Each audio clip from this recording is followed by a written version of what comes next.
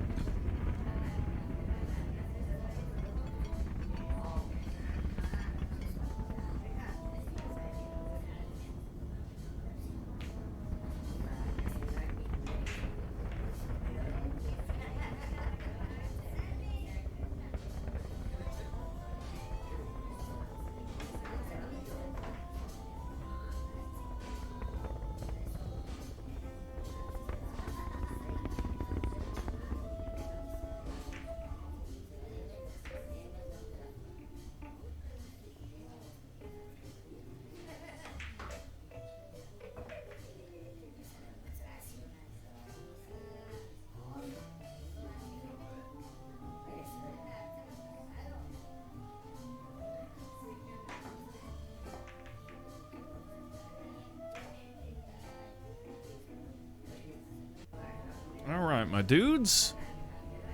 Random Tech 2020, thank you for that follow. Yeah, we are back with some more Kerbal Space Program today.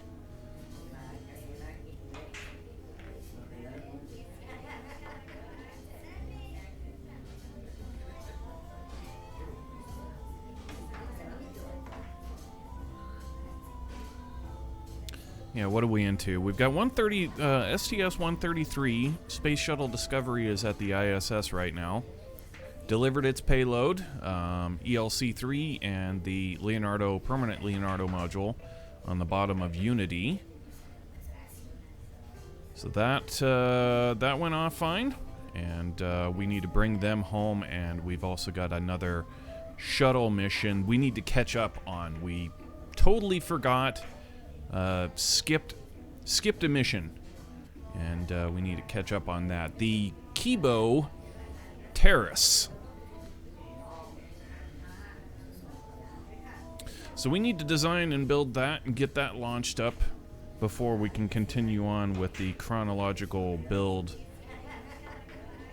which we're almost finished with. There'll be 2 more launches after this one. So pretty sweet. Starchface, how's it going, man?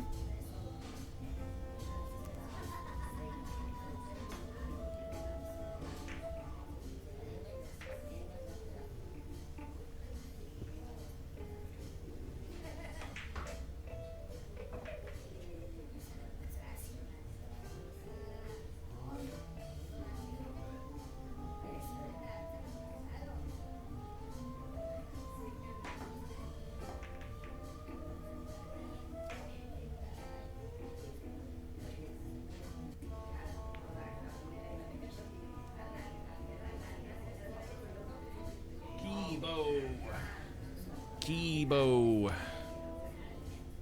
Can't believe we forgot that.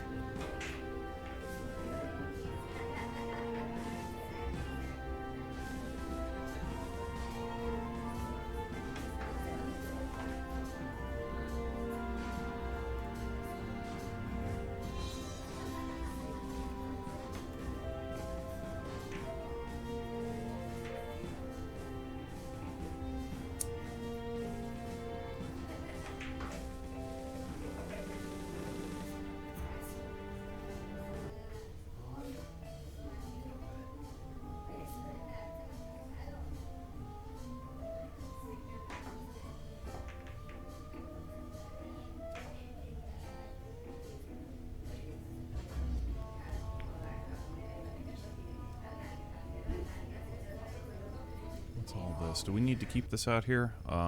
Yeah, actually, we can keep that out there.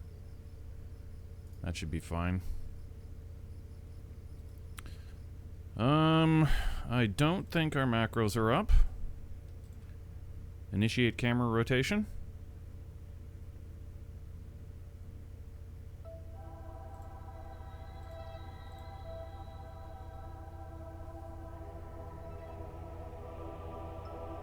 Oh, it looks like our space station has been reclassified as well. Yeah, we had a few issues yesterday. Yeah, that's it right there, isn't it? Had a couple of funky issues. Had a Kraken try to strike us. We got on it really quick though. As soon as we saw that thing start to kind of jitter, it was like, okay, get rid of the Soyuz. Let's park it somewhere else. Which we did, and that seemed to have arrested the Kraken. But yeah, it should come as no surprise that it reclassified it as the Soyuz that just showed up and renamed it.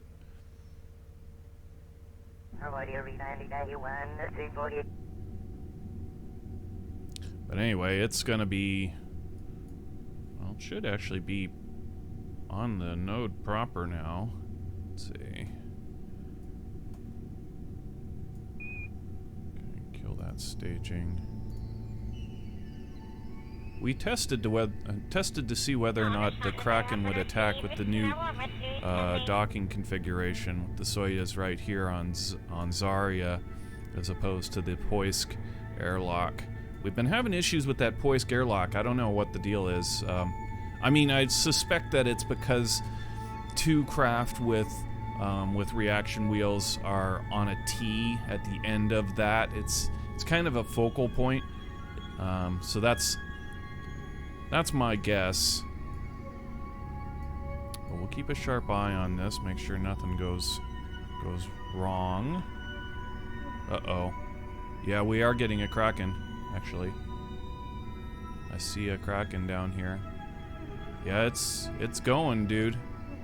It is, in fact, going. Get rid of that Soyuz. Okay, make sure this control point is... Nope. Okay, need to change control point. Alright. The SAS is off on this. We need to roll prograde. Okay. So the station is good, but yeah, we've still got a Kraken.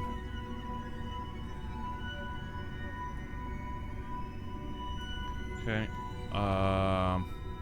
SAS on this, so off. Okay, SAS over here.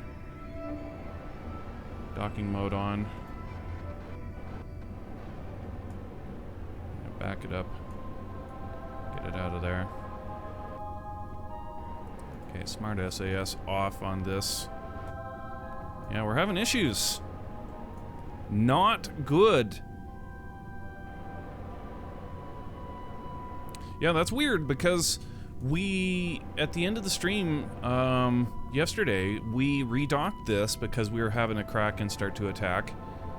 And then we tested it. We went into a turn. It completed the turn. Everything was fine.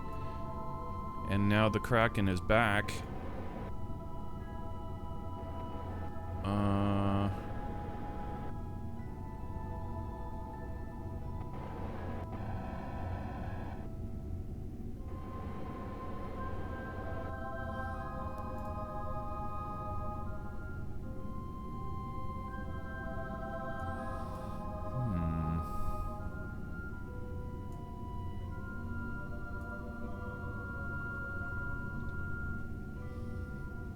Yeah, having some issues here.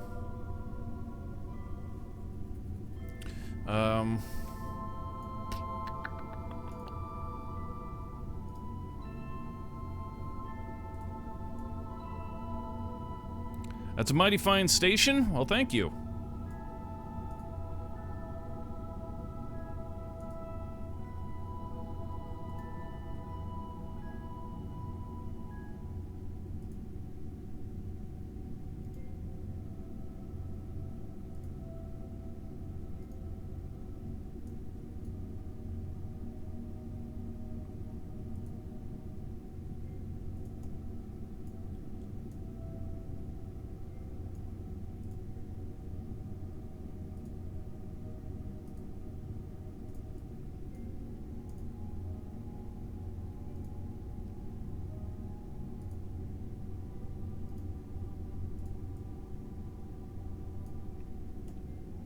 Okay, so we got the ELCs over here, auto strut, and that looks, I mean, I don't know. I don't know. That's like pretty much all that we can really do.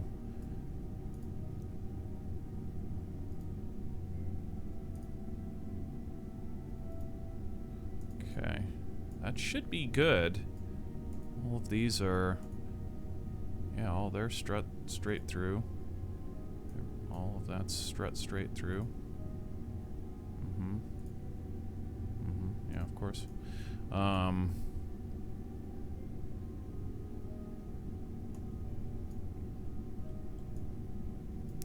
So...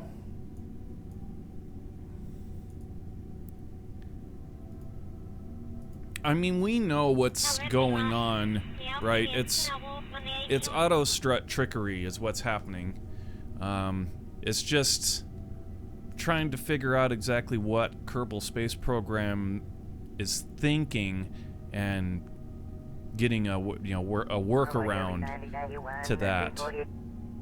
But otherwise, there's really no reason that we shouldn't be able to park 3 Soyuz here and a shuttle and have it be fine. I was quite sure that we've had plenty of times when we've had 2 Soyuz here and it was fine. Just, I don't know what it's thinking. It could be those times we were parked underneath with the shuttle facing either port or starboard, and because of that, all of the strutting went down. I don't know, it still should be down. If we take a look at the physics and say visualize our auto struts, yeah, it should still be going down. But here's the difference that I've also seen. When we have 2 Soyuz, I mean, they both got reaction. That's gotta be the deal. That's gotta be it. I mean, that and the auto strutting, right? Are definitely to blame.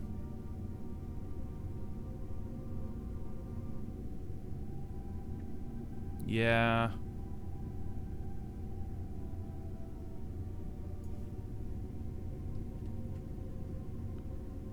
What do you think?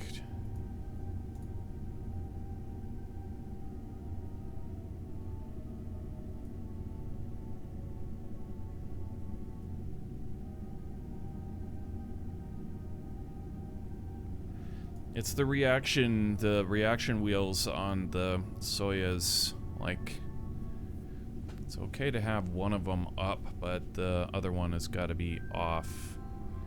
How far away is our Soyuz? Okay. Yeah, we got to go out there and get that thing again. But yeah, we need it docked for at least a little bit more because we need to finish out our EVA.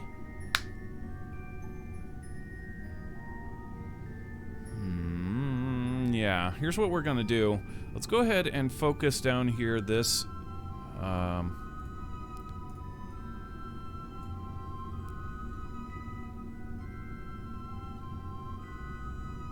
this Soyuz here, and let's turn this the reaction wheel on it off.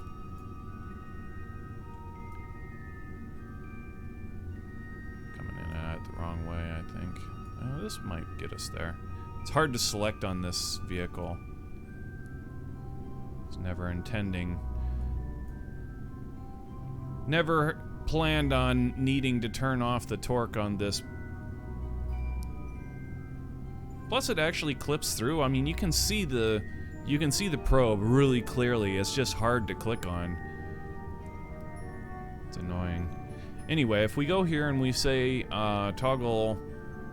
Yeah, the reaction wheel's running. If we toggle the torque off on this Soyuz, then everything should be Jake, and we can go ahead and dock that other Soyuz, and yeah, and then we can be okay. So we'll try that now.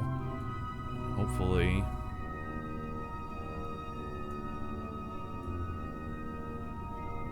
I mean, Christ, we've had things parked this Poisk airlock. I don't know why. I want to use it because this is where it should go. This is where we should be flying to, so to not go there is a sin. It's a sin.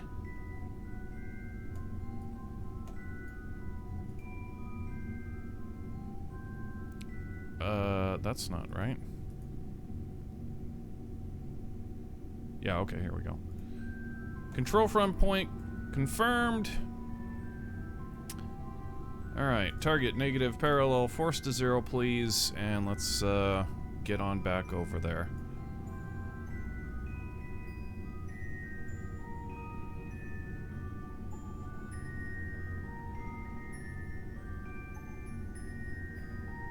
Dude, the Kraken. Yeah, these Soyuz, we've said several times that in the VAB we need to put some kind of toggle for the reaction wheel so that we can cut the reaction wheel out easily. And that should kill this problem.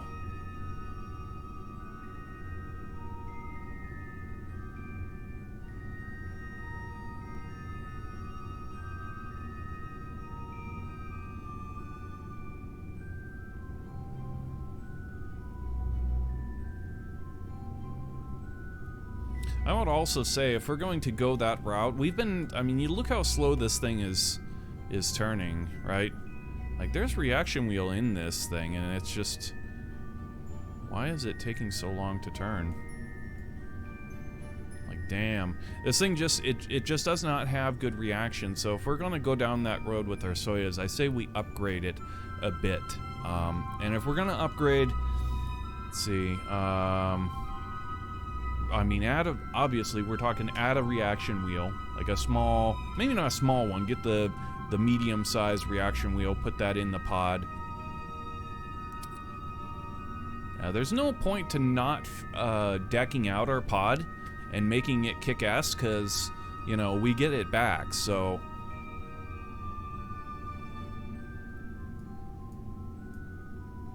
I guess the thing when we were going into the project of the Soyuz was just we wanted it to be like accurate. This is wrong here. We need to be roll to 90. It's starting to roll to 0, which is incorrect, clearly. Okay, RCS on. Go ahead and turn the RCS. We need to let's just get on down there. This thing redocked.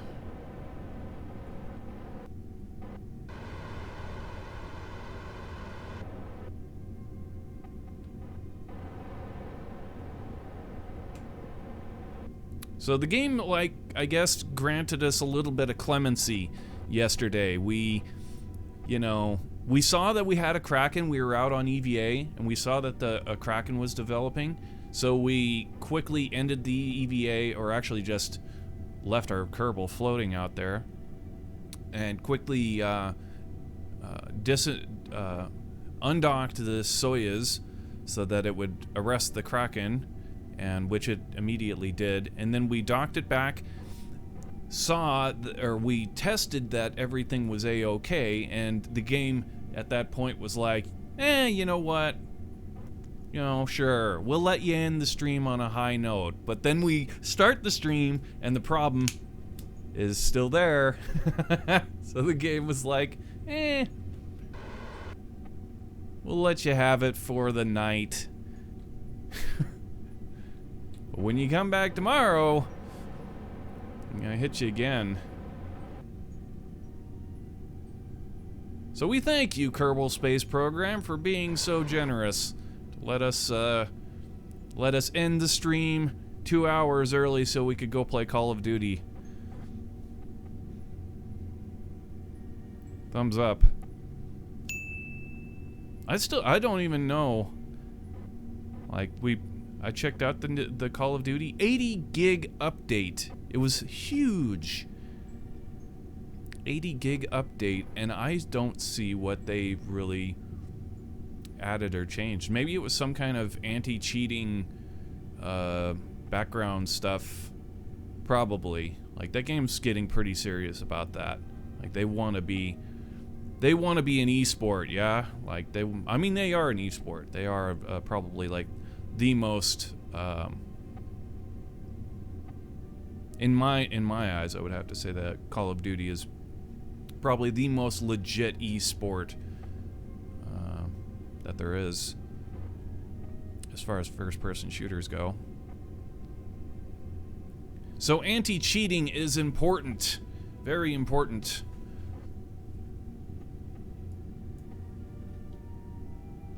So if that's what they did, then I am all about that. I will take an 80 gig download.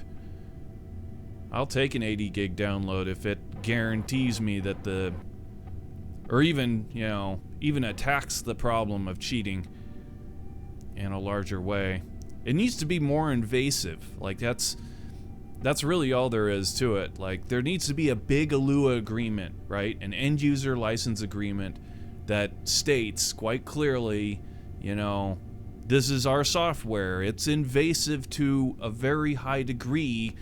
You have to agree to this stuff or you can't play the game, that kind of thing, because we don't want cheating. I mean, cheating pisses me off. Like, it absolutely destroys the game. Any game. So, but yeah. Having fun on COD, going around shooting things. PUBG for me, yo. I never played PUBG. That game is pretty dated. Like, the thing, PUBG came out right about the same time that... Oh, what was that game? It was a zombie survival game. It had a lot of potential, but kind of, I mean, it really went the wayside. Their creators really took the money and ran when they had the opportunity on that. Can't remember the name of the damn game.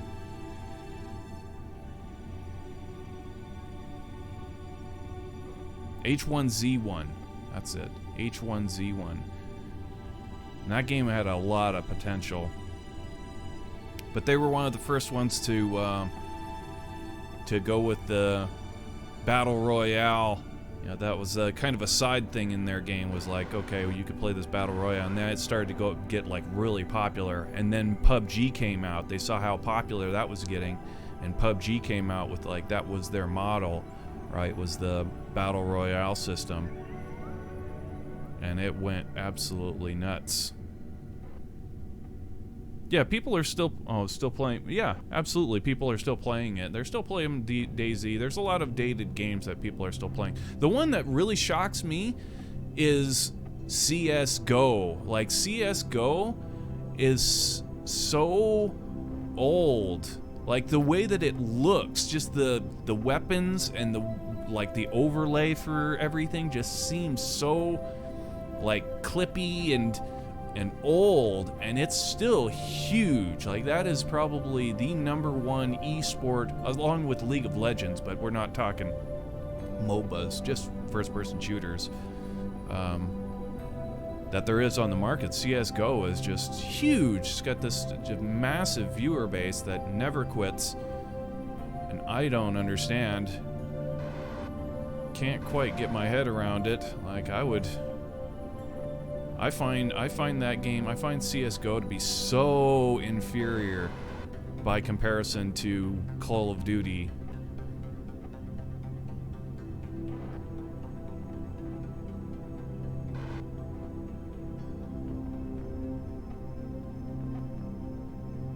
I don't know, maybe one day we'll decide to, you know, we'll get bored with everything, we'll check out PUBG. Yeah, I've never had any plans to check it out. Never played it. Never really watched it. I mean, per se, I've seen it. You know, that's kind of the reason why I was just like, eh. Again, the overlay for the weapons doesn't seem all that unique to me, and just all around the look and the feel of the game, just it's not for me. Not when there's Call of Duty, you know.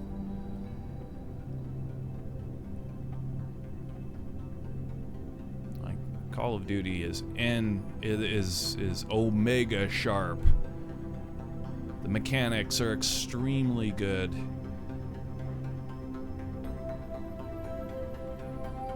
I just wish there was, you know, the fine-tuning of the game was a little bit more what I would like to see. Like, bigger gun battles. That's really like I would like to see. I would nerf the hell out of all of the damage across the board on Call of Duty. That's what I would like to see, so that people have longer gun battles, good, you know, back and forth volleys and shit. It isn't just you're running for a corner and all of a sudden, boom, you're toasty because a guy locked onto you and got 3 into you, you know, that kind of thing. Even when you've got full armor, that kind of thing. I mean, if you're really good, that's, I guess the thing is just get good, Jack, you know, right? If you want to play better, you want to have better experience, then you got to get good, because there are times when I feel like we get really fantastic fights, you know, good volleys and just really kick-ass tactical work on the fly and improvisation. Blech. Improvisation. That's when the game gets good, you know? It isn't just about winning or losing. Especially for a person who can't win, right?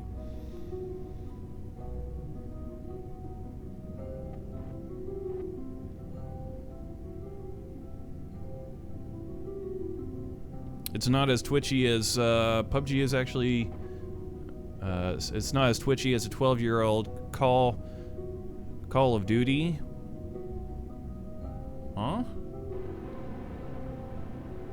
Oh well, I suppose yeah. I guess you're saying by comparison to the same date, Call of Duty for that time, PUBG is. Yeah, I'll agree with that. It's probably. I never played Call of Duty. Like, this is the first time I was ever interested at all in Call of Duty. I actually thought it was an EA product, which is kind of why I steered clear of it. But obviously it wasn't.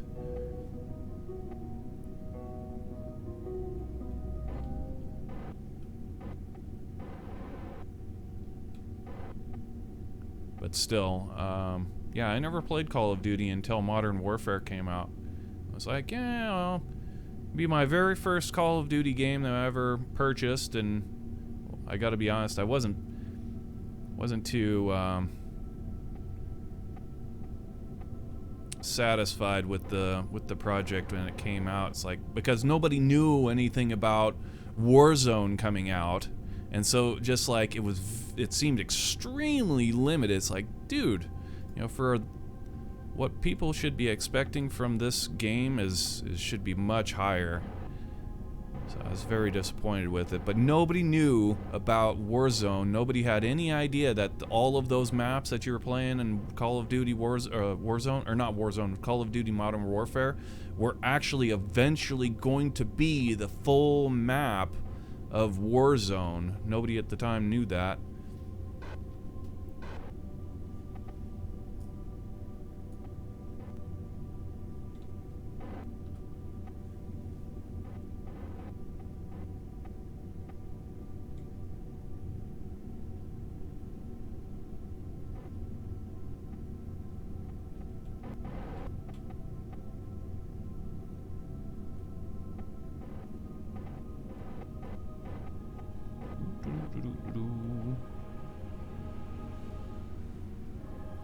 Alright, don't cranking on us, baby! Don't you cranking, you son of a B-word? B-word? Did you say B-word? Alright, captured. Alright, let's take a look here. We're on the wrong control point, so change that over. Docking indicator off. We want to be on orbital. This needs to be 0. Okay, prograde and 0. Make sure we're 0. Alright. Now, with that on, we want to aim the camera at this Soyuz that we just docked and see if we can get inside of its head.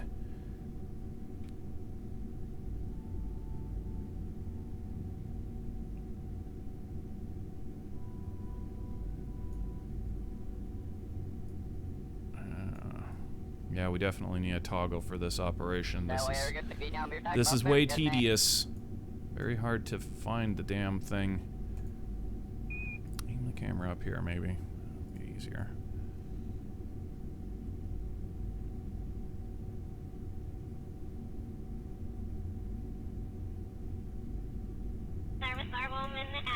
See it. There it is. Okay, we want that toggle torque off.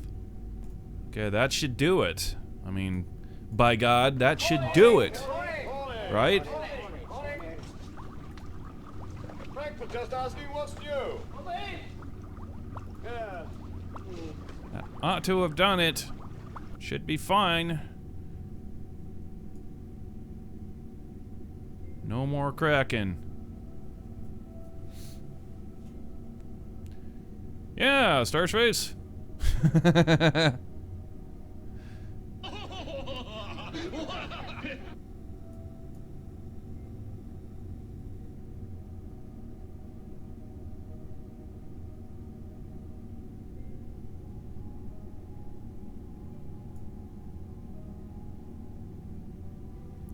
Now, take a look at this.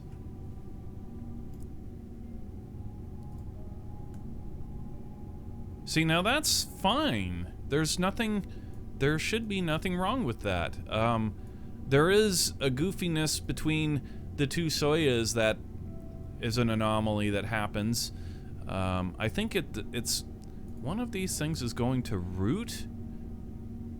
I thought we may have, yeah, it's in the VAB that we need to change that. I think it's the heat shield? Yeah, see, the heat shield's going to root, and that's an anomaly that, like, the heat shields connect to each other, which is not desirable, but it shouldn't be a problem. I believe the torque is to blame. I'm quite convinced the torque is to blame for all of the cracking.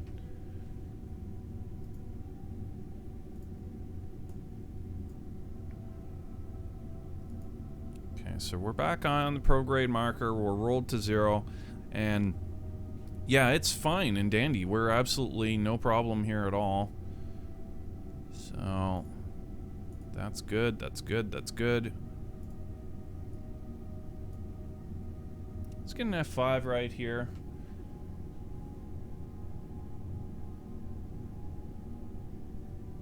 Hopefully we've made some kind of progress.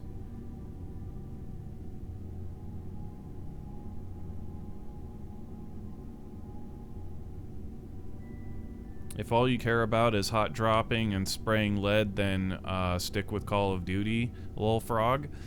Yeah, I don't know. It's... I mean, there's other game modes too. Like my favorite, I'm old school, right? Like I like team deathmatch. And I don't mean just like team deathmatch in the, you know, in the idea that drop everybody in a room and you know, in a gun, what's the word I'm looking for? Just a little map and have them randomly running around. I don't mean like that. I mean like large scale, like battles, okay? Like, here's the objectives. Teams, go get it. You can expect the other team to come from here. They don't always come from there because there's also people flanking and stuff, so, but for the most part, Team A here, Team B here, objectives, you know, that kind of thing. That's what I like to play. And big teams, we're talking, you know, as big as they can get. That's what I really enjoy. So like the team deathmatch, when they do that, and they do that every once in a while on Call of Duty. On, I mean, there's Modern Warfare has it, but it's not as relevant as Warzone when they pop it on Warzone. But that's what I find really fun. Because it's technically significant, like it's a real world scenario kind of thing.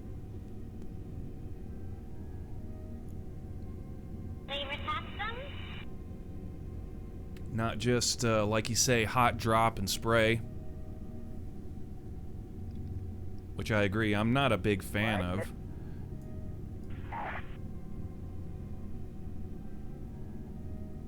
battle royales, like I said, battle royales, and I'm just never really been a big fan. I mean, they're fun. They can be fun, but they're most often like you're feeding the juicers, right? Like those people that are just, like I've said before, shooting Monster Energy drinks into their dick, and you know, all that kind of thing, and then playing like completely nerded out, like 2 inches away from their monitor and stuff. You know, just absolutely going for the win and nothing else. And there's tons of them. There are so many of them. That's what makes it so difficult. Like going up against tons of those dudes is, in the environment that they do it in, like where it's drop everybody, you know, around the map. They excel at that kind of gameplay, but that's why I like the old school kind of gameplay when you've got Team A, Team B, like I illustrated before. That then they're not such a huge element because you have to be more of a team player to succeed. The whole team effort is more important than just, you know, one person out there who's all methed out playing, you know.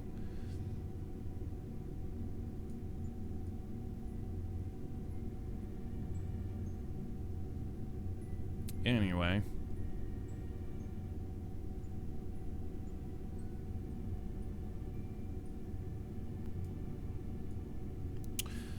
So, we've got an EVA. Let's get on to that. Let's go ahead and do this EVA.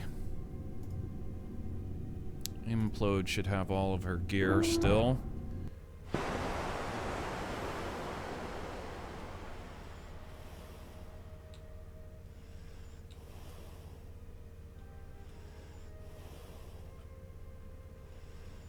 Yeah, I think that we've cured the Kraken.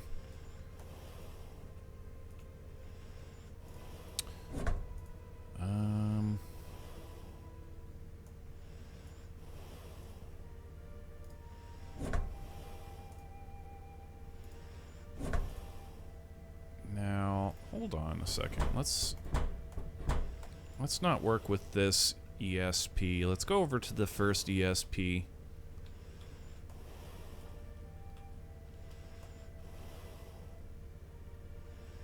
I know there's stuff we can work with in there, but like we've been working off of ESP2 forever now. Like, let's use this one. Okay, see what we've got over here.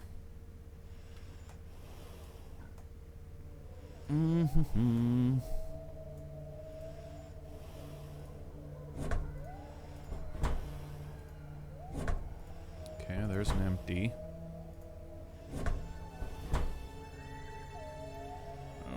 We're floating too far away.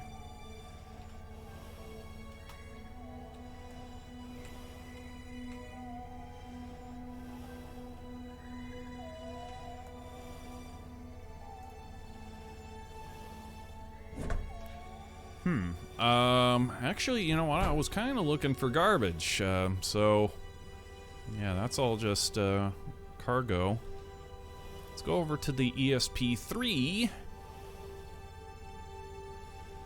Shooting meth into their dicks. It's basically what you know, I mean,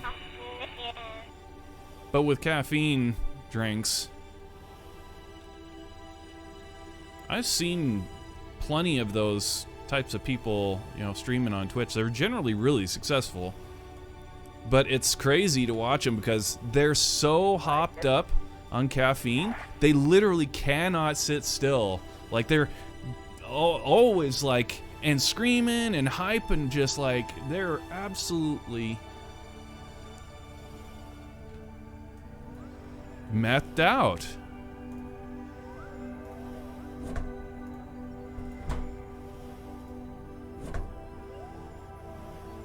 How about we do this? Let's move a couple of these, yeah, let's move some garbage from this into, actually better, the opposite way. Move this garbage down here.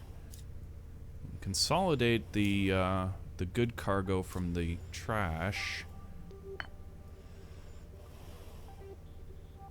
And we should be able to still move that chocolate. There we go. Okay. Oh, okay, there's a whole... Now, this is serious garbage there. Let's go ahead and... I'm definitely more interested in this.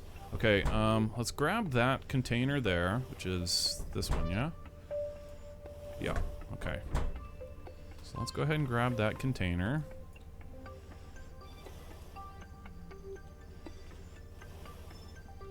And we're going to take that over to our soyas.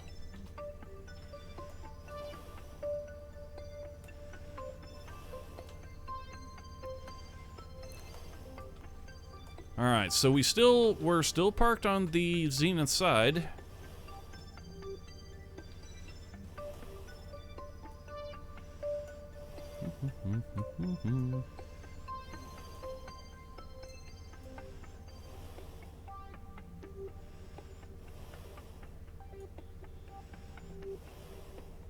You don't know for sure it's caffeine? I'll bet there's actually quite a lot of them that are. They're probably sneaking around the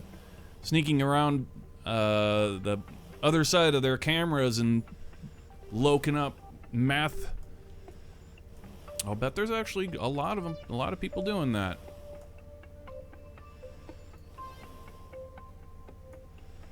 And like I said, I'll bet they're very successful. They're very successful streamers. So that's what people want to see. They don't want to, you know, they want to see high energy. That's what sells on Twitch, or any kind of social media for that matter.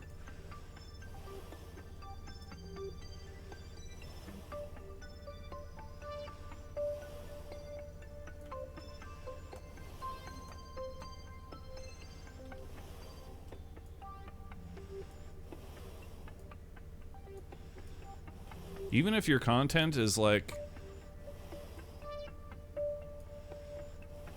awful,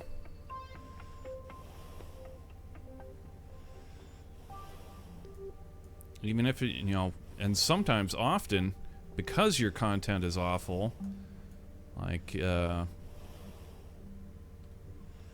high energy streams still they do really well. Actually, more on YouTube, I would say. The more awful that a person's content was, and the higher energy that they presented it with, like, the more successful they would be, which was really bad. It's not so... in fact, I can't say that's the case on Twitch at all, honestly. On YouTube, it's very much the case.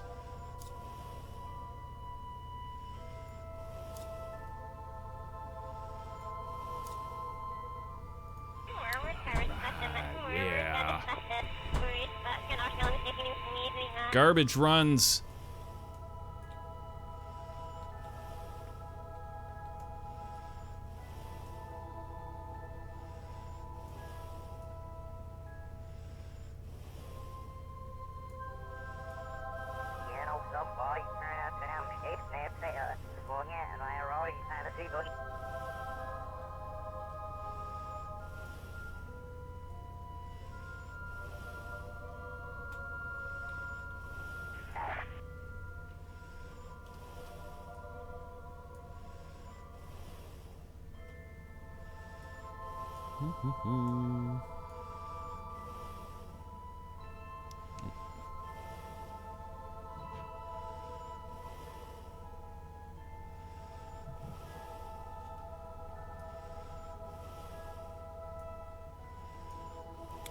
You're going past the trust there. It's too far, too far.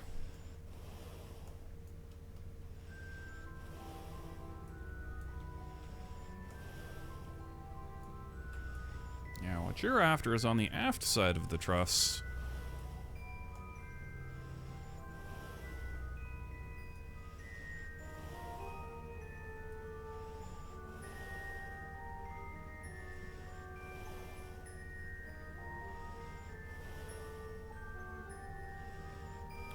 Clipping through the truss a little bit. I don't like that. Generally make a point to always keep the I mean, you don't have to worry about it, right? It's not, doesn't have a hitbox of any kind, but still, it's like it's sort of an immersion breaker. All right, so let's see what we got up here. More garbage. Yeah, give us that stuff there.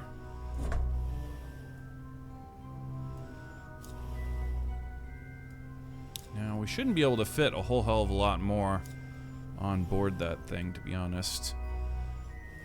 But we're gonna stuff it as full as we can because, my God, we've got a lot of garbage. Can we fit these in there? Now, I don't want to get rid of all of those because many times we actually need those. So get rid of the, get rid of the cardboard.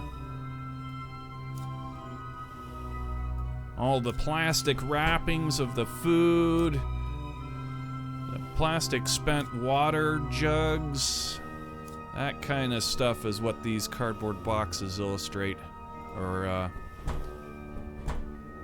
emulate. Okay, so that looks good. I don't think we'll be able to put much more cargo onto this Soyuz in any case. The bottom one we might, though. I haven't seen how much room we left on that.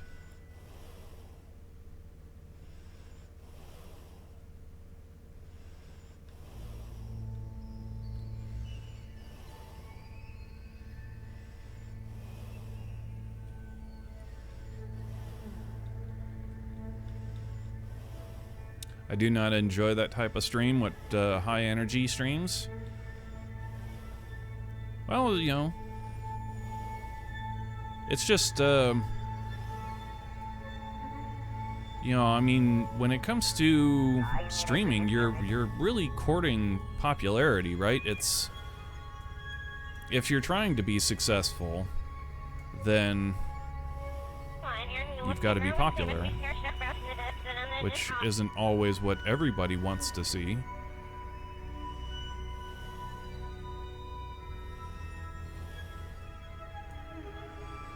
Yeah, that's just, that's basically what I'm saying. It's just, it's, you're more apt to see people being successful just literally doing nothing more than throwing tons of energy. Like I said, their stream might even, their content may be totally terrible. I mean, just god-awful, and just throw tons of energy at it and be successful because of that. Right or wrong.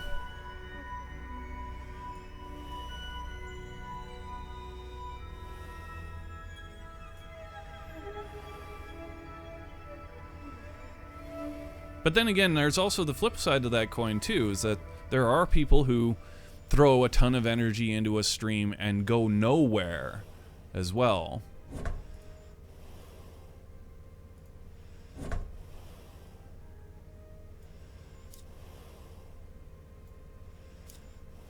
I've seen plenty of that too.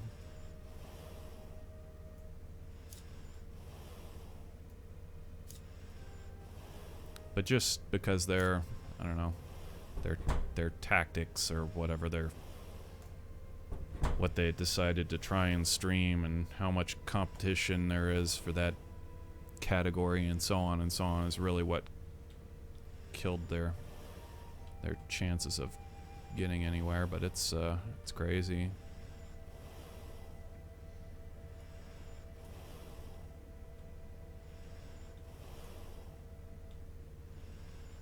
I've seen people on Twitch try and do anything to make it. People with go on stream full makeup. I mean, we're talking like cosplay makeup for whatever category they're playing. You know, full on like makeup, costume.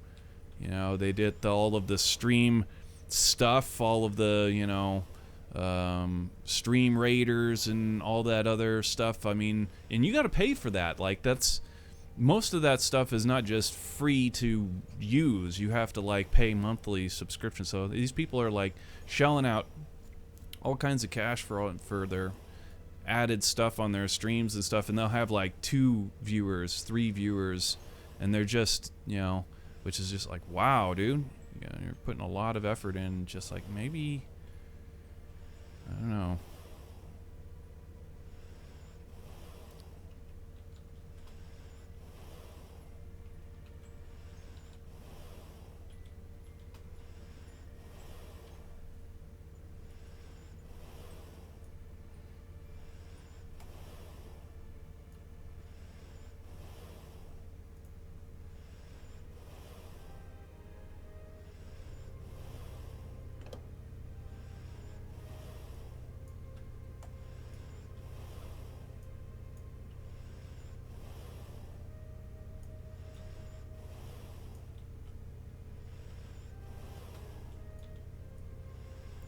But generally speaking, you know, anybody who's interested in, the only people generally interested in the little technical aspects of how, you know, how Twitch works and what makes a successful streamer successful, and, you know, people who are actually interested in the creating of communities, so to speak, and their streams, and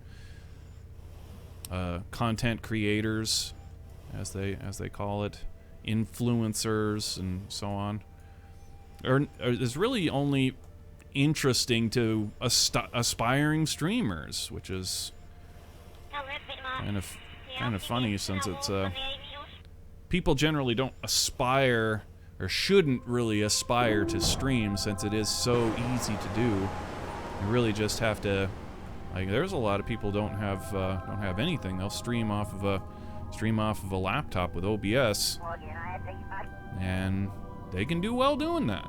More power to them. And there's other people that, like I said, that dump tons of money into their stream and go absolutely nowhere.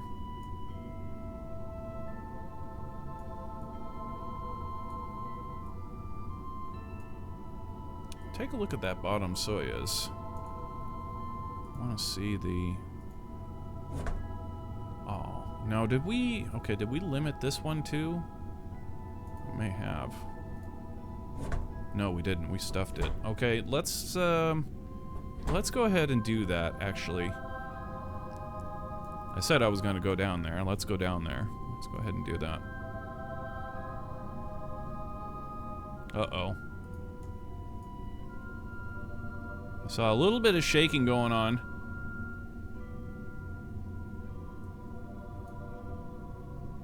But it does look like it's just the attitude control. I don't see anything.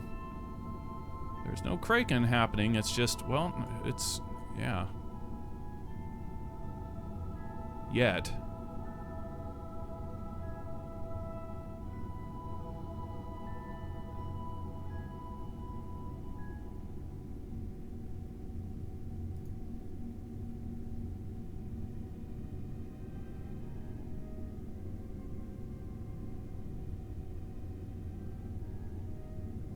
The pitch is nulled, pretty much. The roll is just what's kind of shaken back and forth.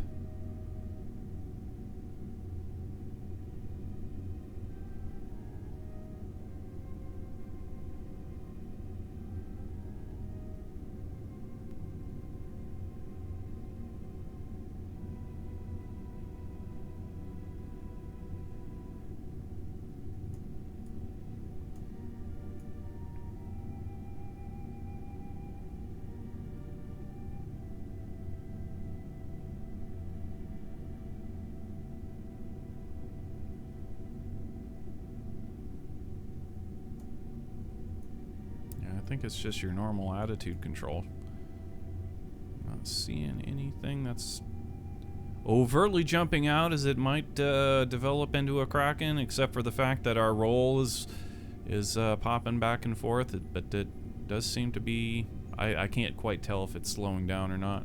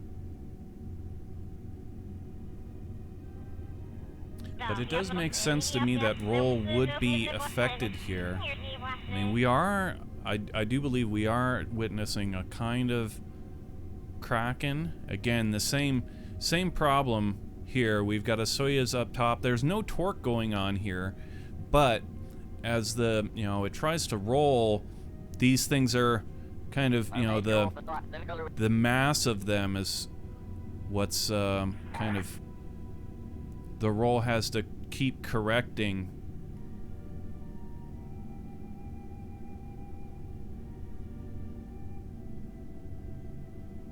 And yeah, if you look really sharply here, you can see this. You can see the Soyuz kind of flexing a little bit back and forth, and that's due to that's what's causing the overcompensation in the roll. Now the reason, here's the thing, is that there's not going to be any auto struts going out like this. If there were, that would kill that.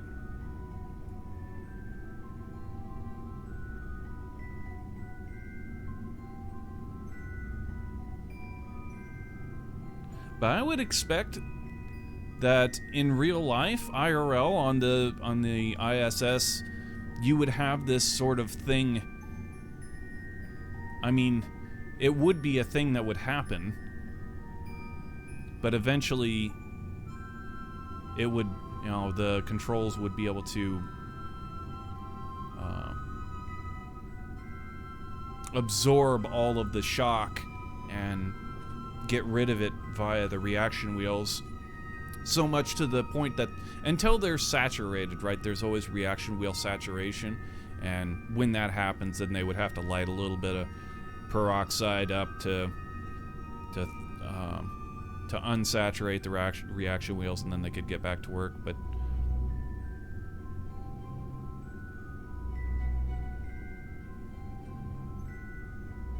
I would expect that's how that would go down.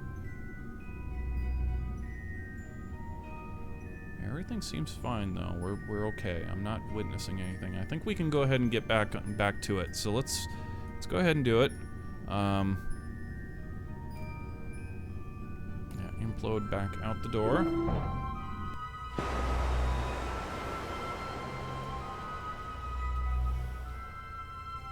And now this thing here is way full of trash, yeah?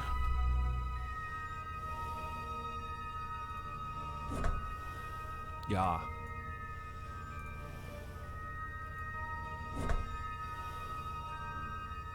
How about we move? Yeah, let's move some of this beer in here. Some of this trash in there.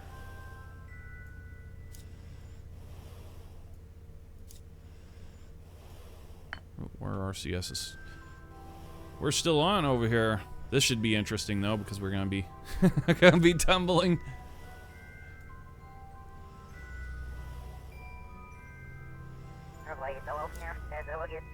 It's kind of cool, actually. That's kind of fun.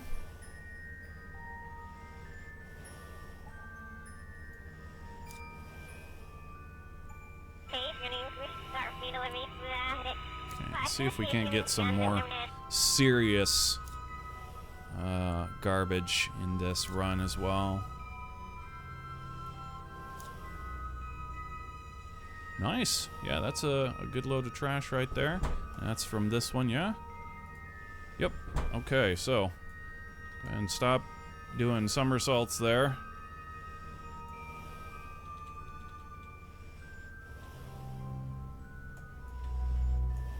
Alright, and grab that. And let's bring this down to that bottom Soyuz.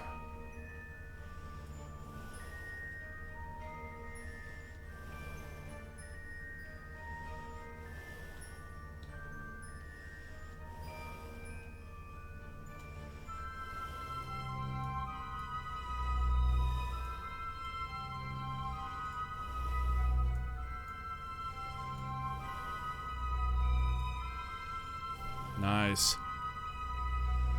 There's your money shot for the day. Look at that.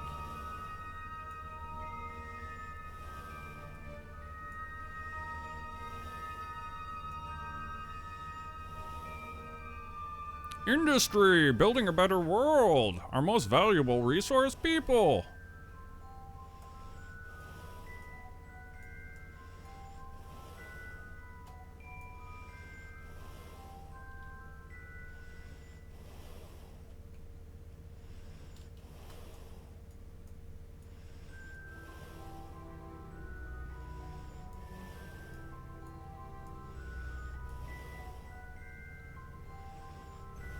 Playgate, you're back.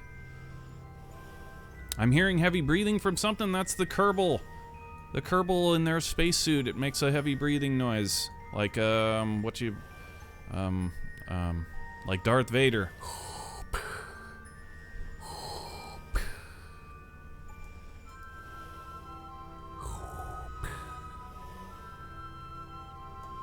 I'm Space Craig.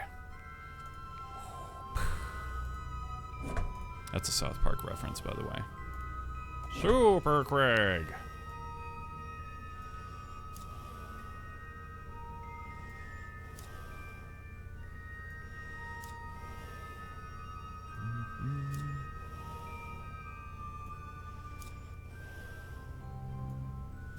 Okay. Now that Soyuz is stuffed to the gills. Let's get these external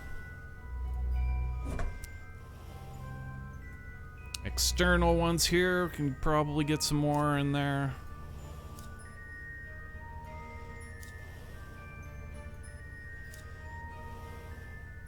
There's 3 strut ends down here. So, oh crap! We need to float down there a little bit.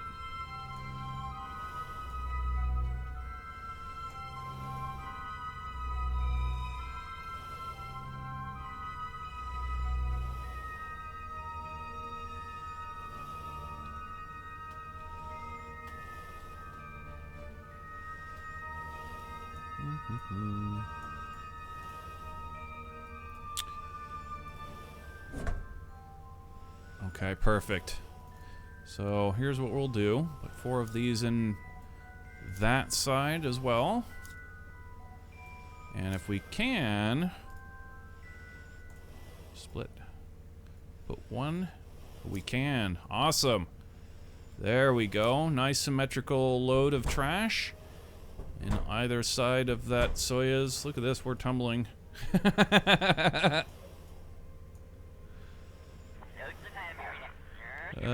That's adorable.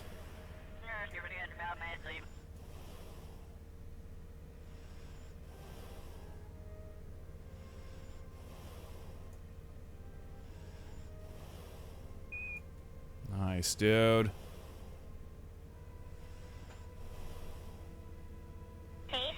Let's let her tumble for a moment. Look at this. Isn't that great?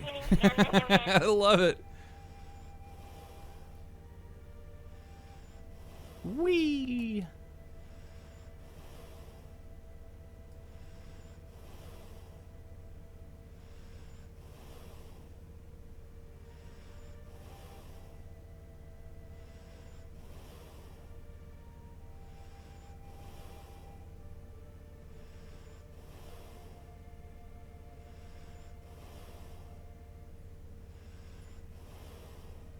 So is the vest as far as you'll go for cosplay?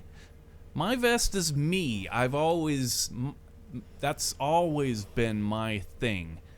Like, ever since I was able to shop for myself, I was wearing vests. Because I get cold. I always been cold. It was like, yeah. Must have that vest. I have got vests for every occasion. I've got a vest for the Olympics. It's actually a really rare faux Olympic vest, to be honest. From North Face. They were not actually given the rights to from the Olympic Committee to make apparel. They did it anyway, and they got a cease and desist. However, I got me one of them vests. Yeah. You'll often see a vest on this channel.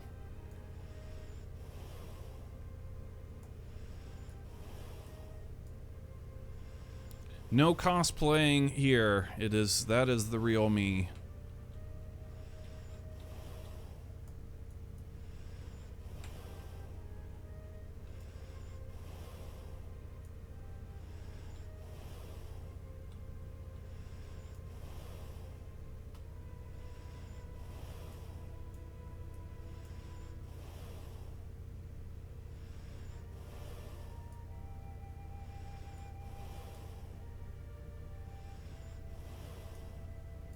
One thing you probably won't see, however, on this stream is my collection of fleece vests, which is quite extensive. It's like I said, I would get cold. I'm prone to getting cold, but not so much at home.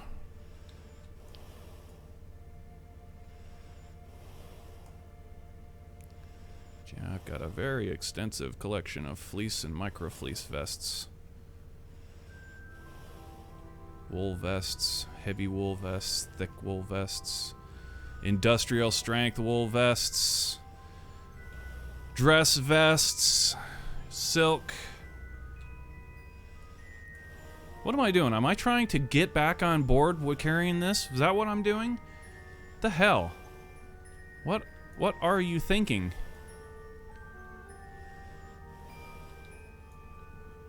Yeah, we'll just carry this in the airlock. Derp, der.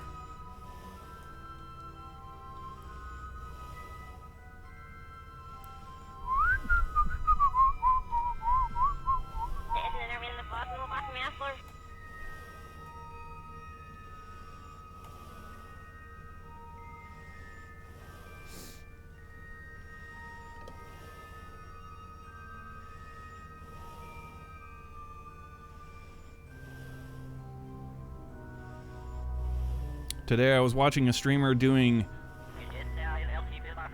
stretches in a Laura Croft outfit. Yeah, 6,000 viewers. Yeah, there was a tweet on Kotaku today about like the new meta for streams is hot tub streams, right? And so, like we expected, there's a debate going on about what chicks are allowed to wear on stream again because of hot tub streams. Personally, I think that should be banned. There should not be a thing like hot tub streams, sauna streams. Like, no, that shouldn't be a thing. Personally, I think ASMR is cringy enough. But, like, I guess that's gray zone enough that I would consider, if I were, like, a decision maker on Twitch, I would say, yeah, okay, that's, I don't approve of it by any means at all, but, it's gray zone enough that I would allow that. But hot tub streams, no.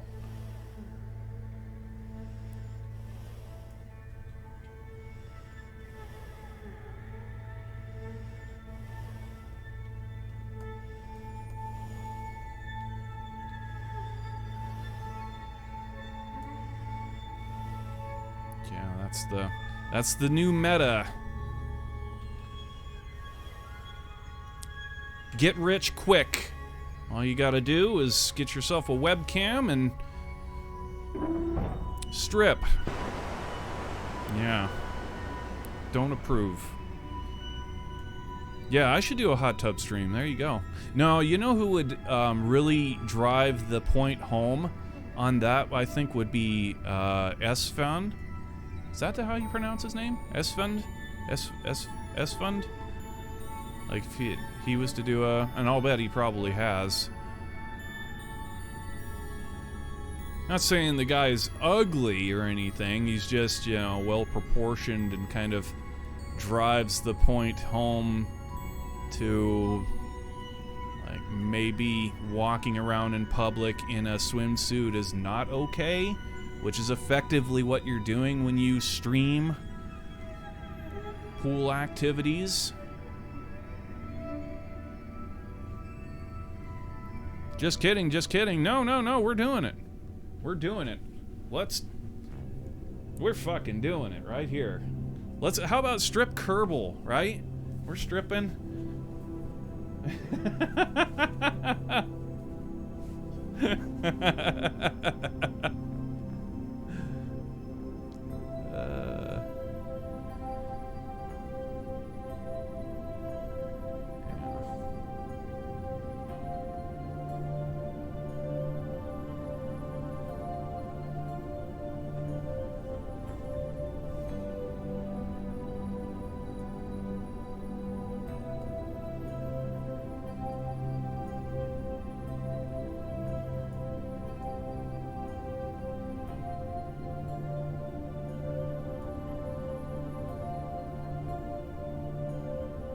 Strip Kerbal.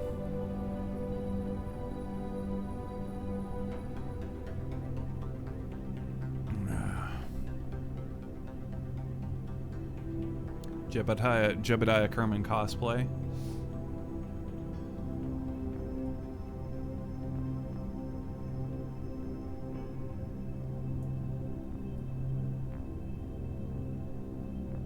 Yeah, we need that terrace now.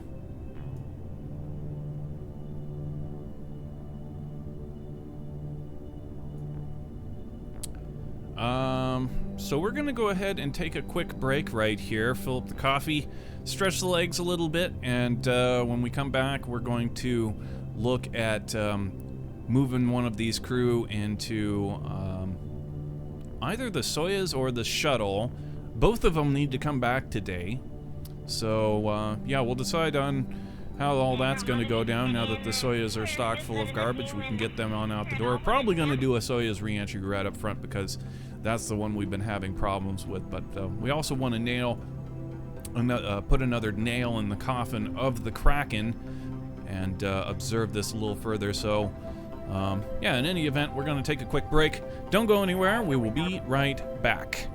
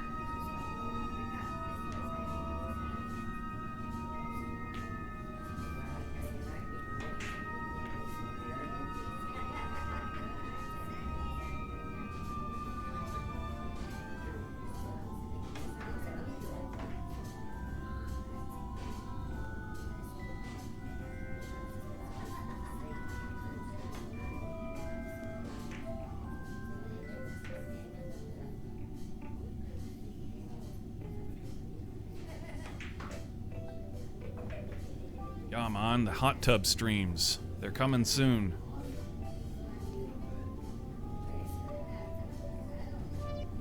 Coming soon to an international space station near you.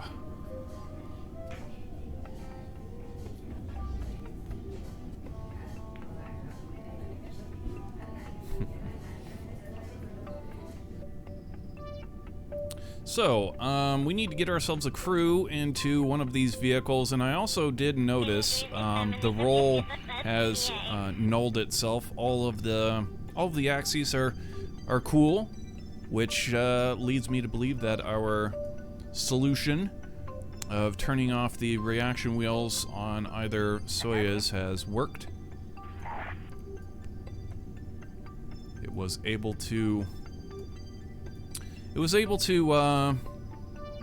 absorb any motions that were flexed back and forth. Eventually got 0-0. Happy about that. Very happy about that. Which means we could do a shuttle re-entry right up front if we wanted to. Although, yeah, I still think we should do a Soyuz. So let's go ahead and choose a Soyuz crew.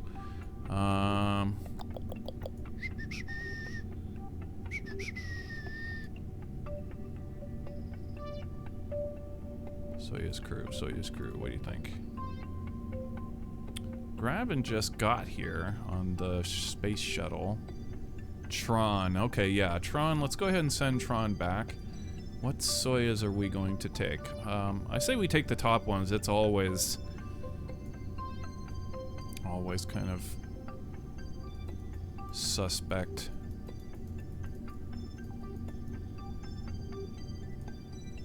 Alright, Time and Sammy. Yeah, okay, that should be fine.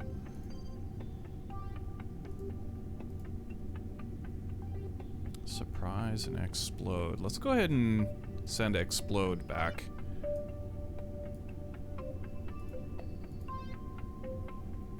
Okay.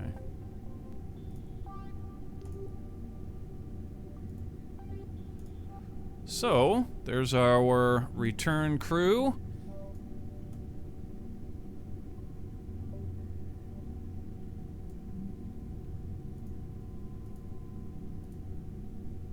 Implode. That's not right. So, Sanzor is not in there. Implode. Implode's not in there either. Keep going, keep going. We're in the wrong... This is not... What? Space, Sammy, and Graven. That does look right, but they're... This does not look right. None of these look right. Tron. Okay, yeah, that's wrong.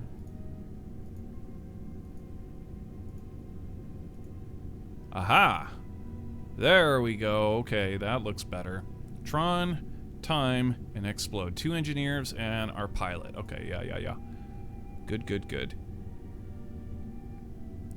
We are level full of trash on this. So...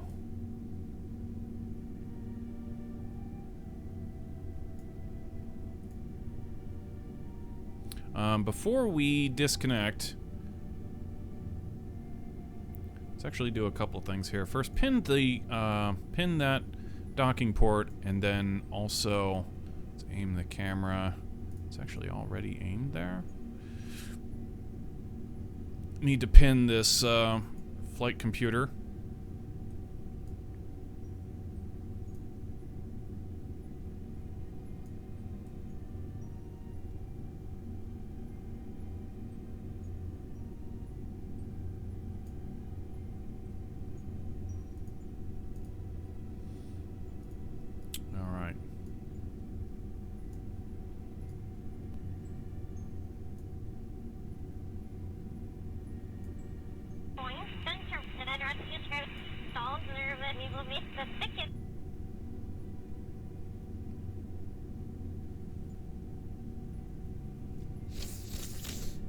When you said implode, he took it too seriously?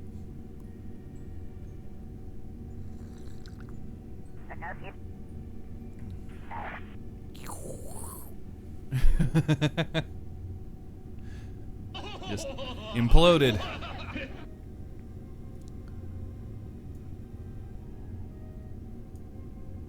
Alright, so I believe everything's on the level. We can go ahead and then undock, turn on the reaction wheel. The one thing we need to watch out for here, and this is probably the first thing we need to tab to, is, oh yeah, we need the SAS, smart SAS as well. The station is probably going to try and turn, so we need to get to it immediately and fix things.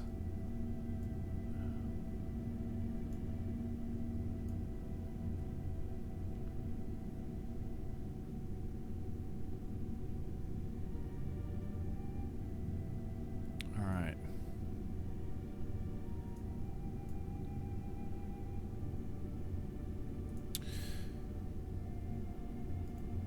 We're go for undocking. Let's do it.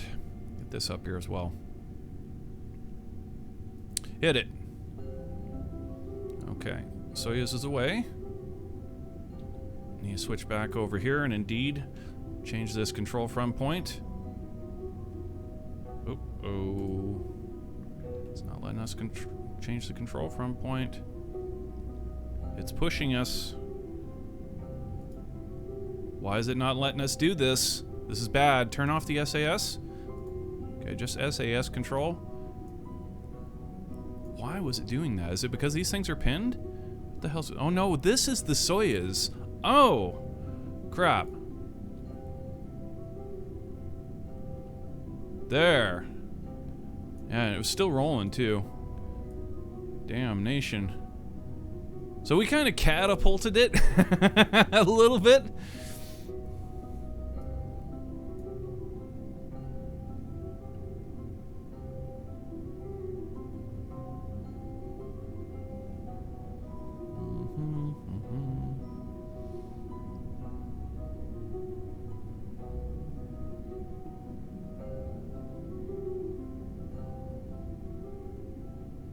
Do you have coffee with sugar?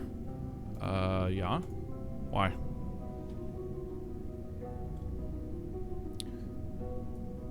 Okay, we need to turn this reaction wheel on now. Damn, that's the... Oh no!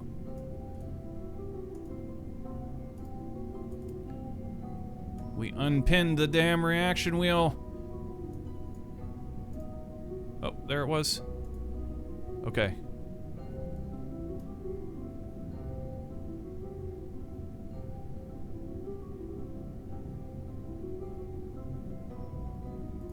Yeah, okay. Reaction wheel is now running. Control from point confirmed. And SAS is holding us still. That's good and dandy now. We can get over, we can safely get over to our space station and just be sure everything's cool over here, which we had already done, but I'm more worried about this than I am about that Soyuz. It's all balls and crazy. But yeah, everything looks legit. Everything's cool. In fact, it's sitting 0-0 right now. We're golden. So, kill the SAS, and we also need to rename it while we're here. So I'm quite positive that that's ballsed up. So let's rename this vessel. What? Really? It went back? Okay, so it screwed it up, and then it unscrewed it, and then it screwed it up, and then it unscrewed it. So it must have just been this vessel entirely that would louse all that up, because it's actually correct. We're station ISS. I am shocked.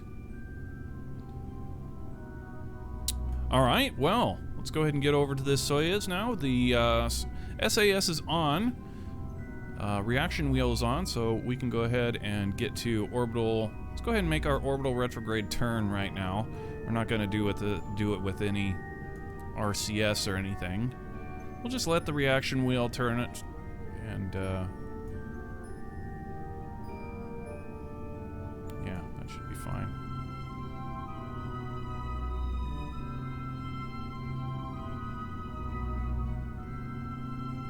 We should engage the OMS flight computer for this, actually, which is 7.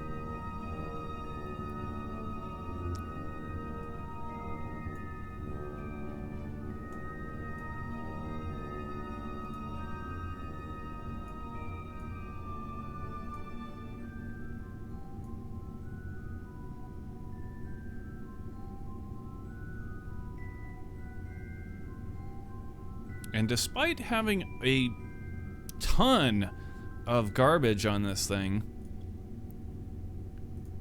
it's actually turning quite well. But it's gonna turn a lot better.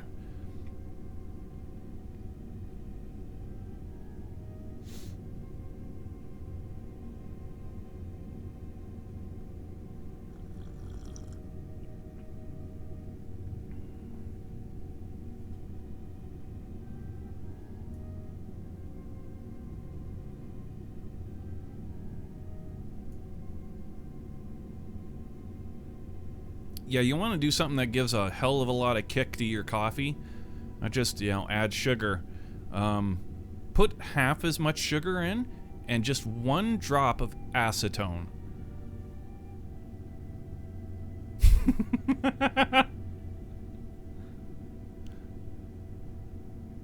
I'm sorry, it's not April Fool's anymore.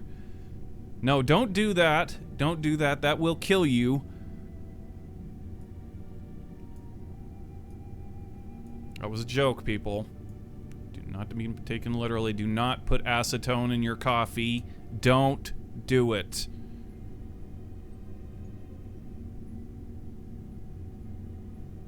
Too late.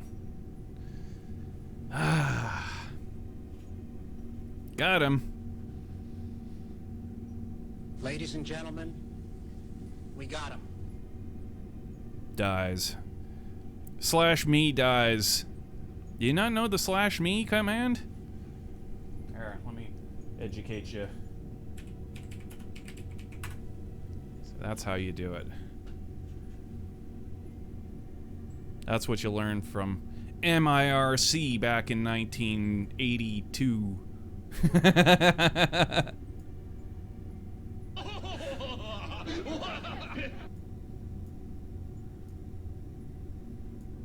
Alright, so it looks like we're on the retrograde marker. We're ready for a departure burn here.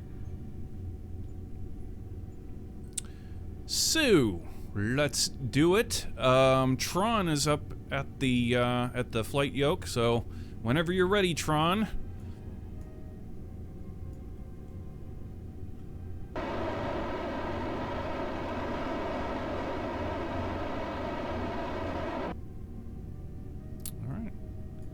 Departure burn complete.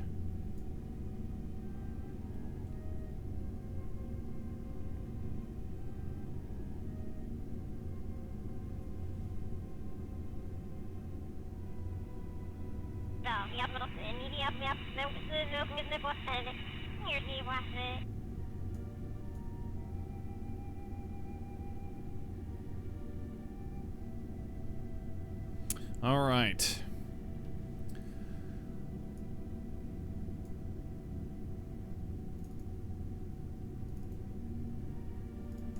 Wait until you get into a burn to do that, because otherwise we might just switch vehicles, and that's a pain in the butt that I don't want to have to go through. So, maneuver planner. Go ahead and get us down into the re-entry corridor. 80 kilometers, please, from Apoapsis, probably. Yeah, that's perfect. We just passed Apoapsis, so that'll give us a whole orbit to depart. Keep on this little trajectory here to safely depart, and then we can get ourselves our periapsis down to the re-entry corridor altitude of 80 kilometers. So turn to that node and prepare for the re-entry corridor A, as we have dubbed it.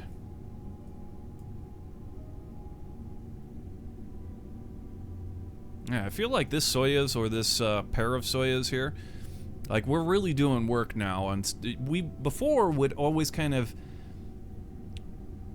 curtail the amount of trash that we would haul away, just so that we could kind of, you know, drag it out a little bit further, as it seemed a bit like some of these containers were a little bit overpowered. But what and they were. We used to have a container that was actually on the back here on the rocket, which was absolutely not cool. Like, that's not cool. Like, there would not be a container back there, so that was definitely overpowered, and we got rid of that. And our current system, with having 2 externals that we have to be on EVA to get to, and then the 1 internal right here, and it's all part of, you know, legit part of the capsule storage. You know, this is where the actual Soyuz does in fact put all of its internal cargo, and it's not too overpowered. You know, I mean, this amount right there, that's pretty good, actually. I'm happy with going ahead and stocking it full now, and actually utilizing all of the legitimate space with the trash that we have available. Still be quite a few missions before we completely clean out the ISS, but yeah, it's cool. We're doing work. Alright, so we're on the node and we're ready for the re-entry corridor A. 132 meters a second and T-minus 42 minutes. Let's do it. Hit it. We say goodbye for the time being to the International Space Station. Of course, we will return.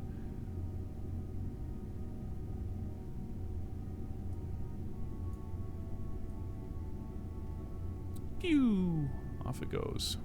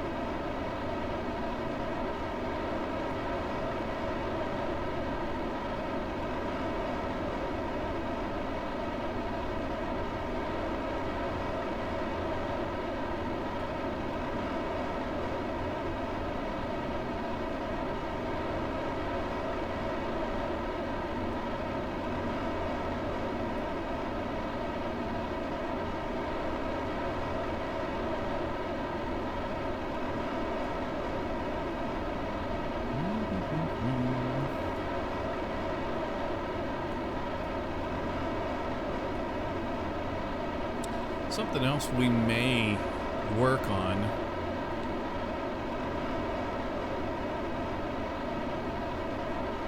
Yeah, we might get back to our truck for the recovering of the capsules here pretty soon. Because that was pretty dope. Aside from it being, you know, Monka, which would of course be the number one topic, the number one addressed issue of our recovery truck. If it weren't so Monka lining everything up, we could figure all of the weights out and so on, then that would be a hell of a lot of fun to recover these capsules.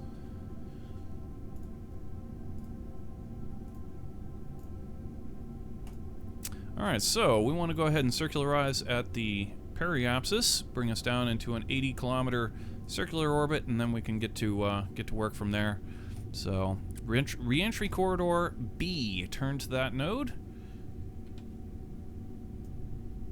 And get us down to the re-entry corridor, and then we can sharpen up on our orbital time and figure out what we need to do to get a good trajectory back to the KSC.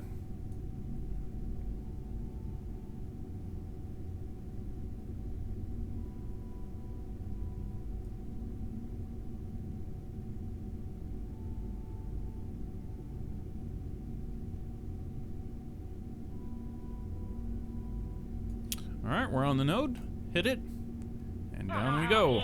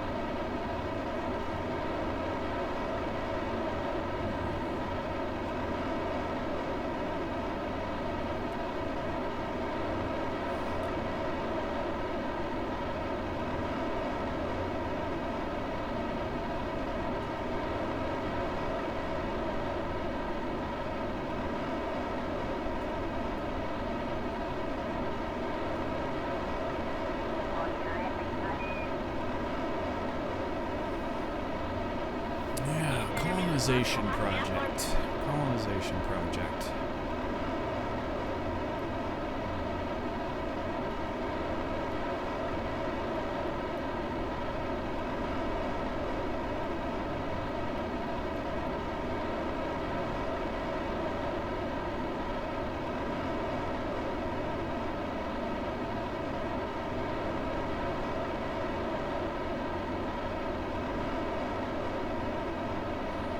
If we did it in a more pacing way, it's such a large footprint.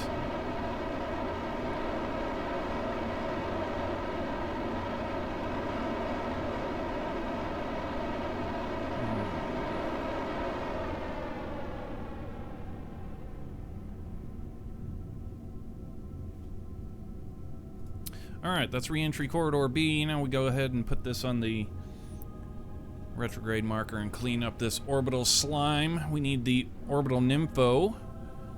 There's the orbital nympho. And we're looking for RCS on, docking mode on, and 31, 14. Find controls, 1404. Okay, RCS off. And now we're ready.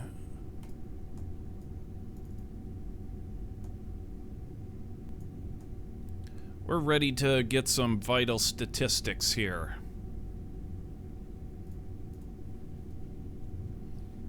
So, we need ourselves a wheel. The Wheel of Fortune. Wheel of Fortune.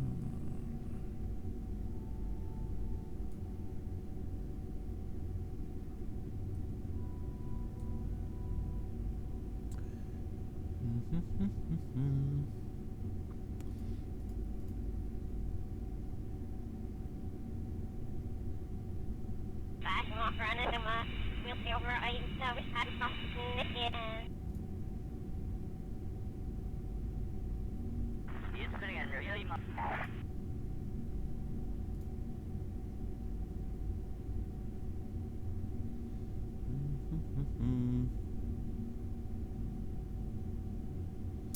40.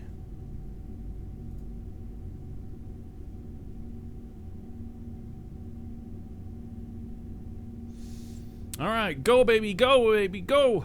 This is the point. This is the time when you.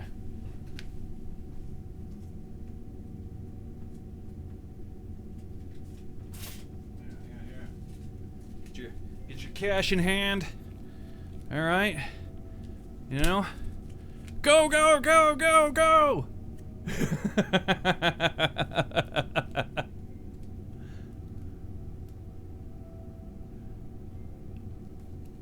The fix is in and the water's boiling! It's boiling!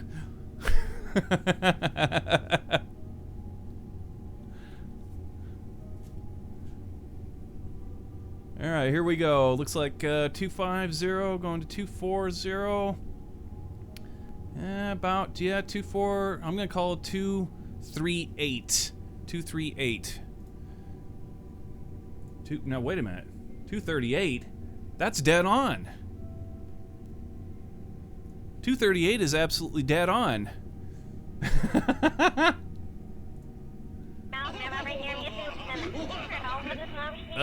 Okay. Well, that was unexpected. We landed right in the... Yeah, right in the circle.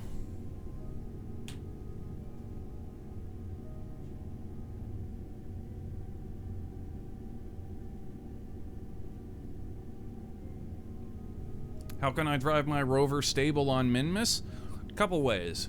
You can have rockets facing, on the roof facing down to keep you on the ground, or you can just drive slow. Really, really slow. Another thing that will help is turn off your reaction wheel. I was actually kind of joking about the rockets on the top, but that would work. But yeah, the one big thing that you'll probably find that actually helps you legitimately is turn off your reaction wheel.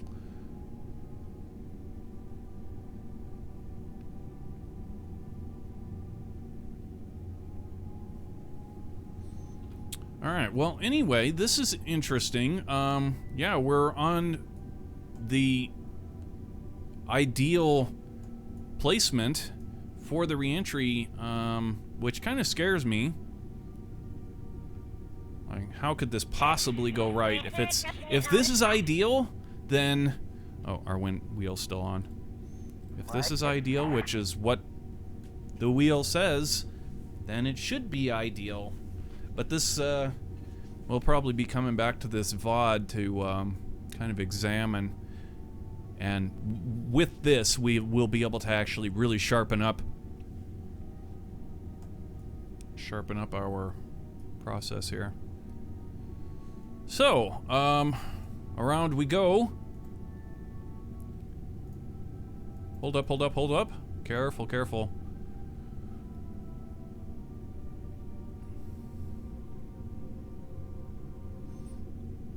All right.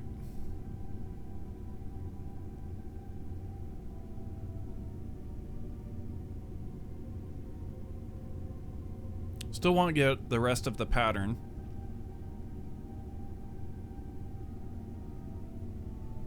Okay, so there's one.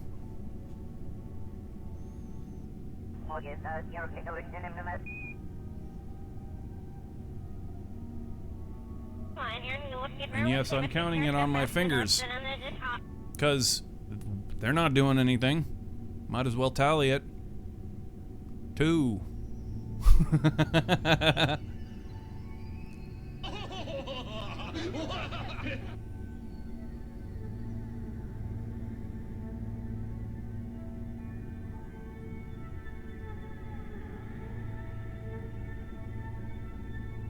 Three. Hey Reagan, how's it going?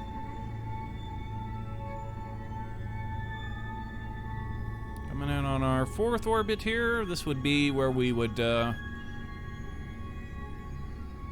interesting, that's, okay, so there's 4. That's where we would come out and we would, plot the circularization, but since we're already in the lane, this would be our 5th and final orbit, and we would start plotting.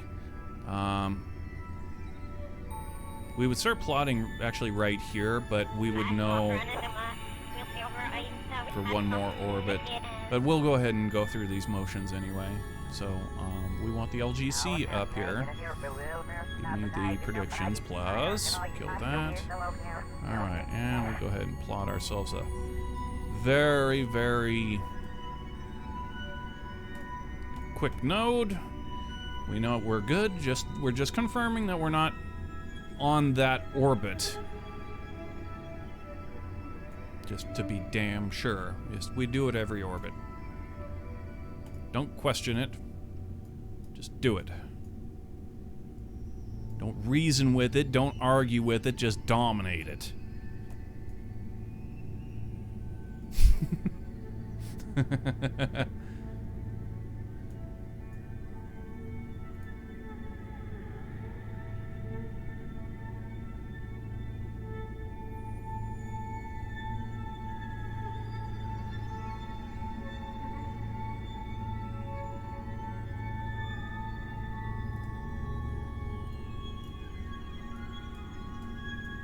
This is going to be our orbit right here.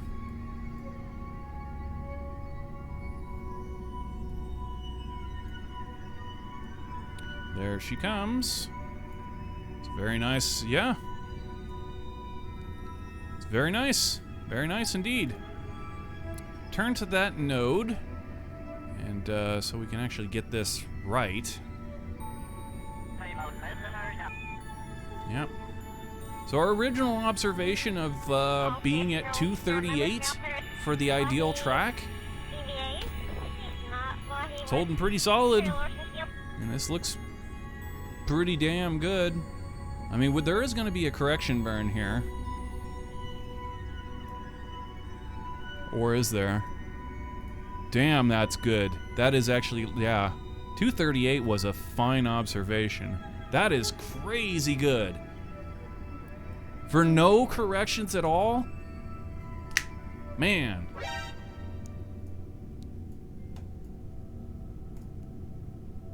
We will go ahead and add this, I mean, this won't even be like a meter. What's going on here? Why is... Okay, turn this off. Just stay still, alright? Alright? Okay? You mind? We're trying to work here! You bastard! It's hard to line up this stuff when the damn marker keeps moving. Why is it moving? I said stop.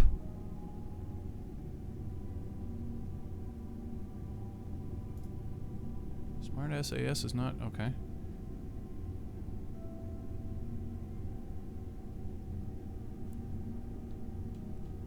Stop! Use RCS to stop. Okay. Goodness me. My goodness me, I am in a bad temper today, alright, 2-3. Damn 2-3. I am vexed and ratty, 2-3. I'm whopping mad.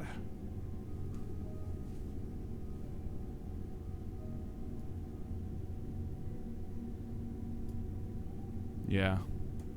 2.3. Yeah, that's a pretty decent correction. I like it. Okay, turn to that correction. Whole 2.3 meter burn for the correction is nothing.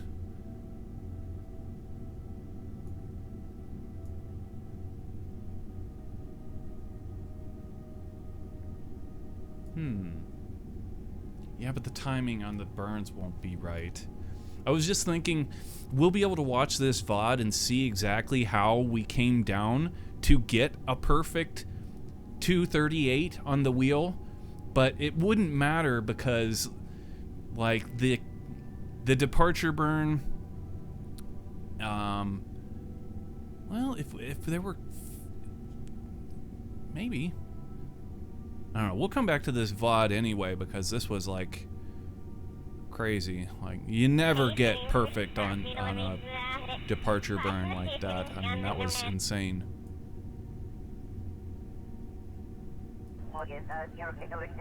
The route in on this was absolutely so perfect. Like, scary how perfect it was. Alright, let's go ahead and do this correction burn. This whole 2.3 fart of a correction burn.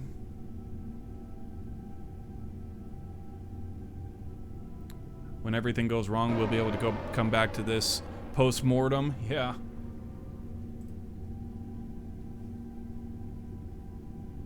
Alright. Remove all of the nodes. Let's get ourselves stay put also. Just stay there.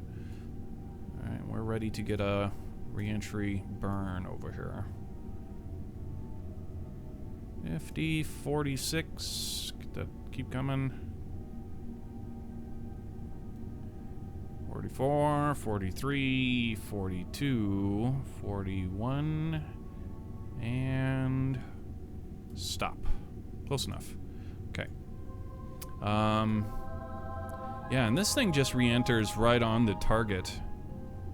Well, after the correction burn to burn it back. So we bring it out here and then burn it back. Right? Is that how we do this?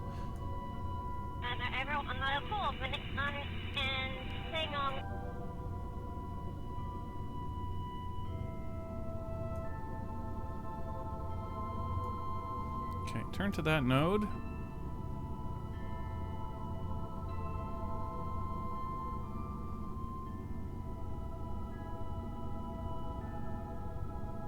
It's actually much further than that.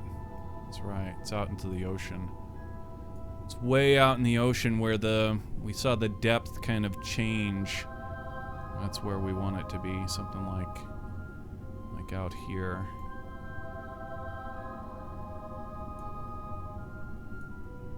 And then when we shed the garbage, this will pop back to somewhere around the islands, and then after that we'll get our final correction burn to put us either splash down or just on the coast, something like that.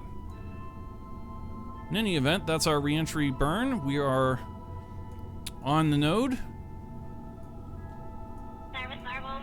Initiate landing pole.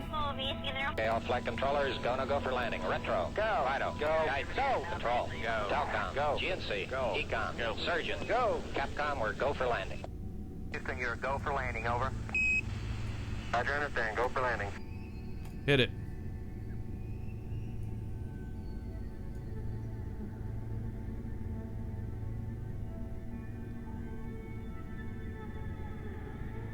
Yeah, gotta love Starchface's optimism. When everything goes wrong, we'll be able to come back to this VOD.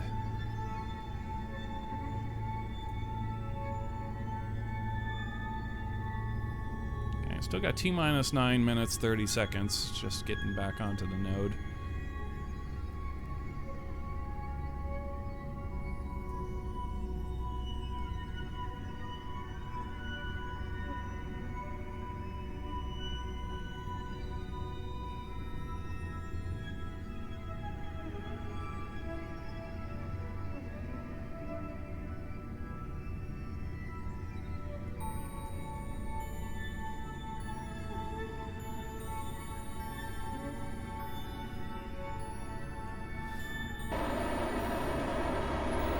Re-entry burn, baby. It's all down to this.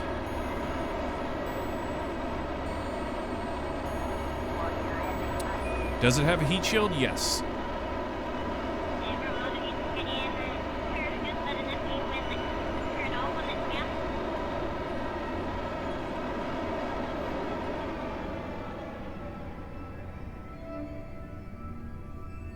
All right, there we go. Put this on retrograde. Done with the maneuver planner and the flight computer.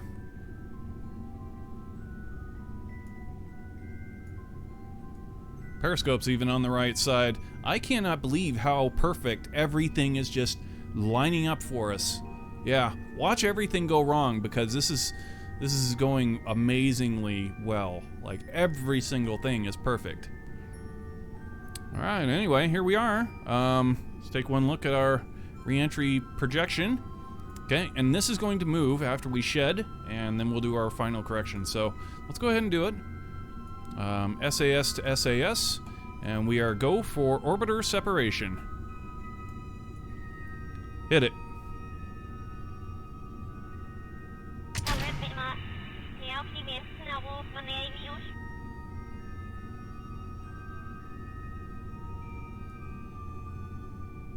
Separation complete.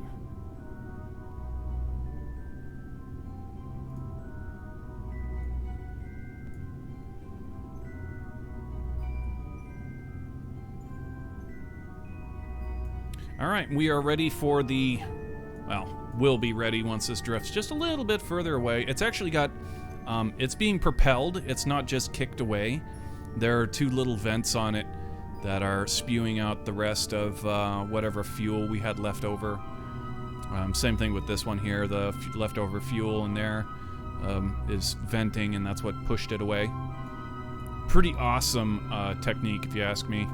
It was the only way we could get it to actually separate and easily pull away without like violently changing our our re-entry trajectory. Although it does change it a little bit, which is why we have this one little booster here, designed specifically for this burn. And here we are. We're on the retrograde marker. SAS is holding us. Okay, that's all we need. And get this thing burned back to where we plan on splashing down or landing. So let's do it. Hit it. Back down. Okay, bring it right there. That'll splash down just off the coast, or give us the option to pull the chutes. I figure splash down. Why not? We've had good fun recovering our astronauts from splashdowns these last few times. Each time our plane has crashed and we've had to go out and rescue our rescue crews. So if that happens again, that would be mighty funny.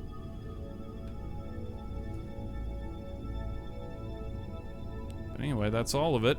Here comes our trash sort of coming back towards us as a result of our correction burn. The one dangerous thing is that could have hit us. It never has, but it is a danger that we probably should look into getting around at some point. But yeah, here we are. We're on our re-entry path, 74-kilometer altitude, and we need to switch this over to surface mode, retrograde. And that's really all the more that we do with this thing. Let's line up the periscope with the dorsal side, and down we go.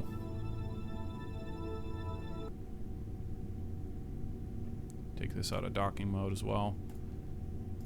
We want to have this staging on eventually for the parachutes and the soft landing boosters. Soft, gotta add the air quotes to that. They are nothing. They're not soft.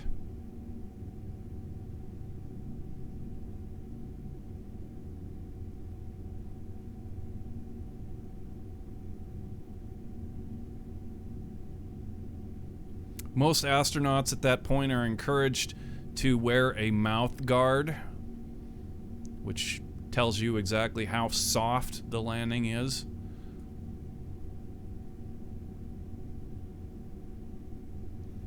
Alright, so we're across the channel now, coming up on the bay. Should be slowing down, which we are. Crossing the bay now, 2150. Starting to pick up some thermal effects. This is where we come out of time acceleration.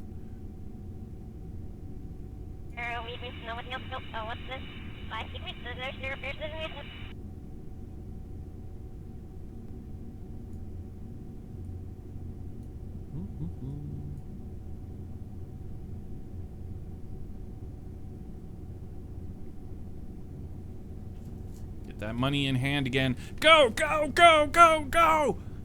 Oh. Kind of odds are we getting on this? Anyway. The fix is in! The fix is in and the water's boiling! Boiling, I tell ya!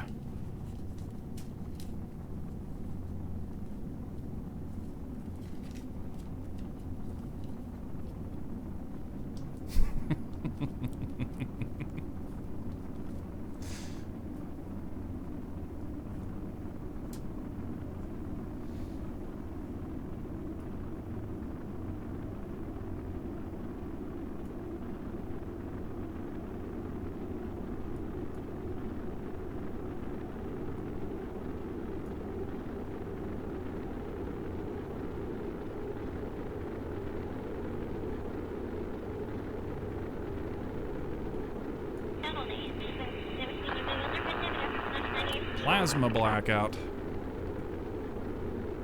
Yeah, you guys on board keep chattering because nobody on the ground can hear shit.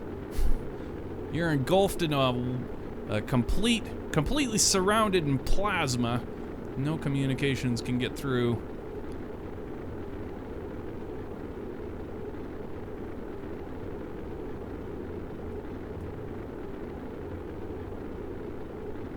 This is the time, if there's anybody in ground control, that you really dislike, this is when you start talking shit about them.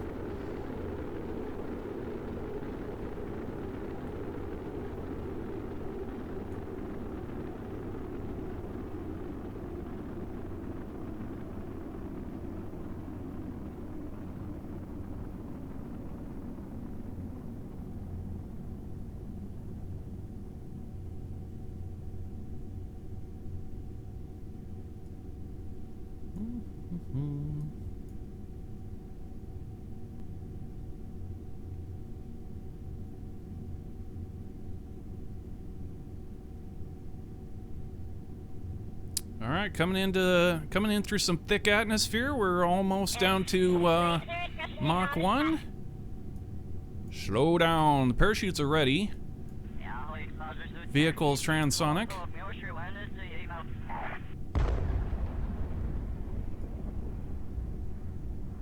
And here's where we need to make the call. Are we going to splash down, or do we want to land on the land? In fact, I think, yeah, we still got the option. We're just over the beach now.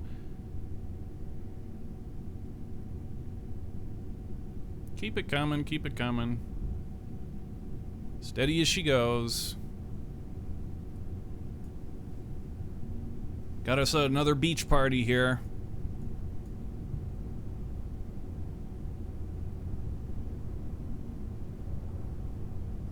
Beautiful. Look at this landing spot right on the beach again. 2 in a row. All right, go ahead and pop that chute.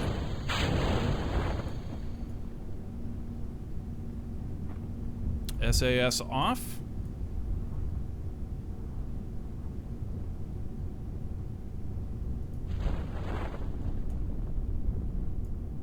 This needs to be surface. All right, so we've got one event left, and that is the soft landing boosters at 35 meters. Down we go.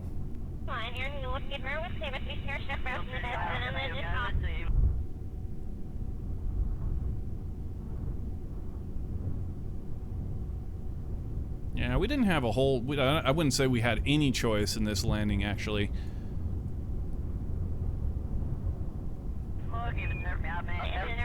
We pushed it as far as we could go, and we didn't quite make it to the water, but it's close enough to the water that I'm pretty sure we can... Again, like, run to the water's edge. Shouldn't be a problem. Alright, so staging is lit. We're good on that. We're 400 meters altitude from the ground. Coming up on the soft landing boosters. 300 meters.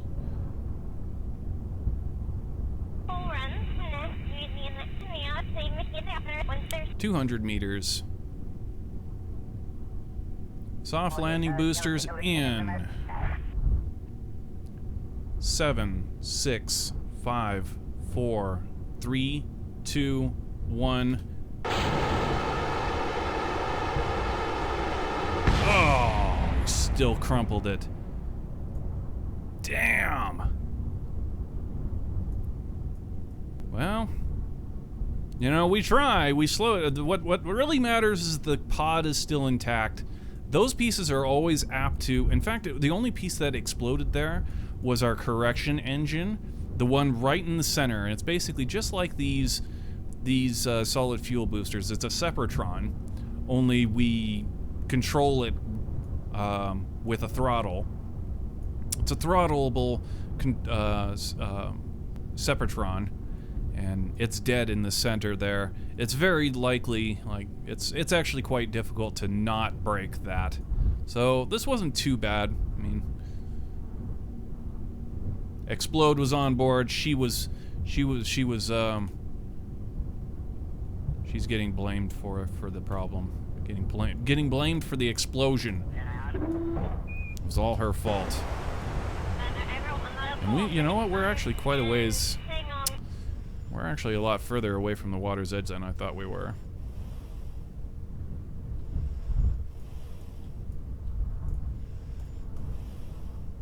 Like a lot further. Wow. I thought we were going to be like, boom, right there. Alright then, well. Our choice of rescue craft is pretty clear, I would say, given the terrain.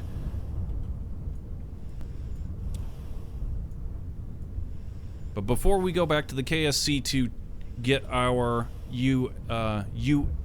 what is it? UH-60? UH-60? Is that right? UH-60. Yeah, the UH-60. We want to give these guys a hearty thumbs up.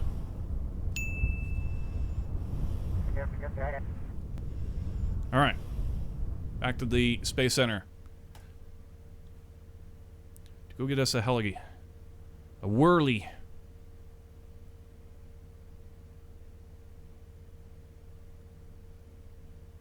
The truck? We could do the truck. But that's a drive. I wanted to just kind of fly over here and... I mean, that's going to be a long drive. It's a pretty long drive. What's the mod called? What mod? Which mod? How do you get the sound barrier? That isn't a mod. That's us. That's part of the stream.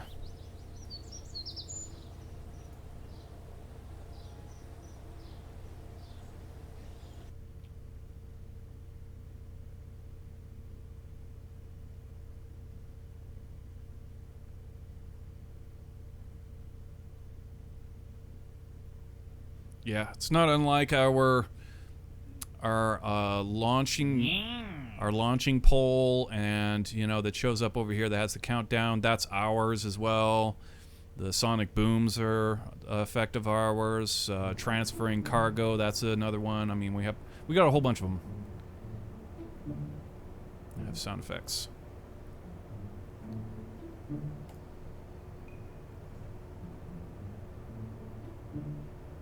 We're about to hear another one here. Our select helicopter sound, because the game doesn't actually have sound for propellers. We don't want a Seahawk for this. We want the actual Sikorsky UH-60.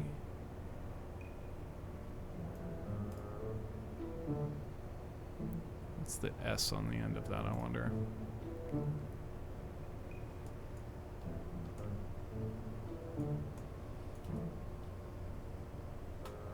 Ah, that's what that's for.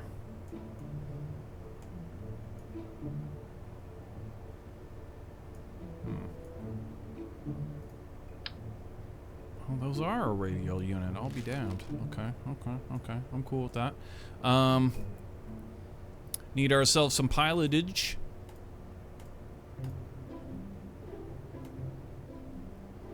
I'm thinking Plane Girl.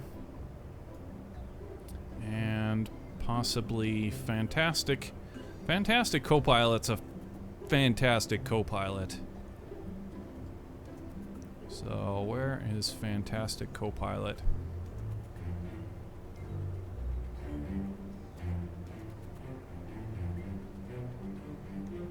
There you are. Fantastic Co-Pilot 1 is quite a fantastic co-pilot.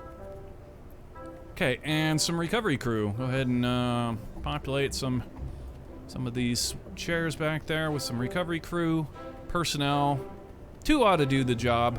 So we got ourselves a crew of 4. Let's do it. Out we go. Let's go pick them up.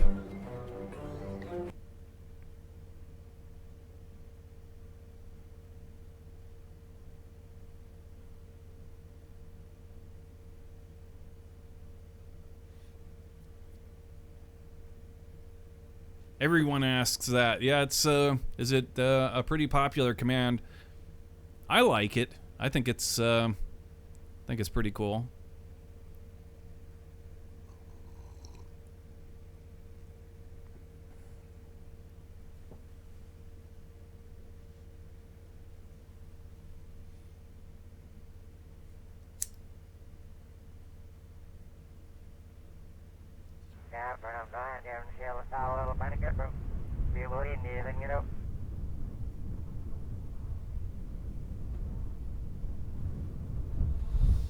Alright, yeah, here's another immersive effect of our own creation. The epic Black Hawk helicopter. mix. Now, first off, let's go ahead and get this, get our controls pinned. We want rudder, yaw, that over here. Main prop over here. Port starboard roll, that goes over on the left-hand side, and the fore-aft pitch right there. If we so want to use the radial out assist. And what is that? I don't know what that controller is. That's new. I don't know what that controller is. But then our torque. Okay, so we got our torque up here. All right. Yeah, we want to close these doors.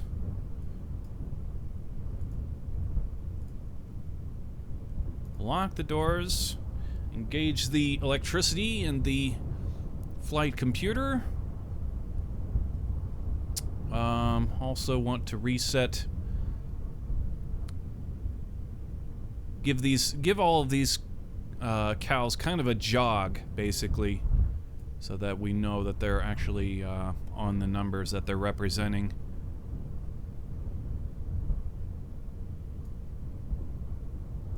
Most importantly, the fore-aft pitch. Okay, like that. All right, so SAS on.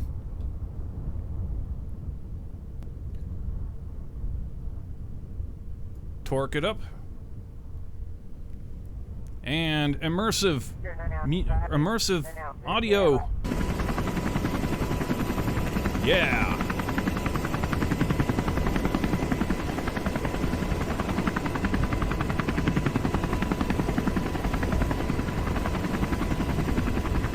All right, we are ready for takeoff.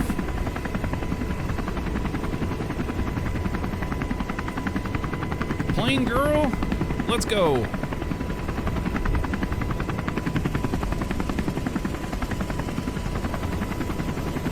Okay, radial out, assist.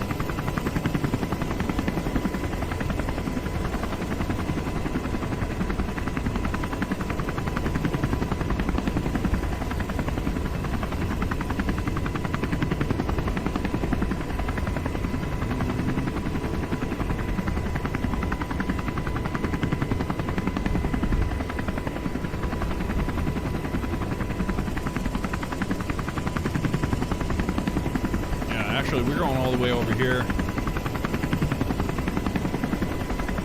We didn't make it to the drink this time.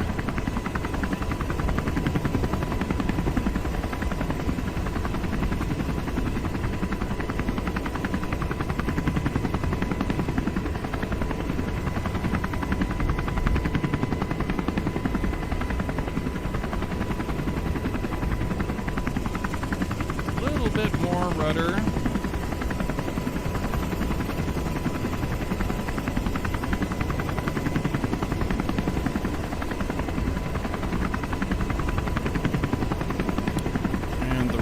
To get us a little bit of port side roll. Beautiful.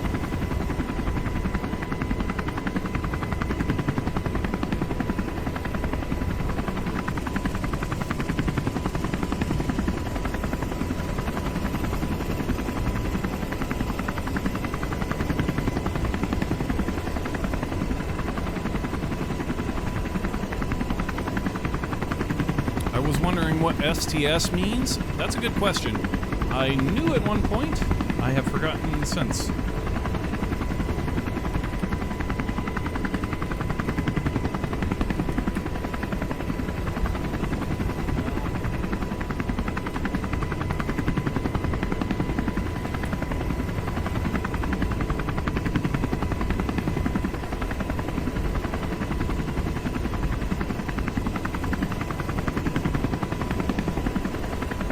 I don't know.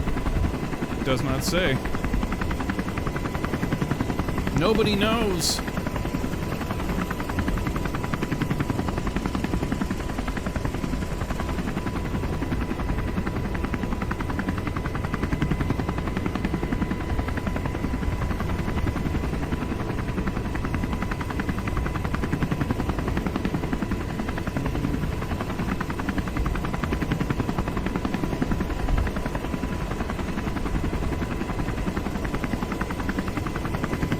Archvase, can you answer that?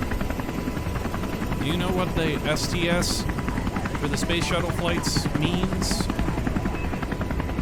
What the acronym is?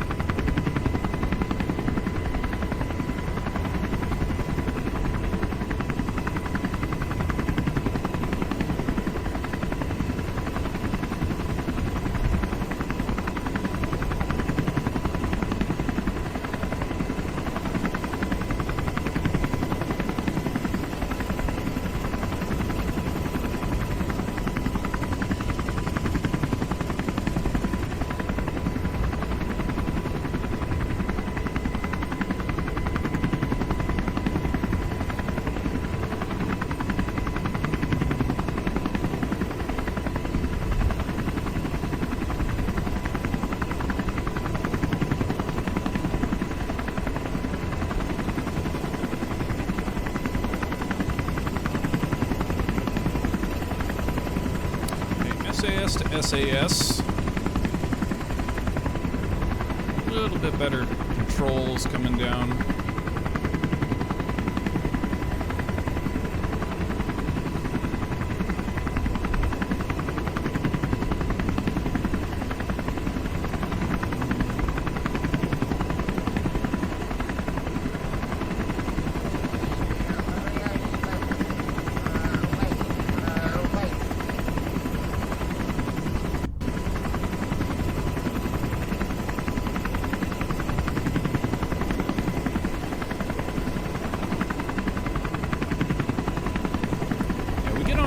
I'll look it up again, see if I can't find out what that does actually mean specifically.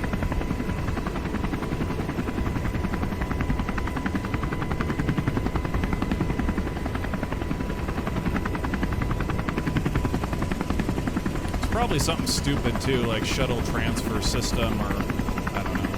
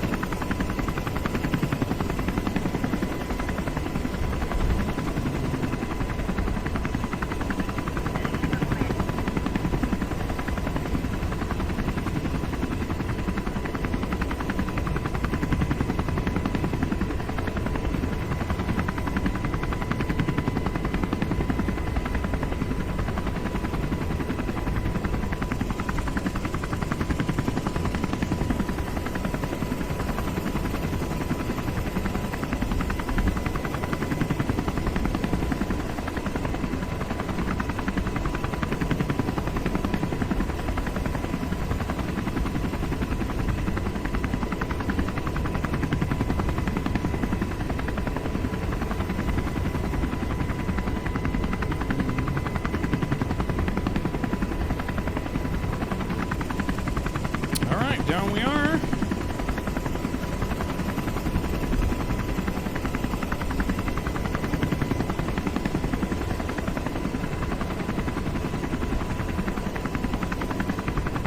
You can unlock that door, unlock those doors, open them up. We're ready to grab ourselves some kerbals here.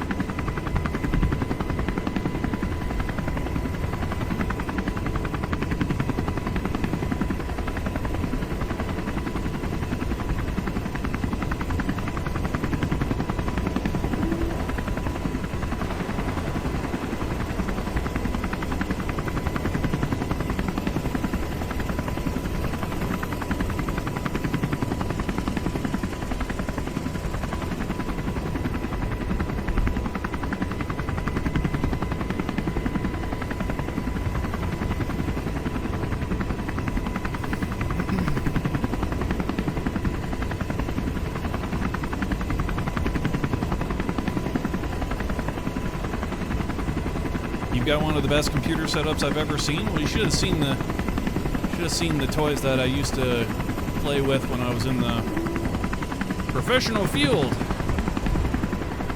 Boy,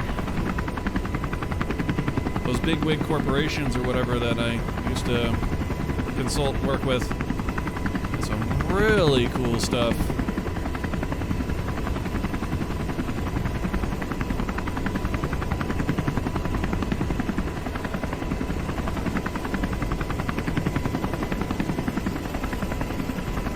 Toys way too expensive for us.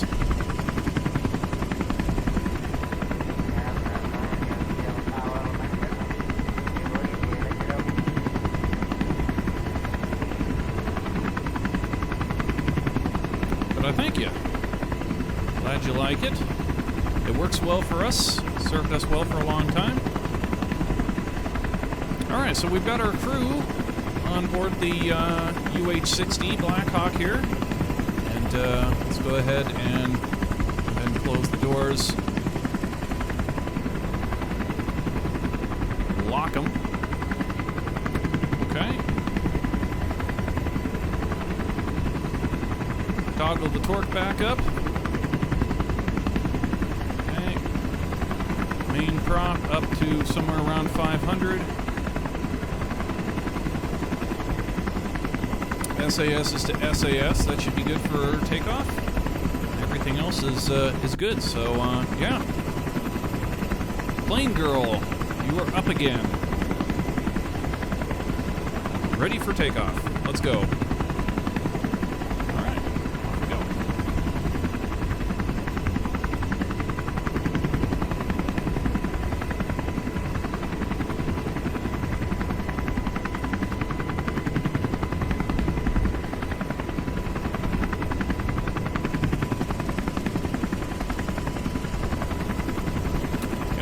Radial out assist. Get ourselves a bit more pitch and a bit more pitch. Pitch on pitch.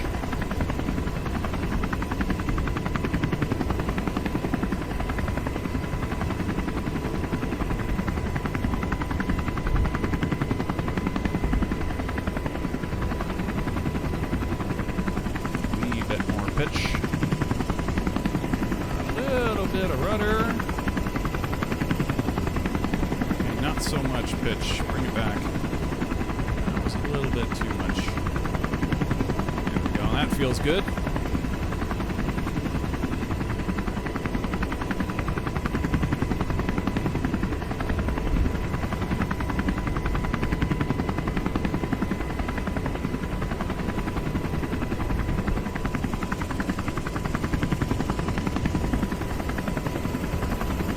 Rudder to get over to our limousine. We'll just land at the launch site. So that's where the limo's parked.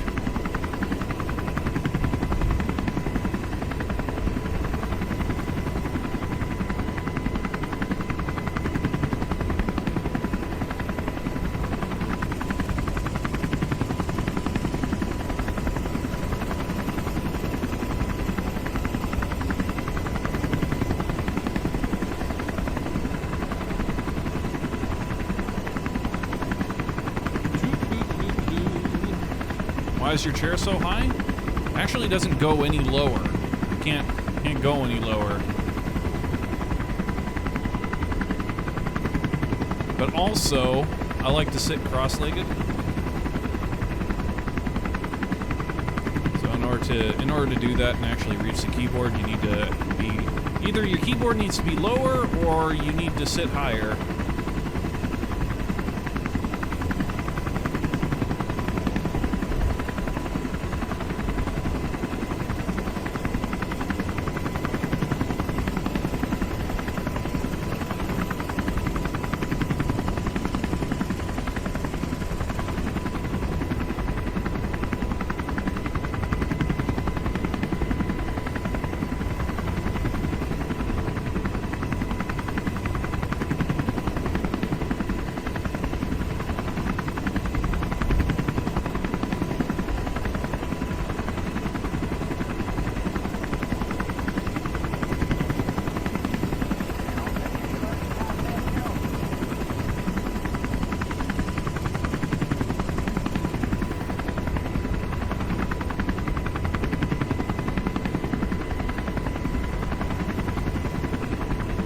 Captain Howdy.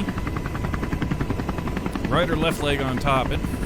I'm all over the place. I'll sit like this sometimes. Sometimes I'll sit like this. Sometimes I'll sit upside down. I'm all over in the freaking seat, man.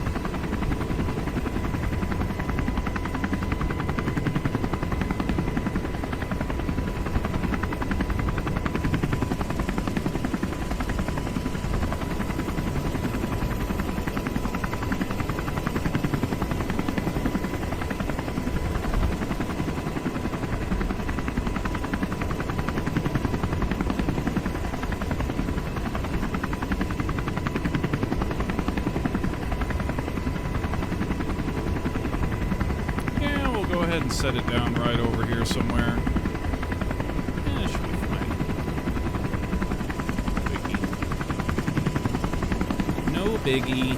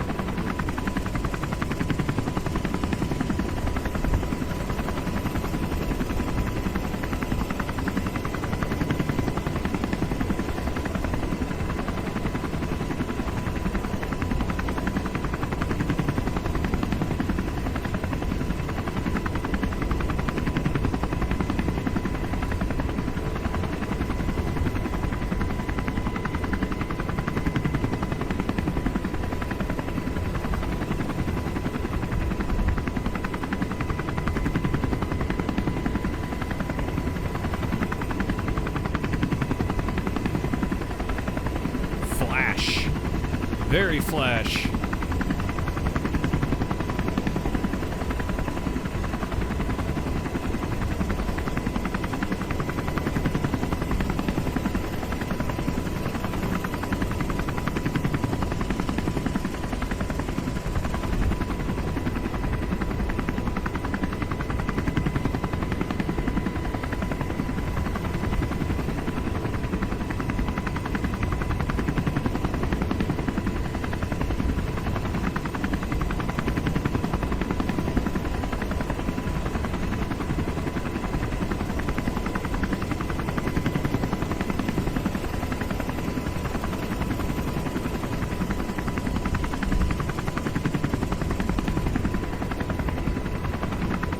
Chopper engine's still running? Yeah, it's still running. You still see the propellers, right? Still here.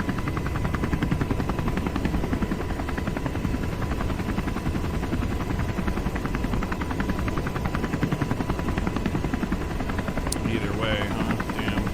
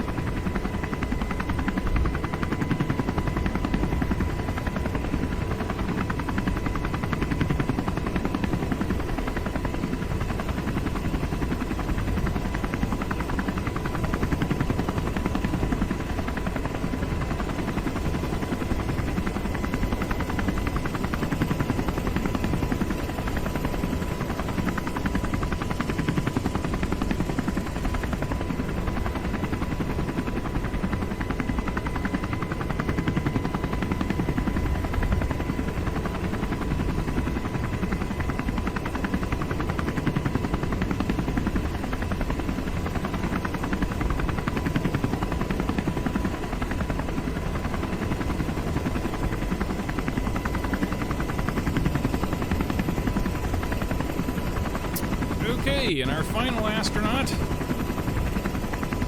a far more successful recovery.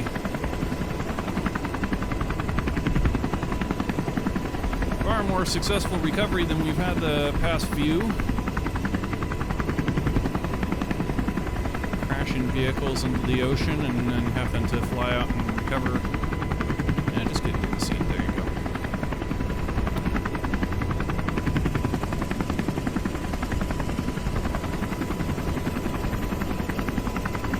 Close the door and off we go.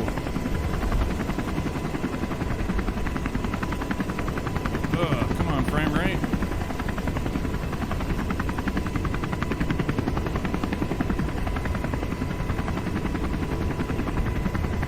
Shouldn't be that difficult. And we are around a hell of a lot of equipment here. Not gonna lie, it's a lot for the game to hack.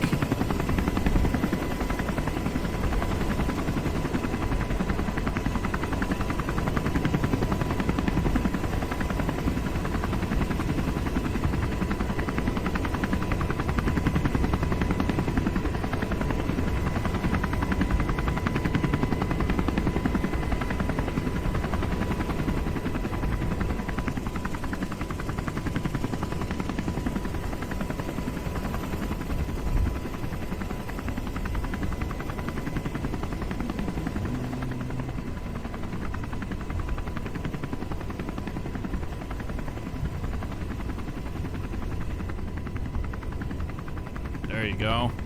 Immersion Maximo.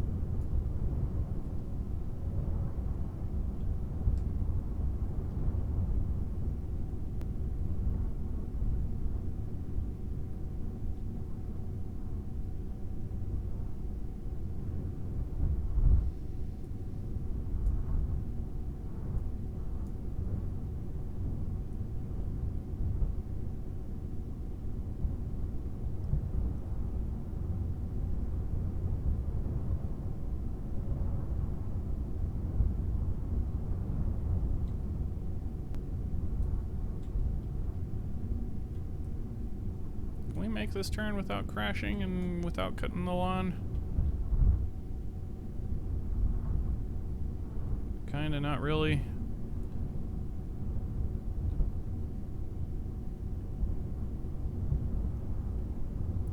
These streets were really not designed for a limo at all. What were they thinking?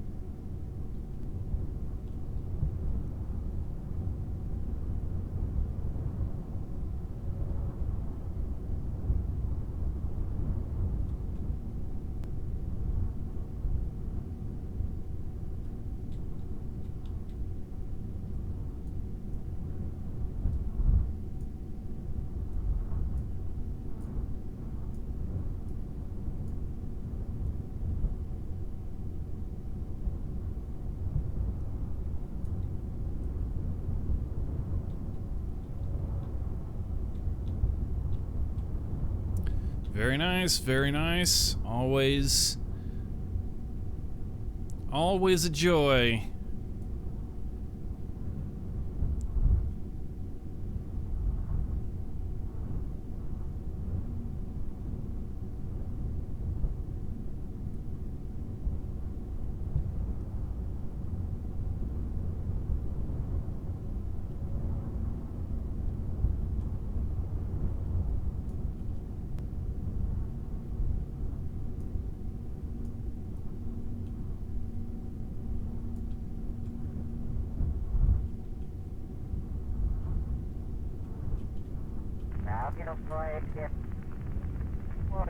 Alright, there we are.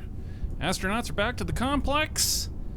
Garbage is burnt up in the atmosphere, and we are golden. That was a good mission. That was a hell of a good mission.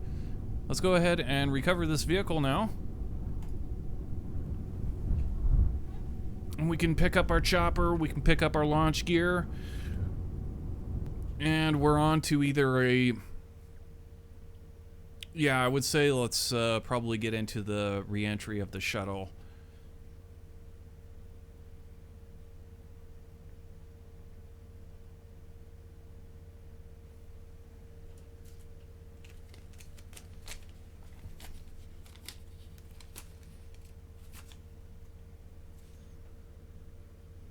Subbed. Boom.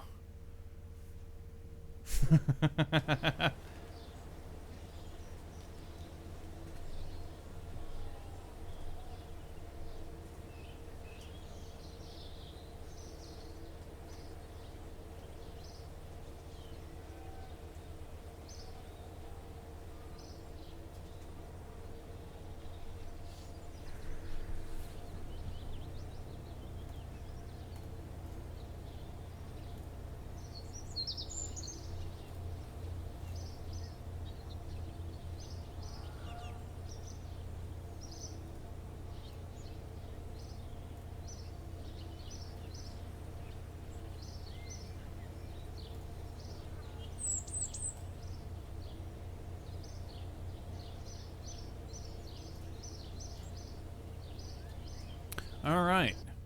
So now we need to reload the game, as always. Standard protocol for after we pick things up off the world map that we need to reload the game. So let's go ahead and do that now.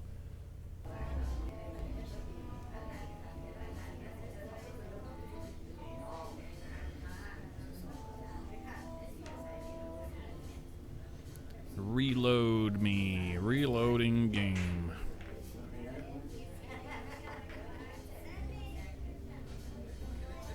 Fuel up your beverages, fill up your coffees, stretch your legs. We will be right back.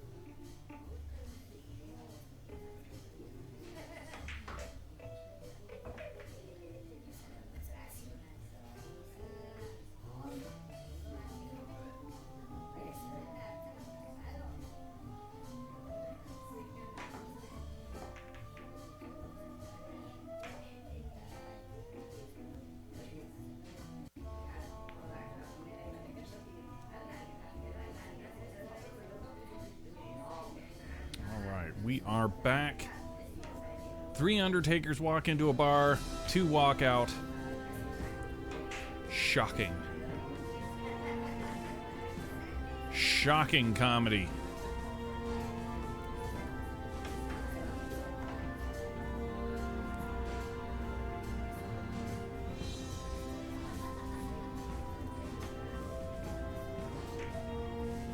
Violent. Untamed comedy.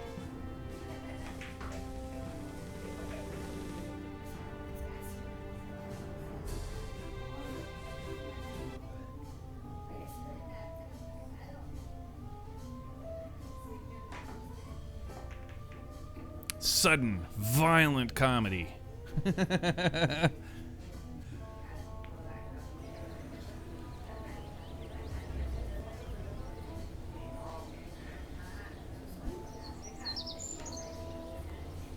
Alright, so what are we into now? We got a shuttle to return, yeah? Is that the thing?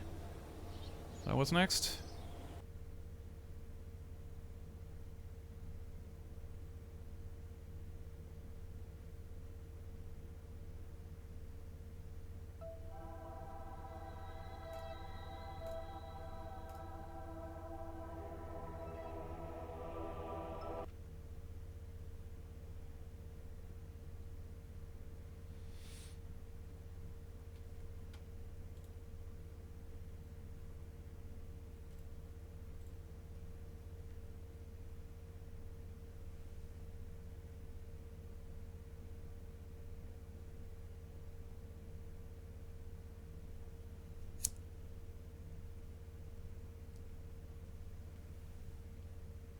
How about you, Rita? And you 1, 3, 4, 8.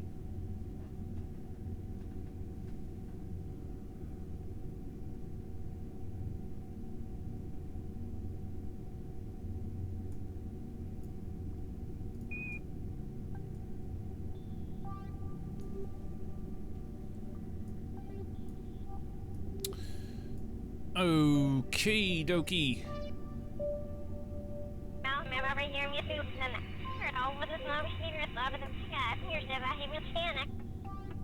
Yeah, we got a really broad side to that sun, don't we?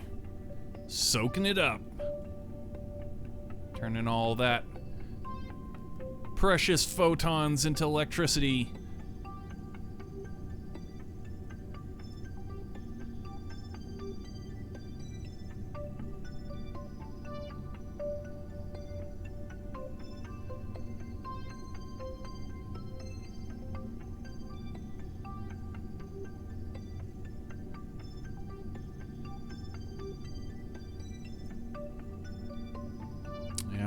The photons are easy, right? That's the easy part. Getting the photons. It's removing the waste heat. For that, you need a flubel crank.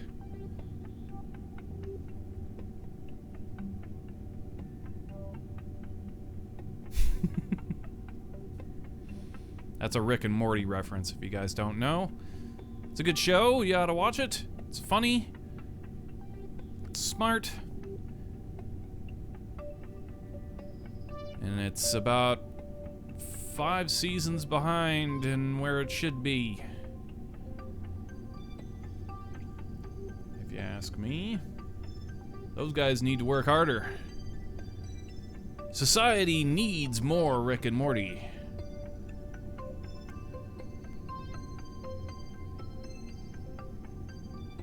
When a show that good comes along, the people who make it need to just take their lives and forget about their lives, because it's no longer about their life, right? It should be all about creating more of that for the people, you know? They should become, when a show's that good, the creators need to be slaves to it. And I don't mean like don't pay them, sure pay them, you know, but like, God damn it, we want more Rick and Morty, you know? Like, I don't think anybody who's ever watched that show can deny that there needs to be more of it. A lot more.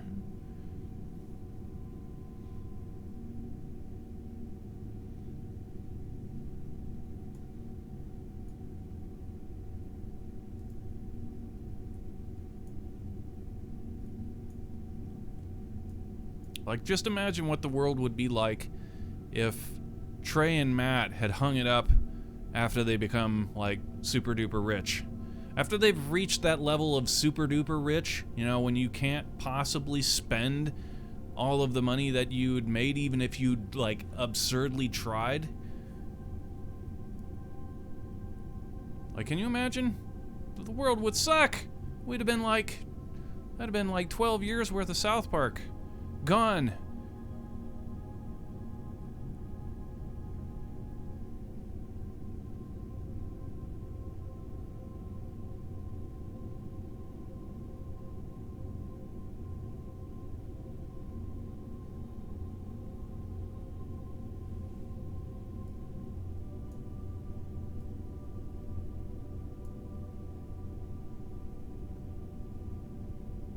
I can't believe South Park hasn't been canceled.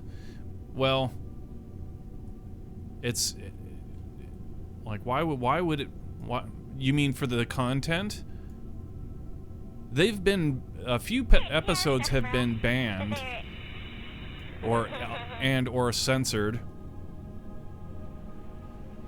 for really terrible reasons. It's kind of like the whole point of the show is to be obscene, right? Like, that's kind of a staple of the comedy is it's meant to be obscene, so like,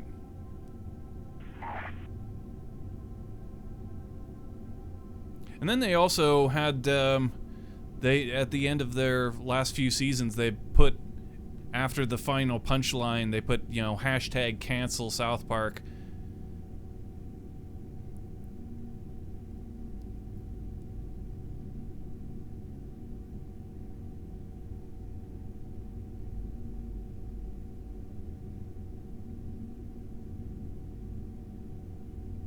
Nobody wants that.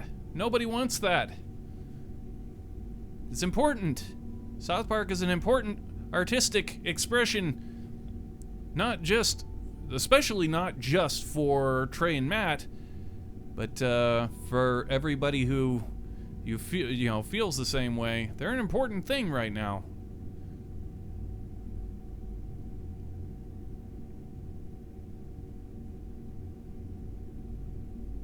Like the pandemic special? Both of them, actually. Didn't they? I haven't seen the last pandemic special, actually. The vaccination special. Damn, dude. Yeah. That was good stuff.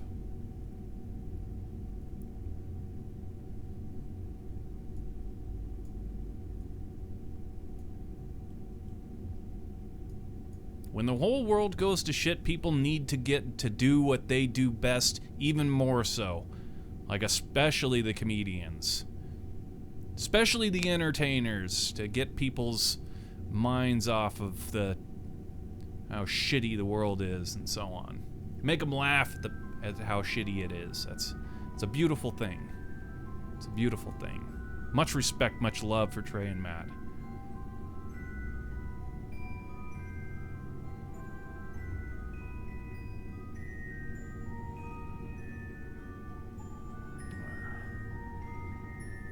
Well, that shit was, though, Nuggets. That that shit was, though.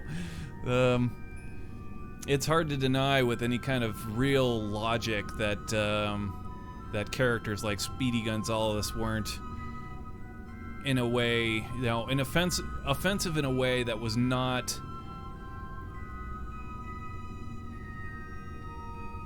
like, when that's part of the subject matter, when being offensive is a specific part of the subject matter, and that's what you're making fun of, that's okay, that's okay. But when you create a character like, say, Bo Rat,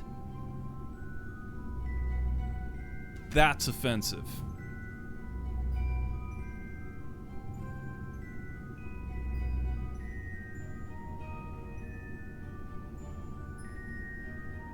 Now there's a show that I am shocked that isn't getting absurd amounts of backlash for being racist. Because it fucking totally is.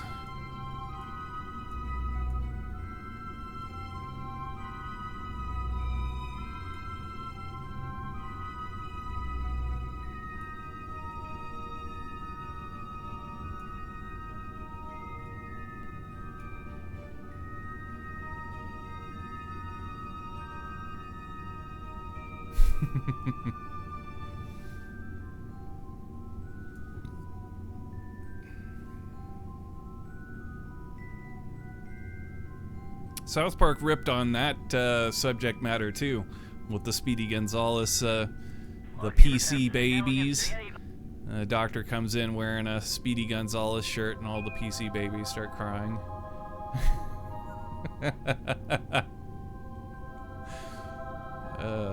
God, yeah. Much love for Trey and Matt. That show's great.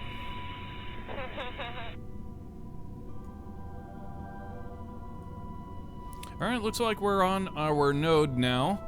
And the station is looking mighty solid. We're not having any Krakens or anything, but we never really have the Kraken until we get 2 Soyuz. It's like anything goes, but once we get that second Soyuz on board, then things get hairy. But we still got that, you know, scheme of turning off the reaction wheels on those, and that seemed to have worked.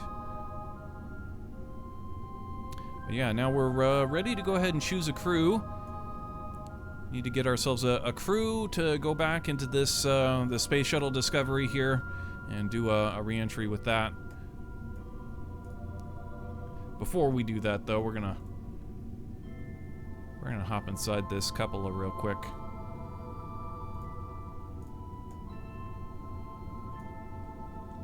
Oh wow! Yeah, great views from the cupola.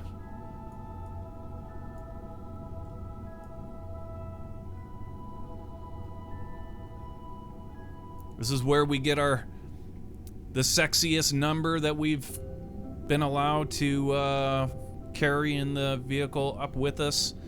We slip into that and we curl up in here and, you know, get the selfie camera out.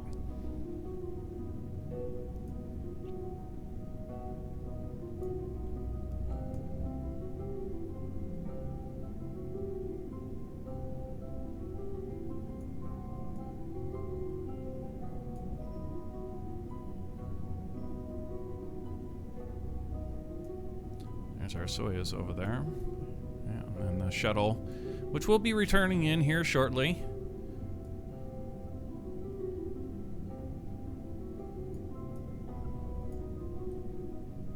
Yeah, these views from the cupola are sweet. That's dope. That's right.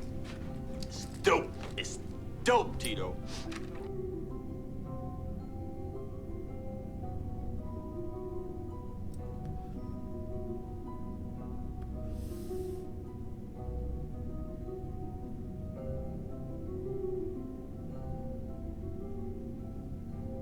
Right now I'm installing some mods like KSC Extended and all that. Well, much luck to you. Hope it all runs well. You know, get conflicts and headaches trying to get your playthrough off the ground or maintained. That's always the one that I worry about. You know, getting the playthrough off the ground is always like, oh hell yeah, look at all these mods I got. This is sick. Like, oh my god, this playthrough is gonna be sick. And then trying to maintain it. Oh shit, this conflicted with that. I have to fix the game file and so on, and headaches and headaches and headaches. So, good luck on that. Hopefully everything works, and you get a kick-ass playthrough.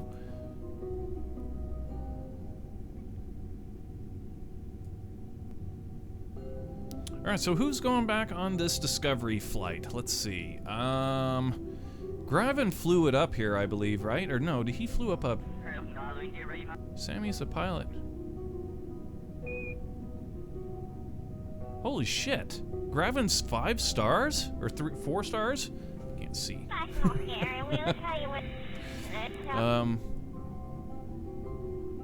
That's crazy. How do you get so much damn experience? He must have been somebody who's flown way the hell out and come back. Because these flights, actually to the ISS and back, they should, in my opinion, award XP to these guys. I mean, it's absolutely something they should be getting decent amounts of XP for, but they don't. In fact, these guys have flown so many flights. These guys have flown more flights than any of our kerbals. And yet they've got like the lowest XP of everybody because the game decides once you've been there, there's nothing more to learn. It's like bullshit.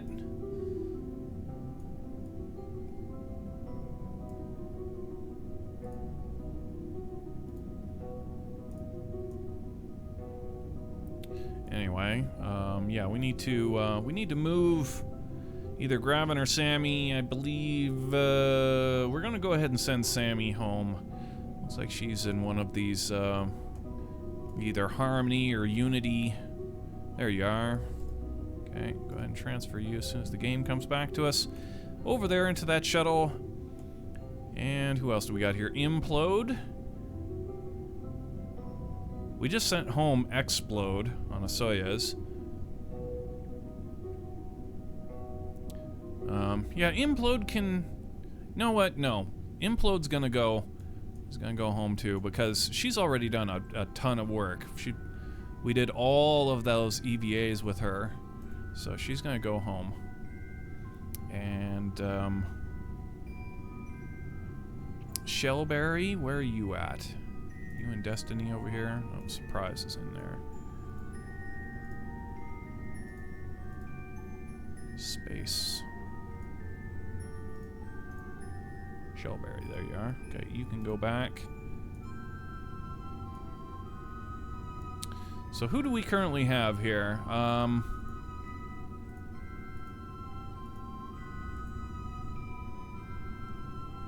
Okay, so we got 2 engineers and a pilot. And left over we have Space, Surprise, that's an engineer. We don't have any scientist on board? We've got 1 scientist, and she's actually hanging out in the airlock. She's over here in the Quest airlock. What the hell are you doing down here? Get your ass over into one of those science bays and start cranking out science! God damn it!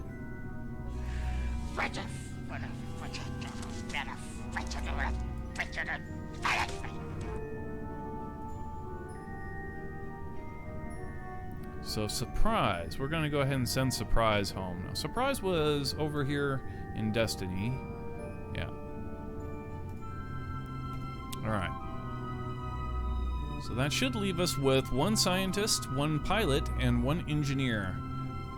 Yeah? Scientist, a pilot, and an engineer.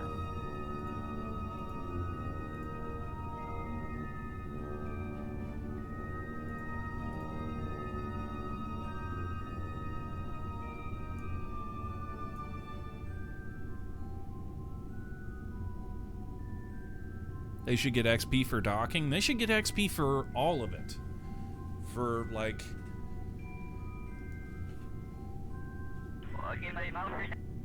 I don't know. I wouldn't go so far as to give them XP for, like, every orbit. Or maybe, like... I don't know. For our playthrough, I would allow it because I know I wouldn't, like, totally exploit that with just putting people in and flying them around, you know, that kind of thing. Or maybe like a very minuscule amount of XP for each orbit.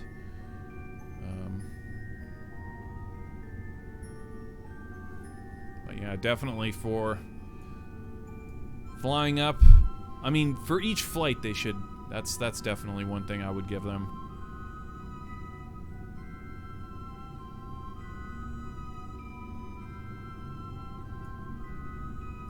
Each tour should award. Each EVA should award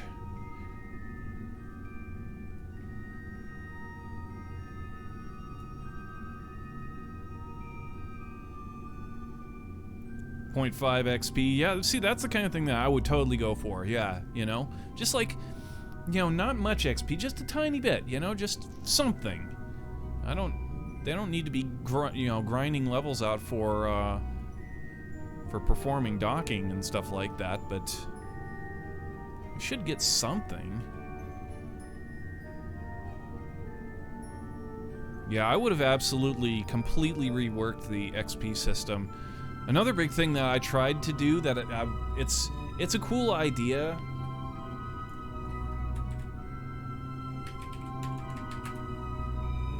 Is that our rap sheet? This is something I would have absolutely integrated or just made right from the get-go for the experience of the Kerbals. I would have put, you know, different events actually get flagged and they get awarded commendations for different events, and you know, have levels. They already have the leveling system where, you know, you have to be X number of levels in order to do certain things, with the help of like Kerbal attachment system, Kerbal inventory system like that. They have layering things, but I would have, you know, if you're going to put in any kind of leveling system, which was part of the stock game, I would have done it like, I mean, they did nothing with it. They practically gave you a number and that's it, when they could have done so much more. In fact, they did do so much more. They had, there's a lot of background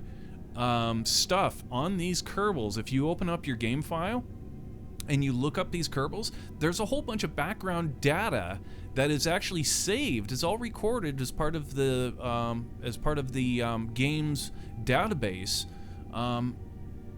and it doesn't get displayed anywhere. It's like, well, it tells you how many orbits and all kinds of crazy stuff. So like they put coding in to the game to record these events, and then they just didn't use them at all. It was like, why? You know, why would you go through all of the, and they still don't use them. You know, I don't know. I would have completely reworked all of that crap and done something so that, you know, right over here, just little tiny icons or something to show, you know, how many flights she's, or maybe a number over here that says how many orbits and, you know, how many flights she's been on. And up here you could click a button you could click on, say history, and it would show all of that. That would have been really simple to do. I mean, you know, yeah. But that's where the modders come in, right? Like, there's all kinds of cool, I mean, there's any number of mods that you can download to change the mechanics of the games. Just it's kind of it's sad to me where the programmers kind of took it to this point and then just, you know, a big gate slammed shut. You know, that's exactly what it feels like.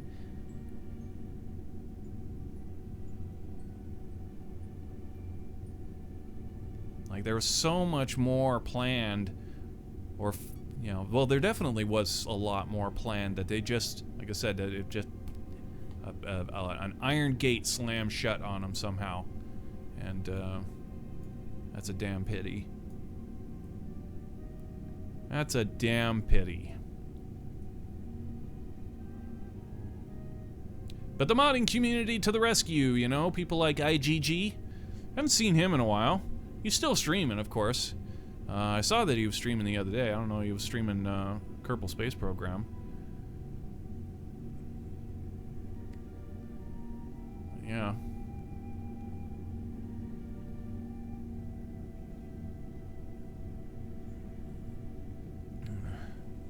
Maybe like 0.5 XP for re-entry. Yeah, you know, shit like that.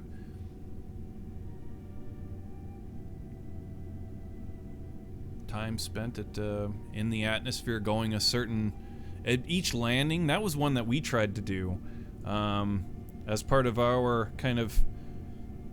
And I was just going to do all of this on a text document right here, straight out of Google Documents. We just created a Google document, and this took us a long time to flesh out. But this was one of those projects that was like, okay, I'm gonna, as soon as it's fleshed out, as soon as we have the, you know, the basic layout of this, then maintaining it, I thought to myself, maintaining it would be a breeze. As soon as you come back from a mission, you can go in and find these guys and pop in the stuff. Well, truth is, that's actually quite a lot of work. And I hate to say our list here of Kerbal achievements and all of our Kerbals is, I mean, the number of deaths and stuff, if somebody dies, we definitely go in and we've upgraded that. So, and if we ever add kerbals, we go in and add. But the little intricate things, like say if I, let's take a look, for example, implode. Let's look up implode.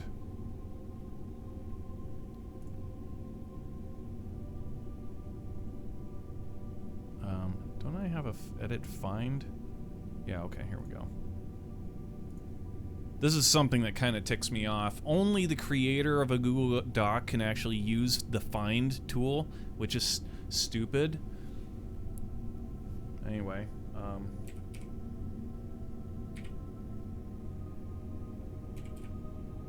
implode. Okay, there we are. So implode Kerman. I look up implode Kerman's rap sheet, and I can see we had originally said International Space Station visits 1 because I hadn't updated, but we know implode has been up here many, many times. I would probably put that as far as,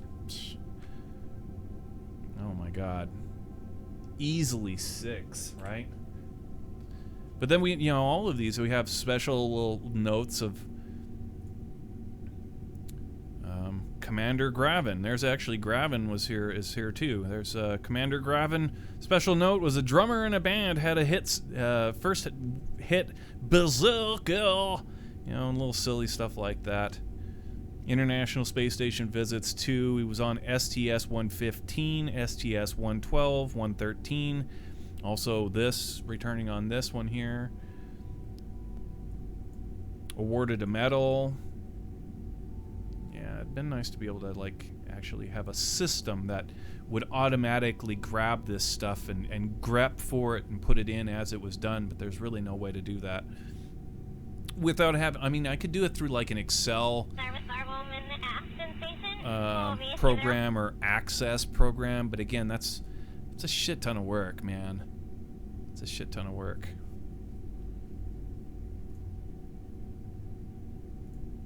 And then it's not all that popular. Like, I put this on our page and just like nobody, people will kind of, if I mention it and we're talking about it, people will jump onto it and take a look, but for the most part, I'm not seeing people hitting exclamation mark kerbals very often at all. Maybe not because I'm not putting it in the title, but it is also on the page too. But yeah, that's if it weren't so difficult to keep up on that, then I would love to have this all up to date and whatever.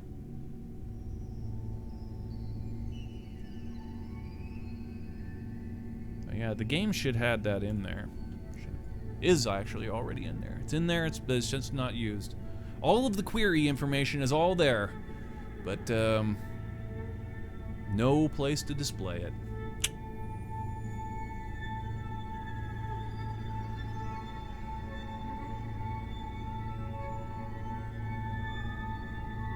I can control F just fine.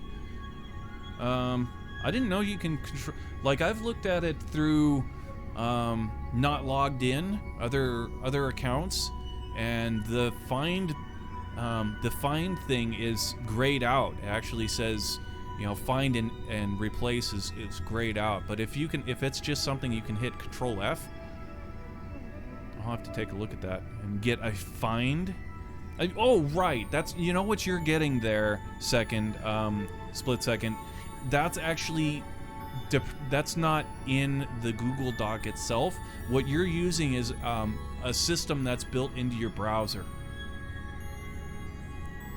Not all browsers have that function, to my knowledge. It may have become a standard thing, but yeah, that's not actually in the Google Doc itself. The Google Doc itself actually grays out the find function. I don't know why. It's kind of like the highlight. If you go to a page, you can use like a highlight thing inside your browser and it will highlight all of the texts, whatever. Same sort of idea. I'm quite certain. I'm quite certain.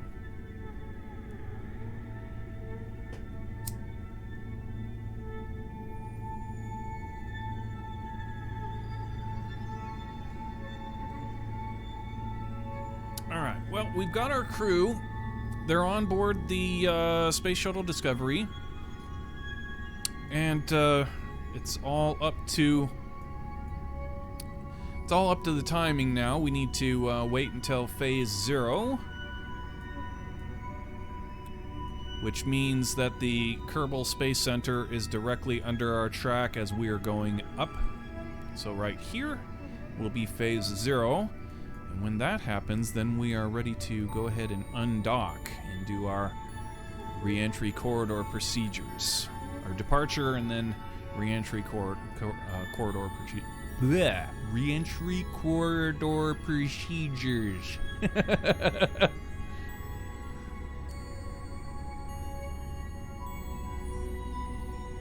Try saying that with a mouthful of marbles. Re-entry corridor procedures.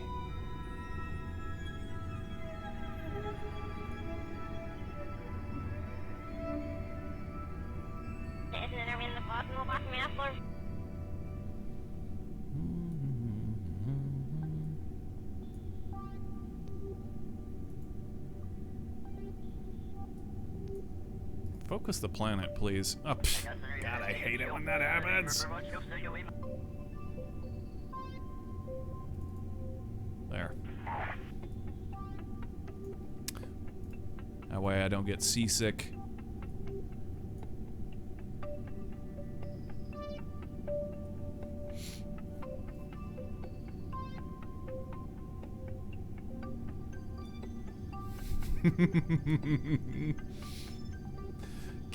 Play this game on the Oculus Rift, and then do that, right?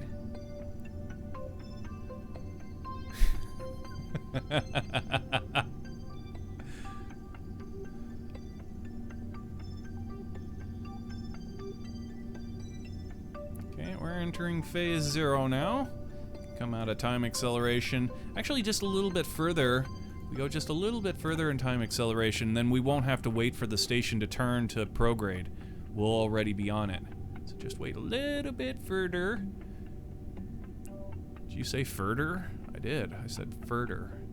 Just a little further.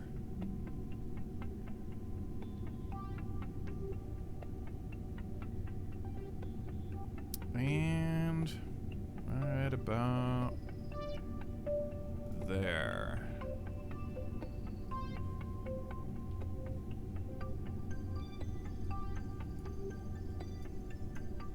Okay, so we're in phase 0. We need to get on with this straight away. Let's go ahead and aim the camera over here at this docking port. Docking port. And familiarize ourselves really quick with the undocking procedures. So first off, we want to make sure that Smart SAS is pinned so that we can come back and fix it after everything goes to hell. We want to pin this docking port right here so that we can get our control from point so that we can thrust away properly. And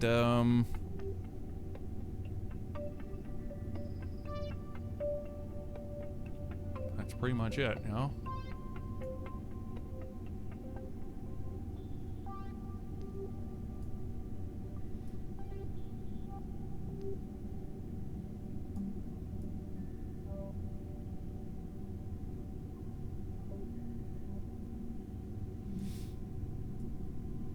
Letting the station just kind of relax for a moment after that. It turned just a little bit to correct its attitude, and just want to let it sort of flex a little bit here, let it absorb some of that energy.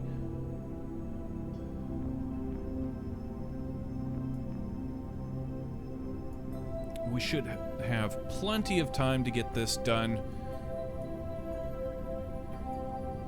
Not so much that we can dilly-dally around, but not so much that we're completely under the gun, so. Put this up here, put this over here.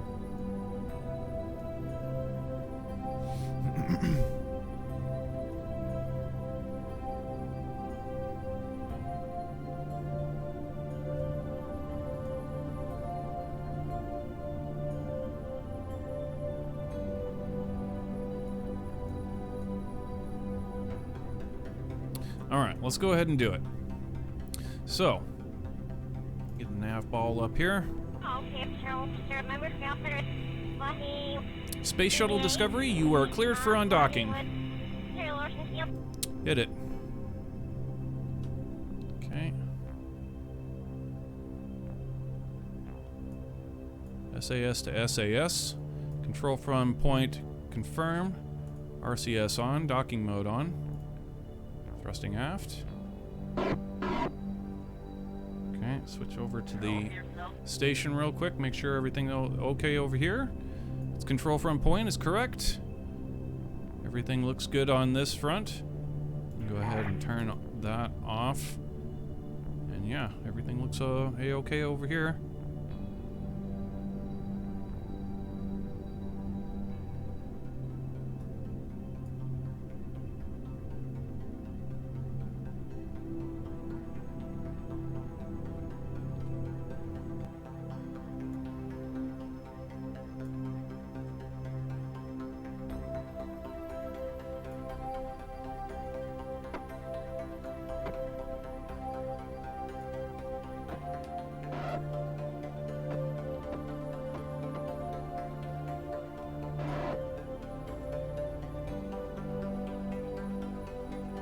Should have gone on top, actually. Let's do that. Let's change it. I've changed my mind. Instead of flying underneath, we're gonna fly over top. Because the Soyuz is underneath and the top is completely open, so why not? Be safer.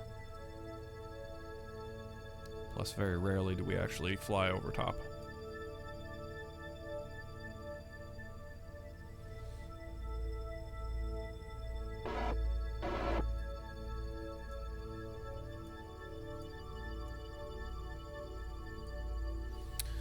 Okay, so while we're floating away here, turn the RCS off over here. We want to retract the tunnel.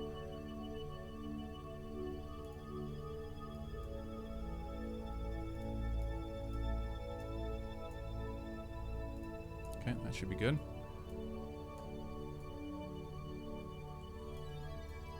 Did the station's name stay the same? Are we cool over here? Yeah, it says ISS. So, Groove Salad.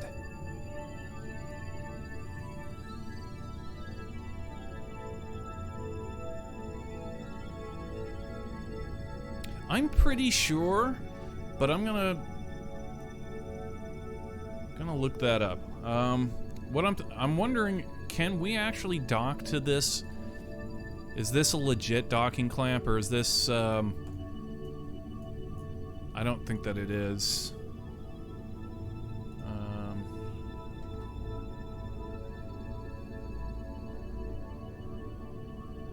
That's 133. That should be right.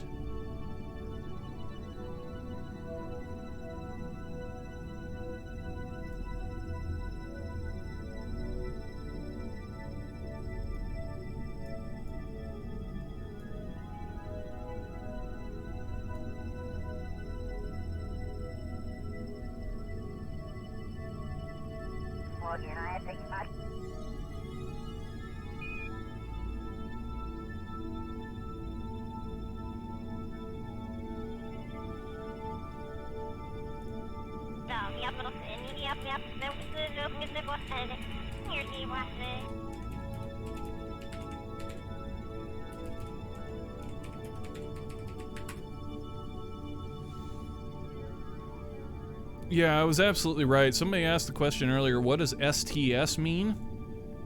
And I had said it probably stands for something really stupid simple like shuttle transport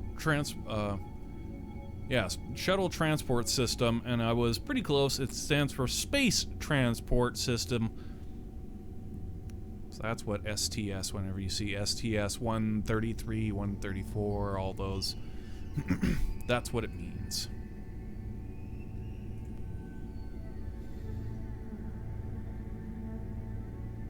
And yeah, on the permanent multi-purpose module, the Leonardo module on the bottom of the ISS down here, it doesn't have a docking port, and it's not a pressurized berthing location. Ours has it on there because it was just part of the way that we had built it so that we could install it before it was deemed to be a permanent fixture. It's just the, same thing like theirs, right? That was never actually meant to be a permanent thing, and then it was like, okay, well, if we just leave one on, it'll do a world of good. And then they were like, okay, well. Ignition sequence start. Sunny954, thank you for that follow. Alright, let's go ahead and get on with this re-entry here. We can control from point needs to change here. We need to switch over to the ohms controller. So there we go, boom. And we want to turn to orbital retrograde and prepare for the departure burn.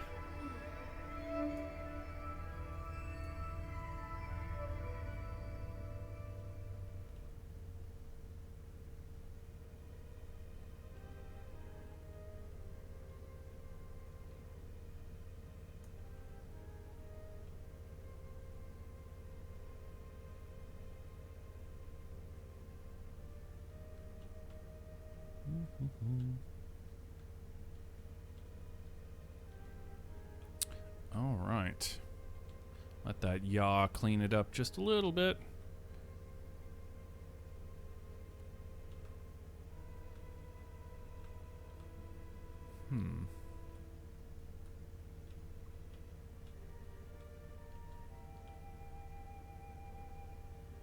All right, we're on the node and ready for the departure burn. Sammy's at the flight commands right now. So, Sammy, you are go for the departure burn. Hit it.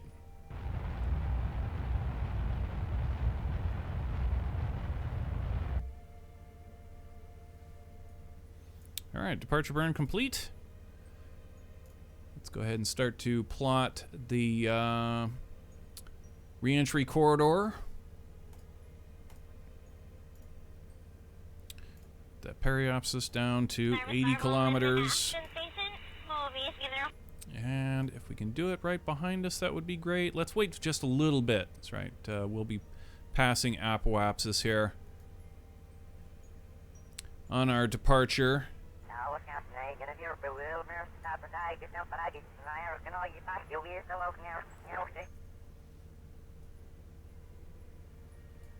And one more big ass module, actually two modules delivered with this flight.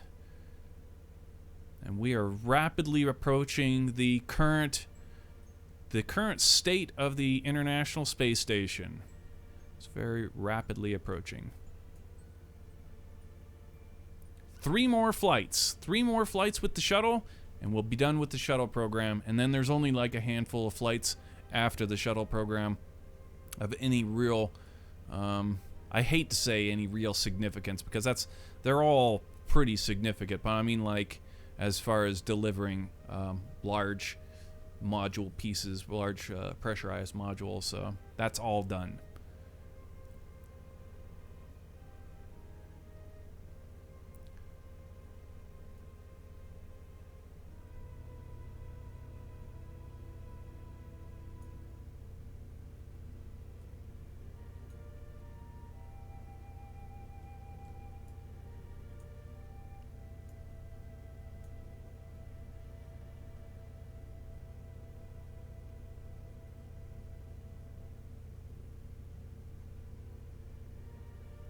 Wow, you're right. The career log is very detailed. Yeah. Are you looking up all the information that they have queries for events to log down? It's pretty amazing, huh? It's like, why don't they display this?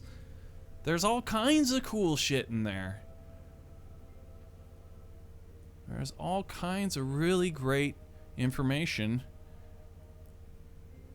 And they had to grep for that, they had to, write to they had to write code in order to get their stuff to jot down all that stuff. So it's like, I don't know. Anyway, are we past apoapsis now? Oh yeah. Oh yeah.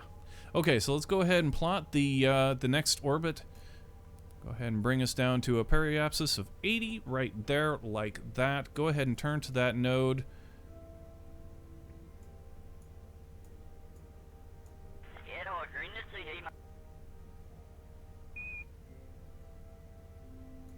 All right, and Sammy, we are go for the re-entry corridor A burn. Hit it.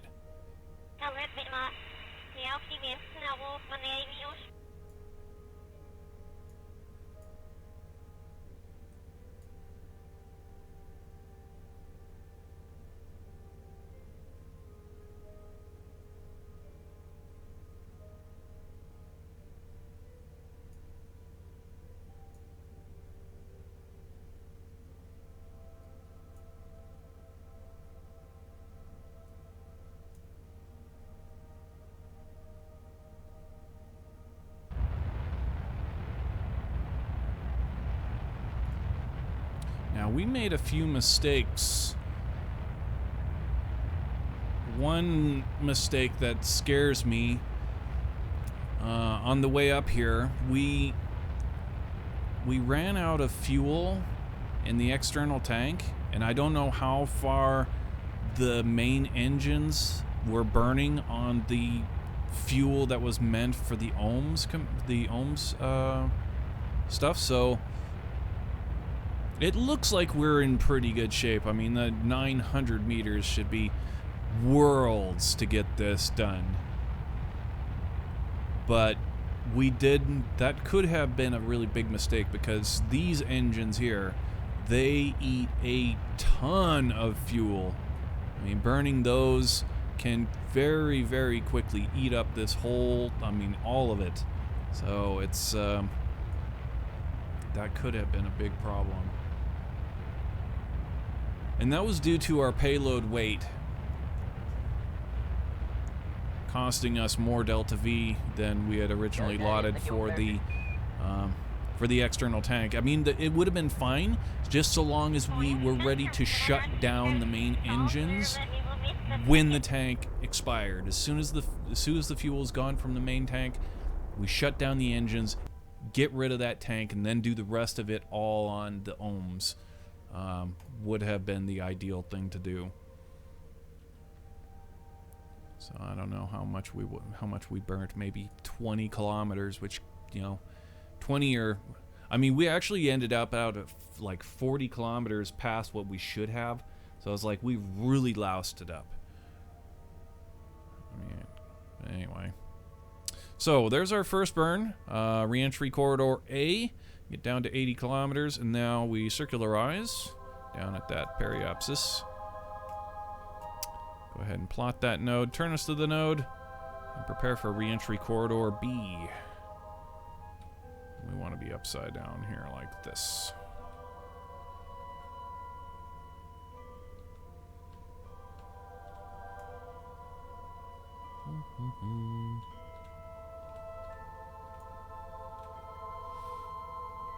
All right, re-entry corridor B, go.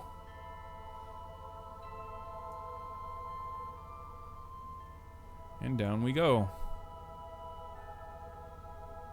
Yeah, our delta V should be fine.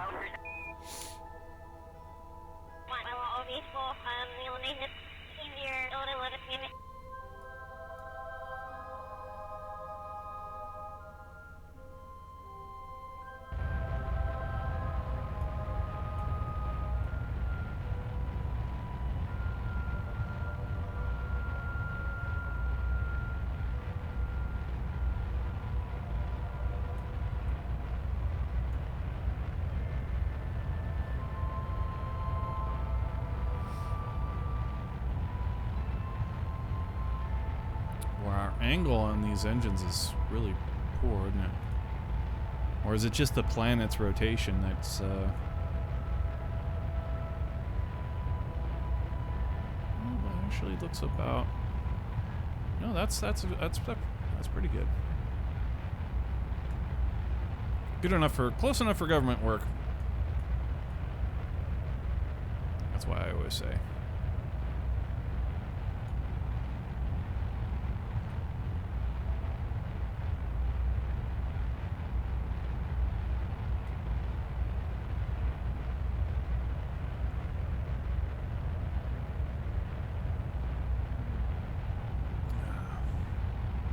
Hope everybody's having a terrific evening.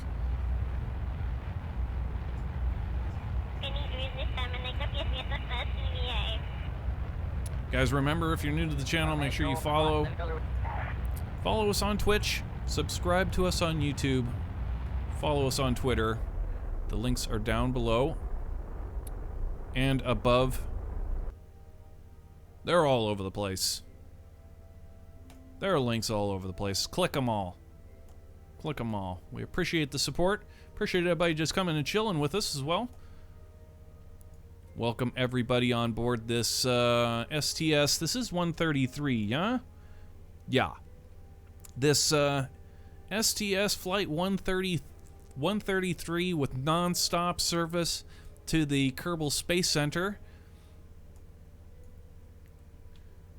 We have just completed our re-entry corridor burn, and we need to get put onto that retrograde marker so that we can get the orbital nympho.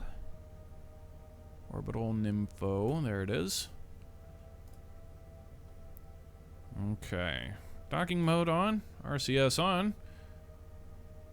31. 14, fine controls on. A little too far. 1404. Alright, there we go. And now, we need the wheel.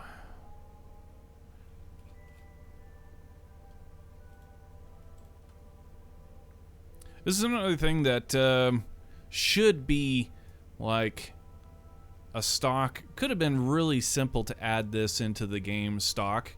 Like tools like this that you could just, you know, click on. All it is a simple texture on an overlay. You know, would have been really helpful to have stuff like this in the game. Protractors and whatnot, but anyway, we brought our own. We brought our own. So okay, so let's go ahead and get into some time acceleration here. Hello, we're on the wrong side. No, we're not. Yeah, we are. What the?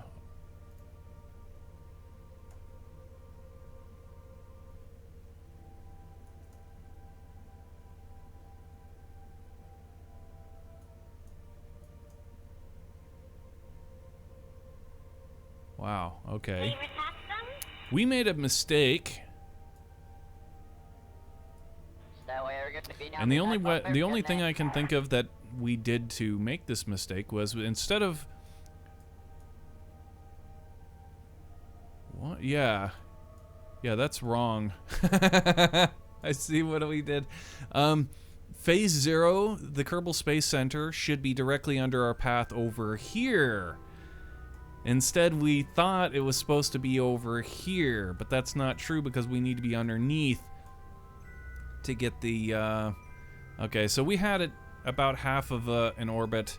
Hopefully our electric charge holds out. Should be fine. But we'll keep an eye on it there. Damn, dude. Another big mistake. This could cost us some Delta V in charging the battery. So we have to wait for the planet to go all the way around. Wowzers, dude. We're down to, okay, so we're down to 4,100 units of electric charge. I do believe we're going to need to charge the batteries. Damn! Big mistake, Jack. Big mistake.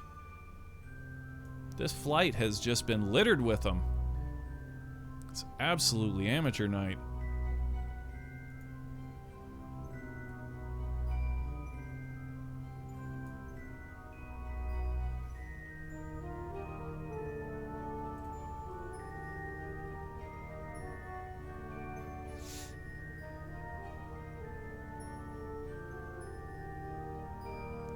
Alright, so we're looking at 280, heading to 270. Still got a long way to go, actually. But not so much that we should change the acceleration. Just be patient here. We're looking at 250. Christ, we could almost get a whole nother orbit by the time this thing actually reaches the phase.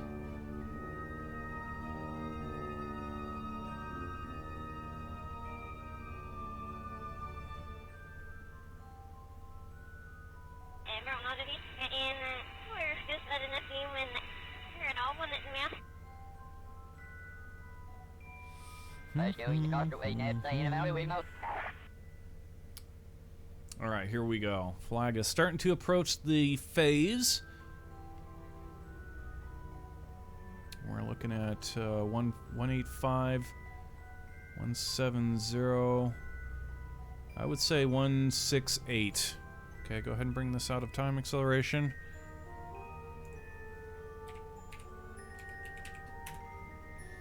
Okay.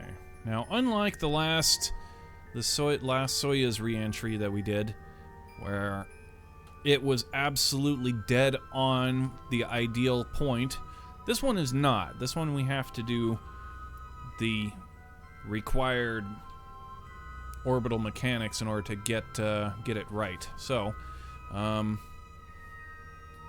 that end, we need to run an equation which goes something like this: 238 minus p. 230. Ooh, hello. I need a calculator, not chat.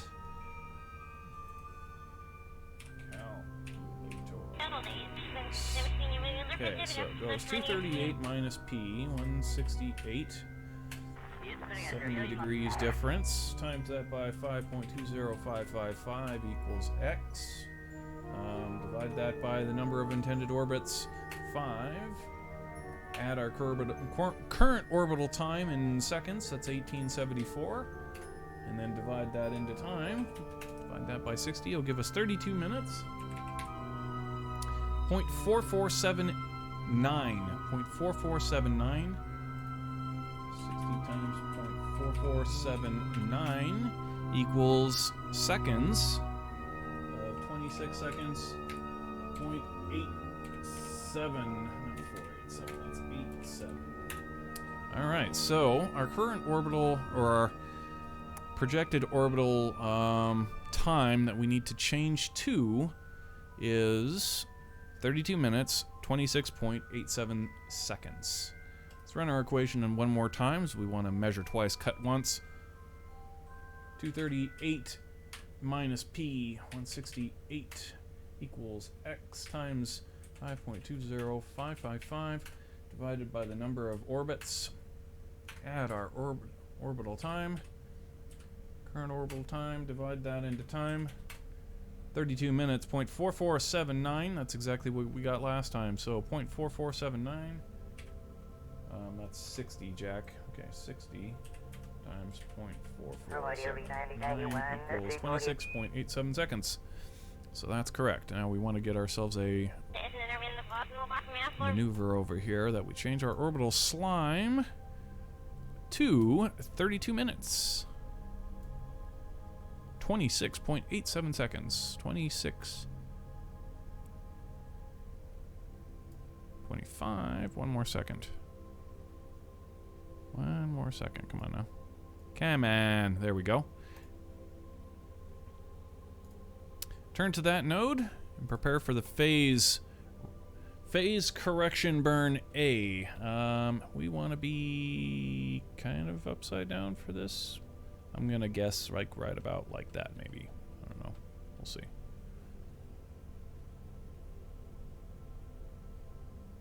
Okay, hit it. Phase correction A. Our electric charge has gone down to 3,500 units. And I chose poorly on which way we're supposed to be rolled.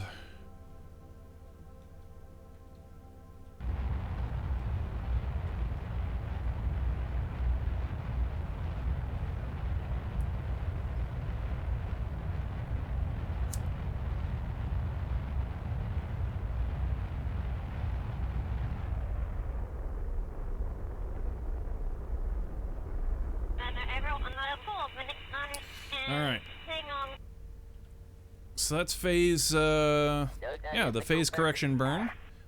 Put us on the prograde marker and let's clean it up, because this is the only orbital period that the game gives you, and then Mech Jeb gives you much better information over here with the orbital nympho, so we'll use it to clean everything up. RCS on, docking mode on, and we're looking to change our orbital slime to, what was it again? 32, 26, 87. 32, 26, 87.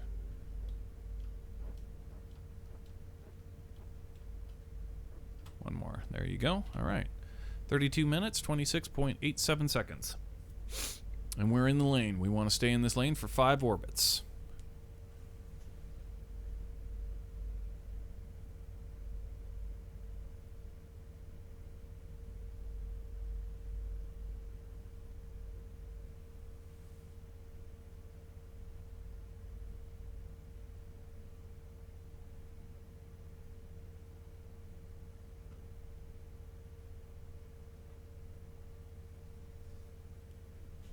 Yeah, dude.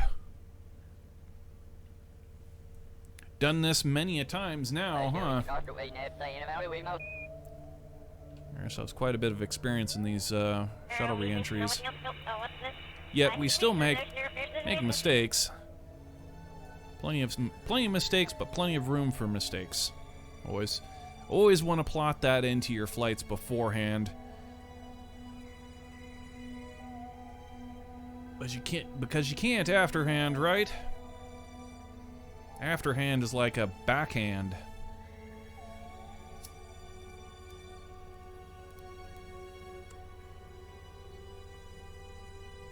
Alright, so. Yeah, we want to stay in this lane for 5 orbits. So around we go.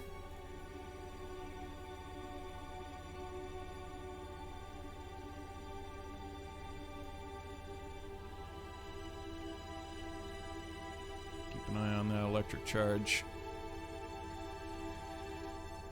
It's going to be down to about 3,000 units. Man, oh man, we're not going to make it, dude. Come out of it, time acceleration. That's 1 orbit, by the way. We need to turn on this, let's go SAS for starters. But yeah, we need to turn on the fuel cell. We're gonna run out of electricity otherwise. Alright, so that's 1 orbit. Keep going.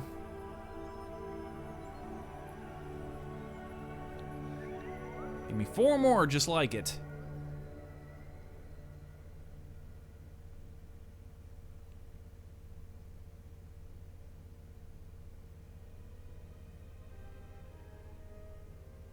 Two. How's our electric charge looking? It's looking pretty good. Come out of time acceleration now. And we want to turn that fuel cell off. So I feel we're in good stead now. We'll be able to make the rest of the flight without burning any more fuel for electricity. Alright, so we're in our 2nd orbit.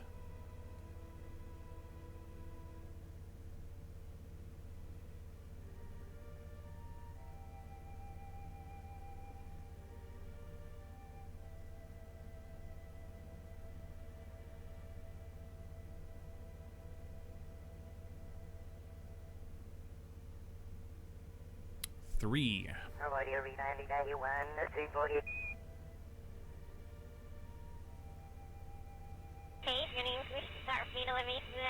Passing phase 2. Okay,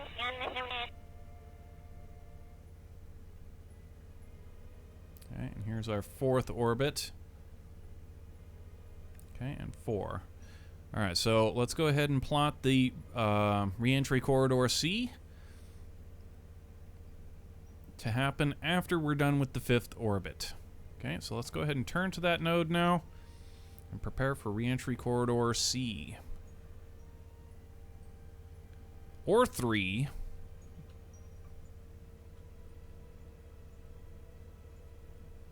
We allow for that sort of fungibility in our space program. This node itself can either be called Reentry Corridor C or Reentry Corridor 3. We accept both. That is how progressive we are in this space agency.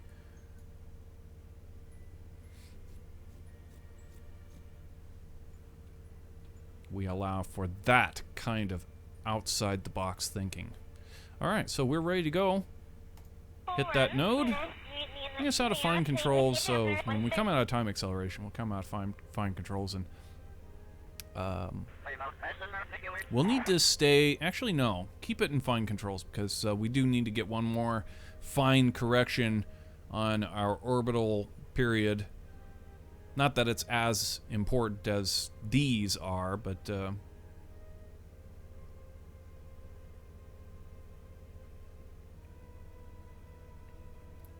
why not get it? Why not get it right when we know what the answer is, you know?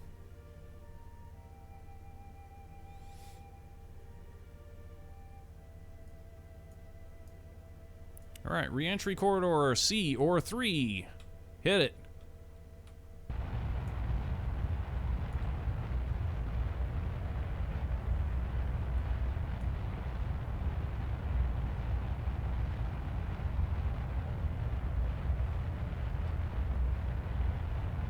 Okay, fine controls off. RCS on, docking mode on, and orbital time.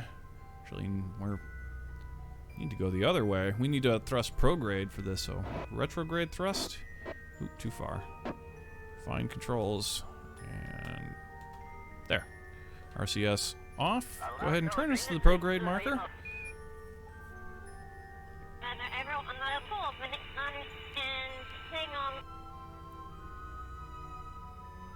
Whee!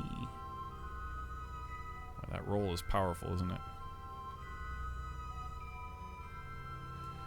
Okay, and now we're done with the orbital nympho. LGC show predictions. Kill that. And let's start plotting the re-entry. Hello, something very weird happened. Remove all the nodes. I don't know what it was doing there.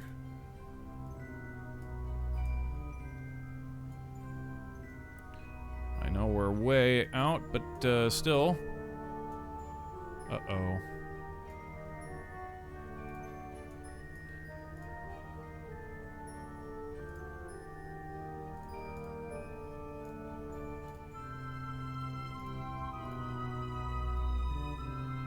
Kinda need those predictions.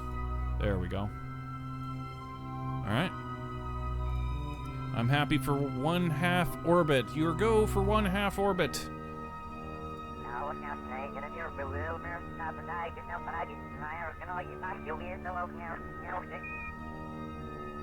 Alright, stop right there. Show me next orbit. Even though we know. Okay. You're good for a full orbit.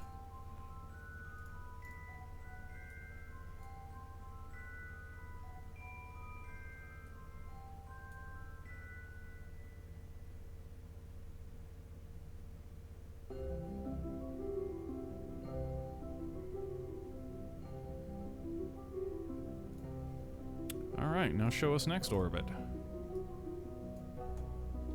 This should be the one.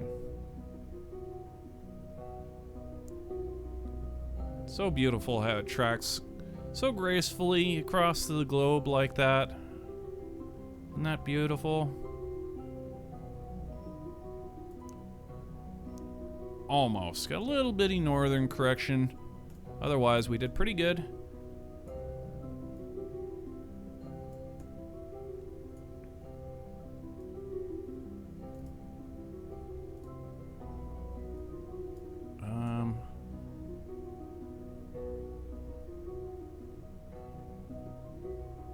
Yeah, that looks pretty good. Show us the track.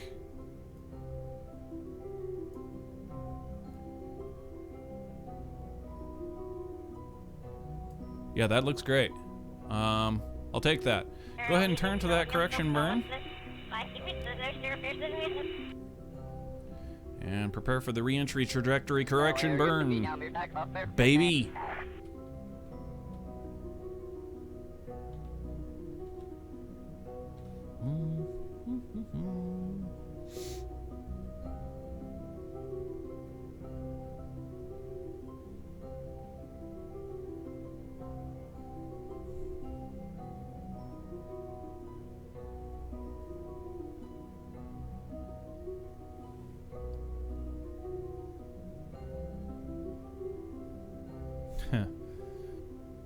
Everyone who doesn't mind the idea of soiling themselves, refill your cupolas. Jesus. It's true though, man, like that's gotta be pretty brutal, like, dude. Alright. We're on the correction burn. Let's do it. Give me that correction burn.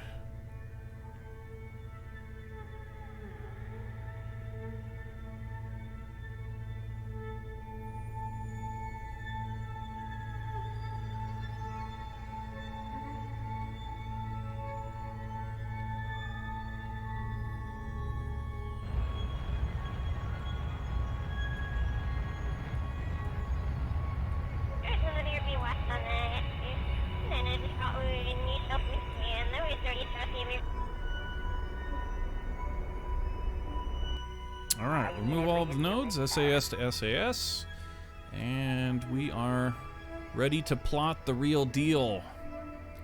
Re-entry burn here, bring this on down to a 40-kilometer periapsis as soon as the game comes back to us.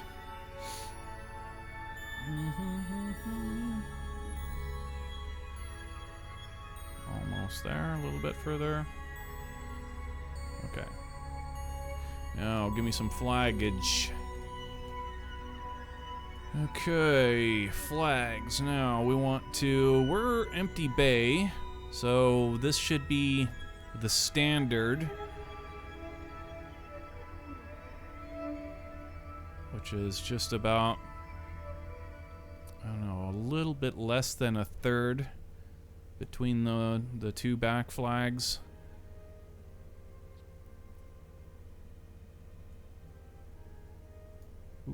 Bring it back just a tiny bit.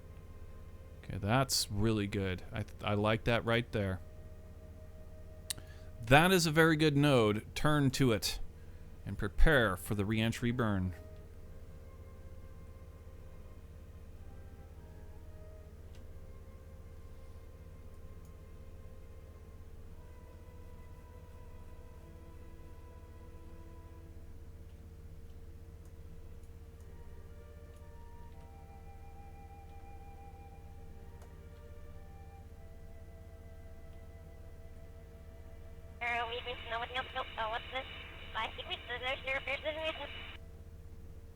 Alright, it's all down to this. It's all down to this, boys. Yeah, that's a good marker. I like it.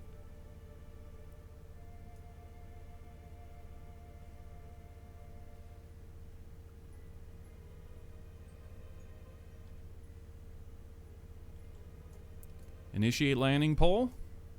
Okay, all flight controllers, gonna go for landing. Retro. Go. Fido. Go. Guidance. Go. Control. Go. Telcom. Go. GNC. Go. Ecom. Go. Surgeon. Go. Capcom, we're go for landing. Houston, you're a go for landing, over. Roger, understand. Go for landing. Hit it.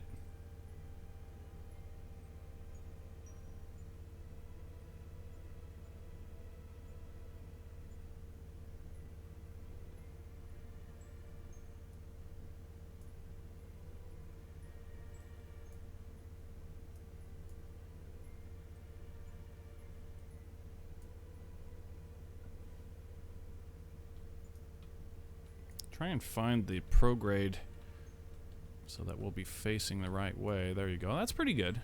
They're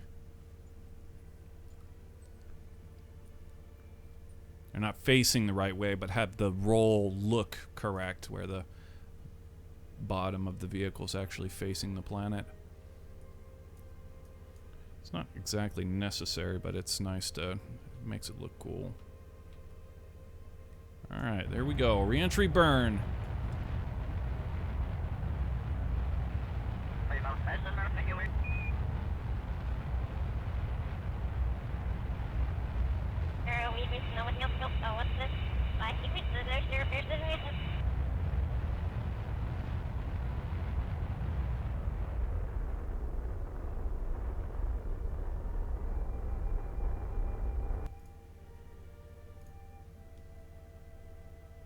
Alright, we're done with the flight computer there.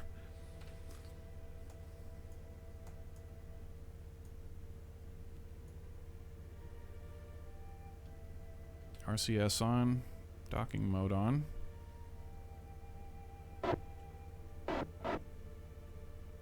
It's the tiniest bit past it.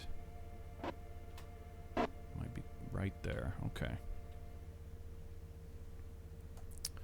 Alright, turn to prograde and prepare for re-entry.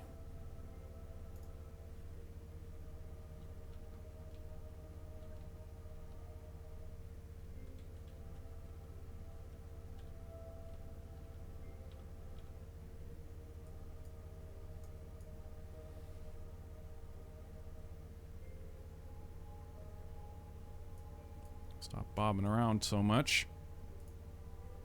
Alright, we are going to drain the fuel. Alright, fuel's been drained. Turn on all the fuel.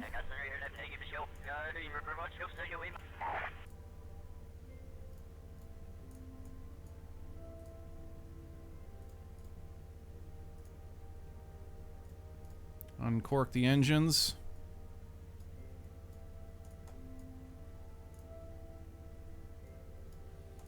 Pin the re-entry cowl.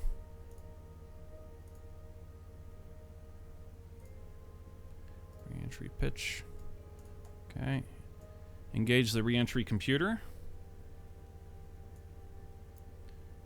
And we are go to close the payload bay doors.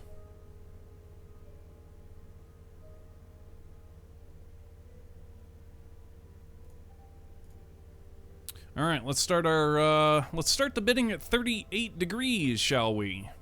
Go ahead and turn us to 38 degrees relative to the orbital. Okay, smart SA, no, not, yeah, smart SAS, we want this up here.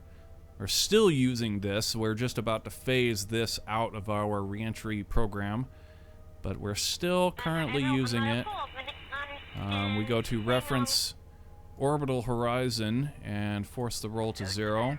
Execute that. We want to be forward, and that's what will control our roll and hold, and then we will control the pitch over here on our controller.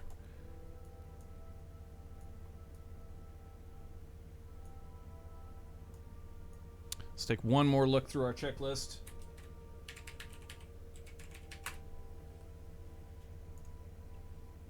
Be sure that we got everything. 75 kilometers.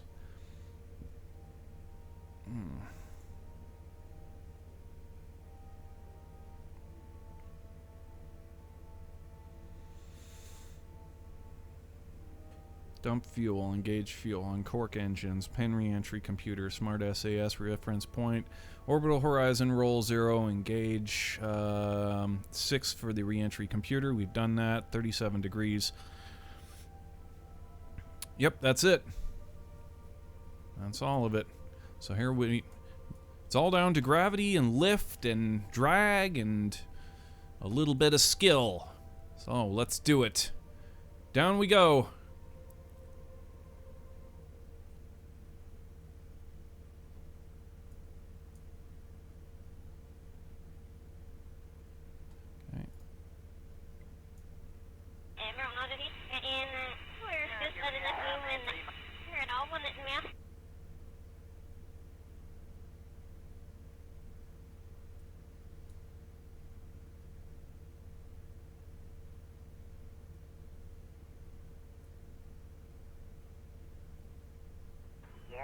Approaching the channel now.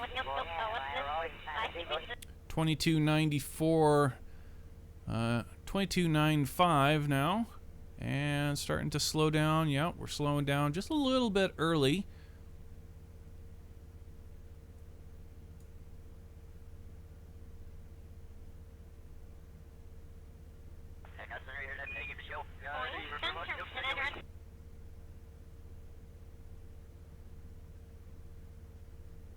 All right, here's where the real work begins. 2270.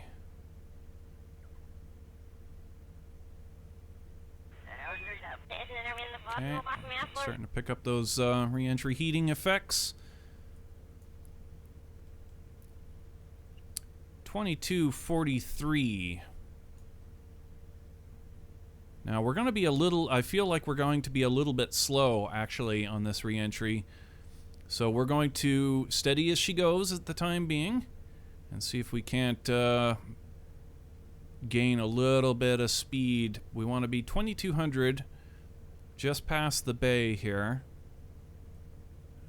We're about 15 meters to make it 10 meters. Okay, this is looking pretty decent now. 2200 just past the bay. Now we're back on schedule.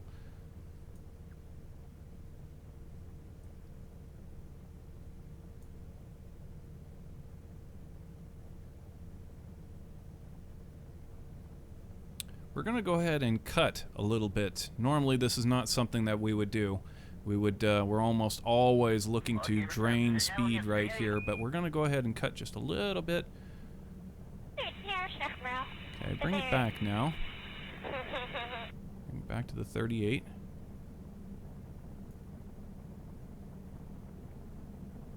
$21.40. Yeah, I feel like we definitely conserved quite a bit of speed right there. At least about 50 meters worth.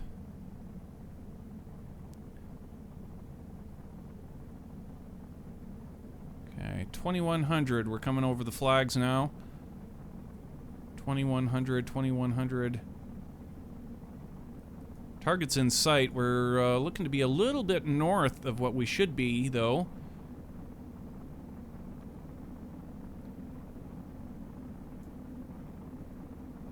$2100, we're going to need to get into this now. Okay, so let's get a 46, 47 degrees. 2 kilometers. Yeah, we're too fast now. Okay, also get a little bit of a roll. Let's get a, give me a 5-degree roll to starboard. That ought to eat a lot of speed right there. Okay, let's pull it back even harder still. We're up to like 59 degrees. And get me a, what are we looking at here? 1800 meters a second. This is actually back on schedule. Yeah, give us more turn. Plus 10 degrees to the starboard. 1600 meters a second. 15 degrees to starboard.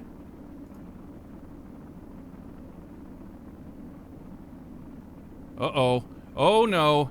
Houston, we have a problem. Oh boy. We pushed too far. We spun out. Can it survive?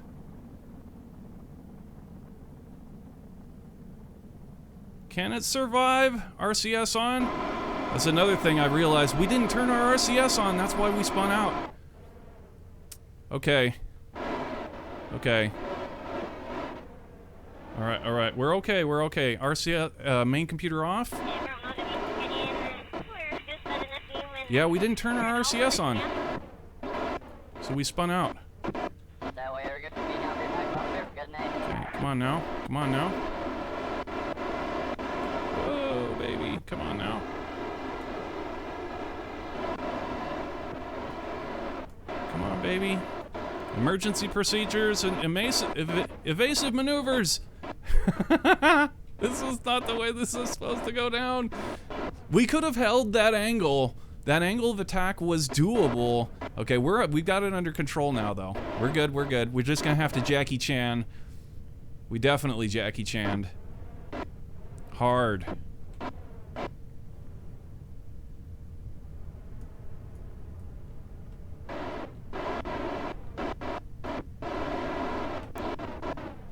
Come on. Work with me, not against me now.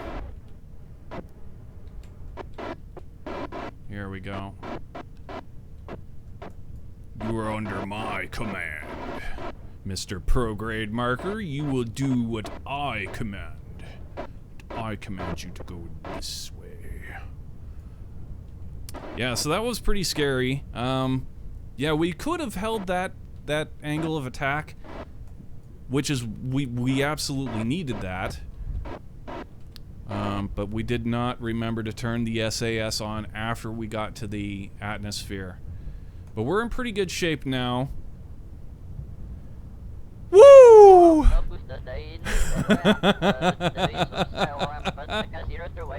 Let's kill those computers, but go ahead and bring the landing gear up here.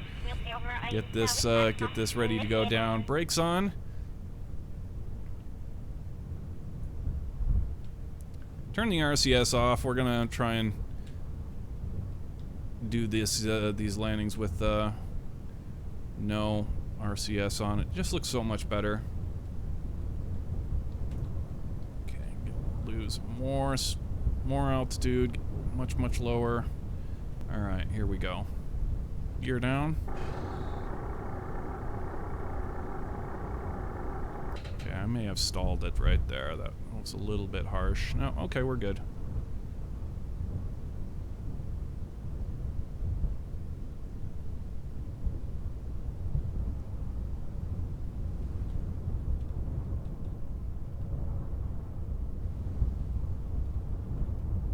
Oh boy. Holy cow, that was a hard landing.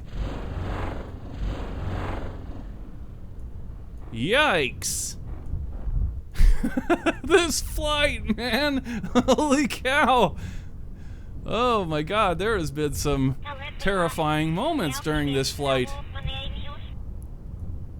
Damn, dude, that has got to be the harshest landing we have ever had. That was pretty brutal.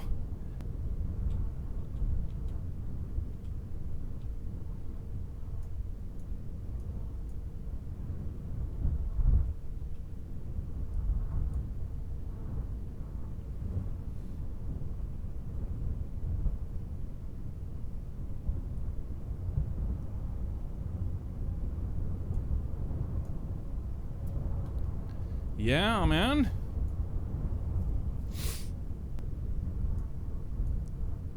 Lordy, lordy, lordy.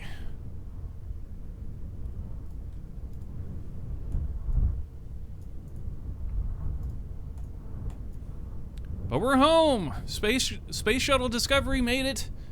We had a pretty rough flight. What was our Delta V left over? Delta V status. 300 and okay, so it was definitely okay, but lower than generally expected. I'd say we'd be somewhere around 500 meters of extra fuel. Now wait a minute, that's not true. Of course, we're talking, yeah, the fuel dump. So that makes this irrelevant. Never mind. Never mind. We don't get the information of what I was looking for there. Anyway, the Space Shuttle Discovery is back. We can go ahead and do we have anything out? No, we don't. Okay, so we need to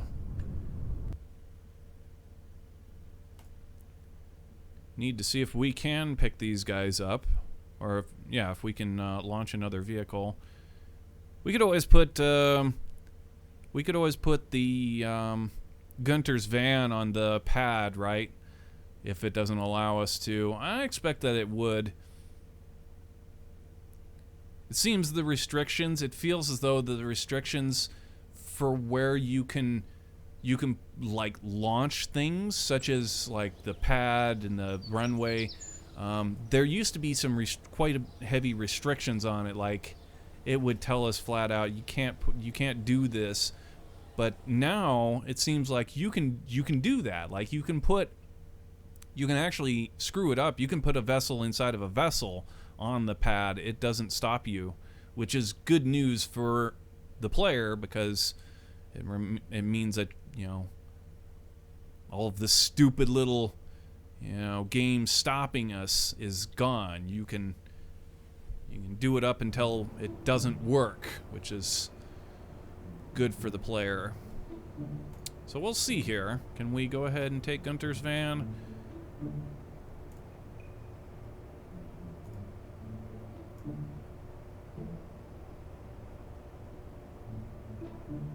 We're actually just gonna get a recovery crew who's gonna be the driver here. No biggie. Just, yeah, okay, never mind. It's still got this stupid little bull on there. Never mind, I was completely wrong. So we'll switch the editor over to the VAB, and then we can go ahead and launch it from over here. That's stupid. On the VAB, you can do that kind of stuff, though. Like, we've had the launch tower, like, inside of another launch tower, and had it craking and explode because we put, yeah, anyway. We'll get around it. We'll work around it. God damn it.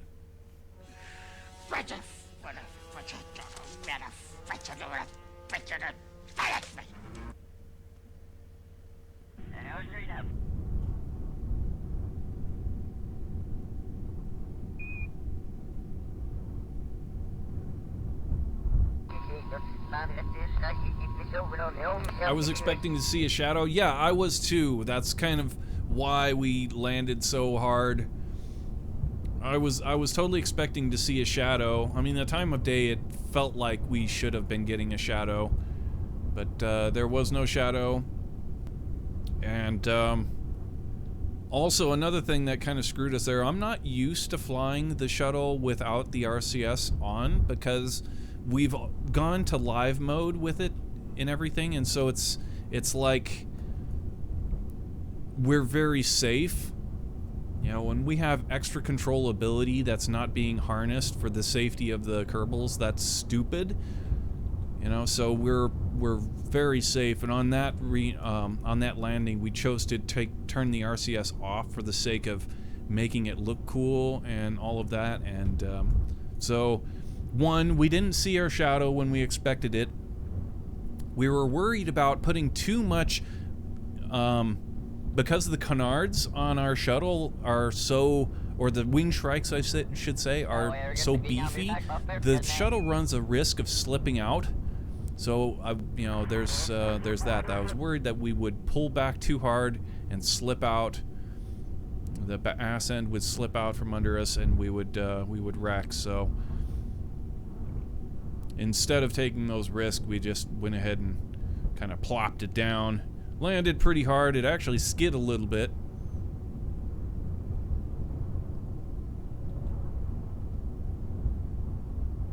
Yeah, it was a dangerous landing. Dangerous flight all around. We've been botching shit all over the place. Goddamn lucky that our astronauts made it home. But they did. They did. The mission was a complete success. All of our modules got installed. No, everything was a success. So, other than, you know, criticizing the pilot, what can you do? God damn that pilot!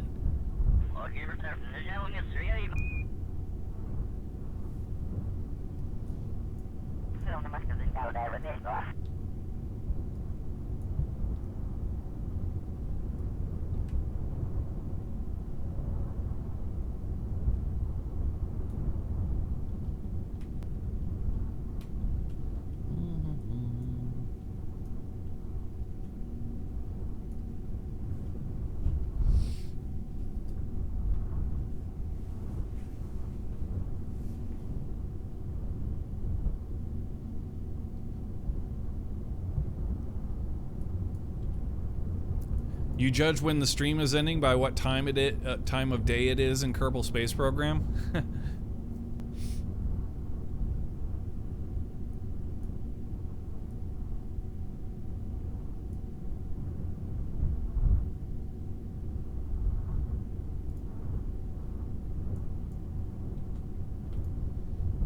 not run into the back of that shuttle.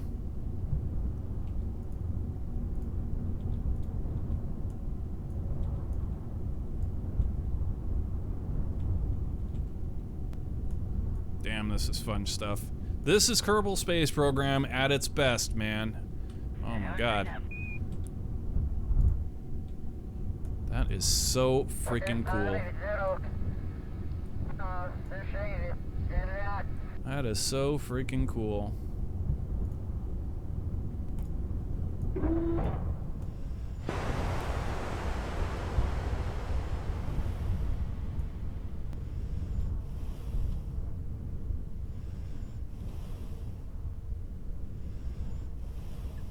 Let's get him out for a nice photo op of the returning crew.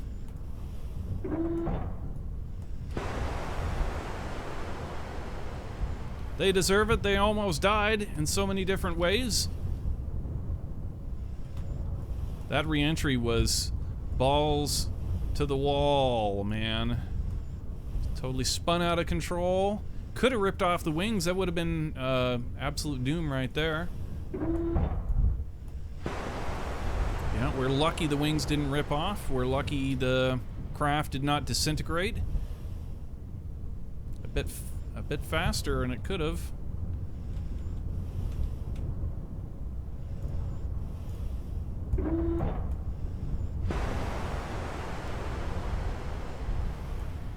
We have lost shuttles before to less, I feel. Yeah, we needed to turn on the RCS. The angle was fine. I mean, the angle was heavy. I'm not gonna lie. The angle was damn heavy. Oh, look at this, they're all chicks. Yeah, we went to a heavy angle, but the angle was nothing greater than we've done before in the past. I mean, 60 degrees is really putting on the air brakes in a big way, but it can hack it so long as it has RCS to maintain it.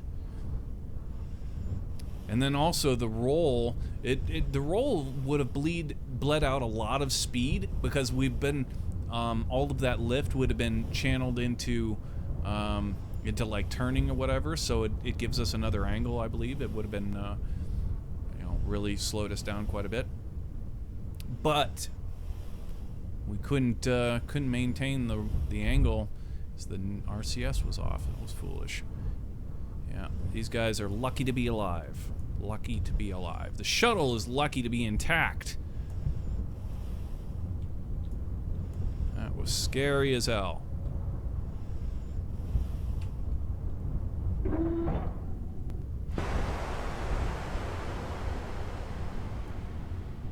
You know, funny thing?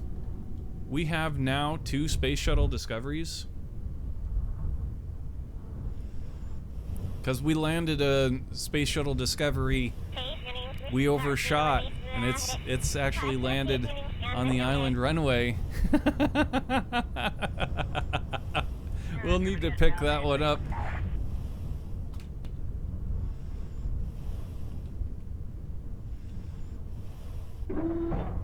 So we're not fully evolved into the to the point in Kerbal Space Program where we are able to actually legitimately reuse at least this. Well, I suppose there's some vehicles that we could reuse. I mean, there's the Henry's Harrier, like we've reused that. It's been on the map forever, right? And it's been reused, so. We do have vehicles that we reuse, but I mean, not that to the point of like launching into space and reusing. That's like that's pretty in-game Kerbal right there.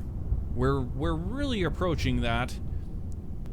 Hell, I figure we get done with our colonization project, where we finally have a colony on every planet. We may embark on that. Try a full legitimate build your rocket on the pad program where we actually legitimately pick up our shuttles, crane them back, attach them some however way that it can be done and do the whole thing.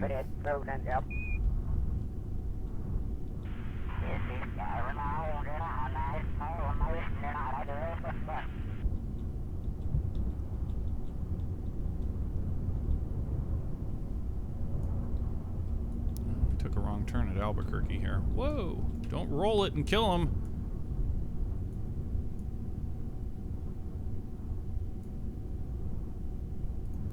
Celebrity driver Yuri Gagarin. Again.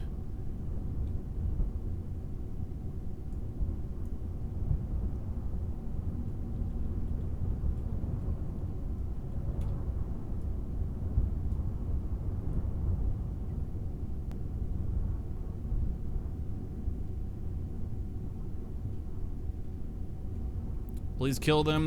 They bullied me in Kerbal camp. Gosh, that's a bit harsh. What you should do is focus on becoming rich and successful so that you can buy the companies that they work for and sack them. Or worse, you know, make them so miserable that they have to quit. Like Bill Gates did. Or like Steve Jobs did. I hear Steve Jobs was a major league dick. Not to really, you know, speak ill of the dead. I mean, he's been gone for so long. I guess it's kind of, it's not so cringe, but I mean, I hear from people who worked around him that he was not at all a nice person.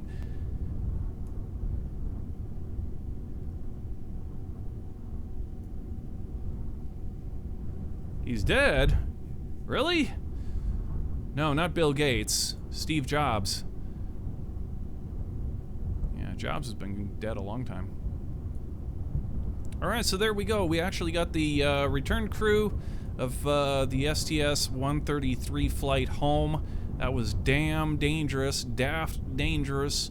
Let's go ahead and recover these guys. Oh my god.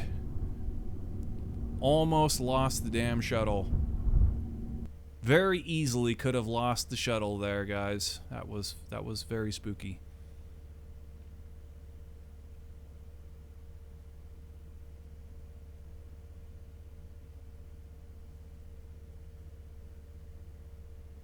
Shit.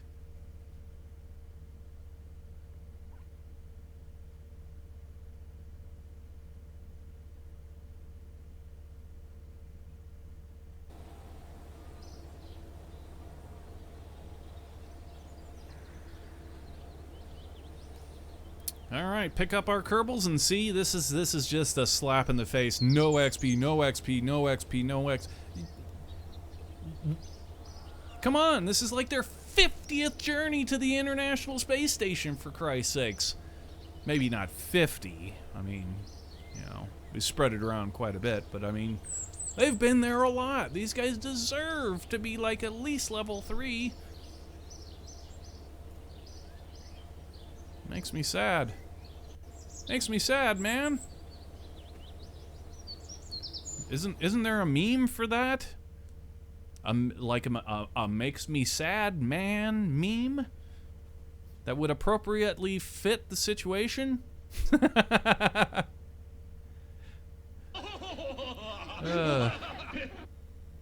Does anybody have any kind of meme that might fit a makes me sad man kind of? Oh, okay. We've beat that horse to death and then kept beating it. We've got, yeah. That sounded dirty.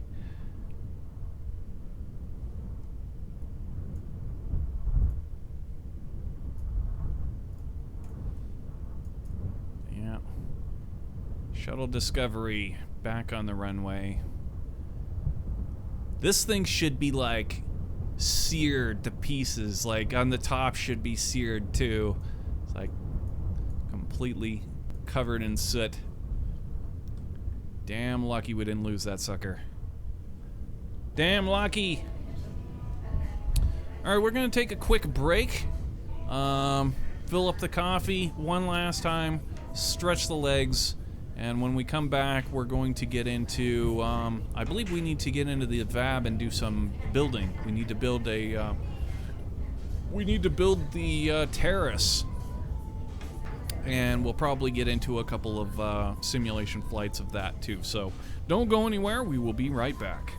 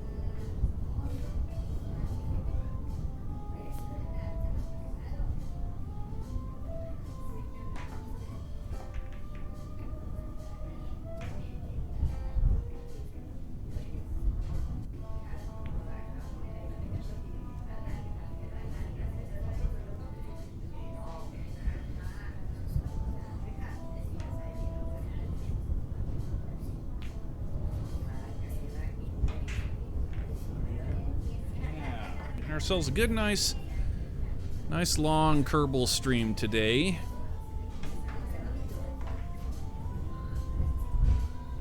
Why do I feel like you're sitting in your dungeon? I'm sitting in my living room. One of them.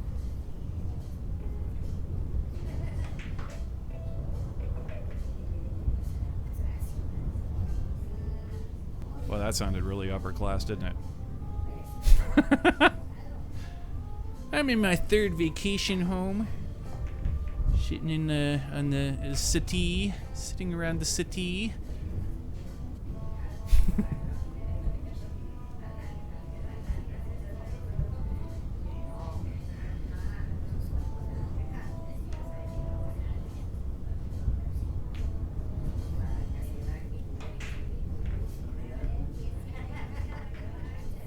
Aruba. Nah, Aruba. Ibiza.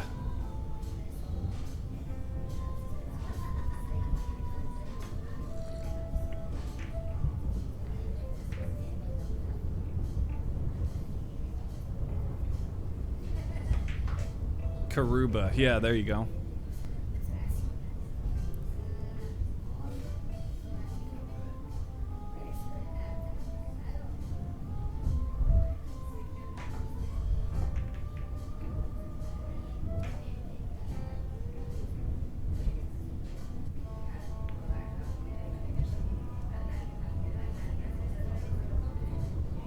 No, I live in Ibiza with, bunked up with, ex-international, art forger,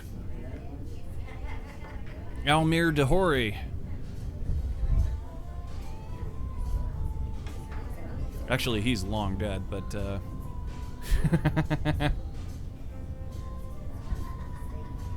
some of those places he lived in were really nice. Oh my god.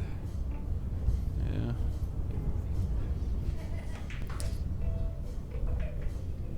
Anyway, we can go ahead and recover this here Discovery shuttle. It's done its job. My god. Boy, did it do its job.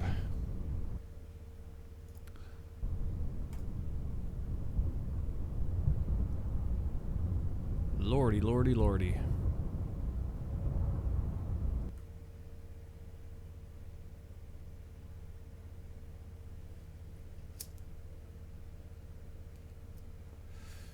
A place you named I'm not familiar with? Yeah, Ibiza. Ibiza. It's, you know, naked beaches all over the place.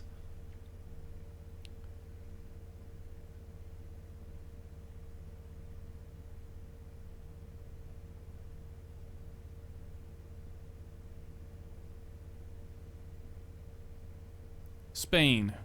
I don't think it's, well, it's Spain, yeah, but it's not, like, I don't know, Spain's kind of not really a thing anymore, right? Like, the Spanish Empire's kind of, like, gone the way of the dodo, so it's like, when you talk about locations in Spain, it's not like, they're probably so fractured that Ibiza is Ibiza, you know? It's, like, any other place in Spain is, like, nothing like Ibiza. And no other place, you know, in Spain is like any other place as well. So it's kind of like...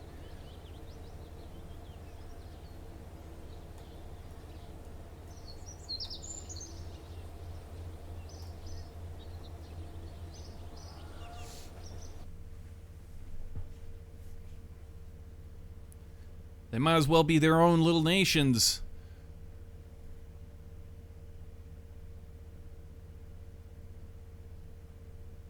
That area held by the rebels? What? Is there all kinds of political unrest there that I'm not aware of?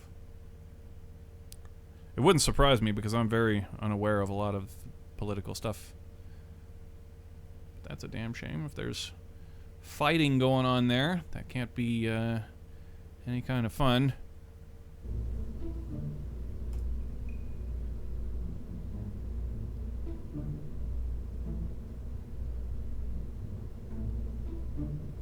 Political strife, misery. I'm not a fan. Although I do know a lot of people at the water department that would be. Damn those people at the water department. They are so mean. Why are they like that? Why are they so mean?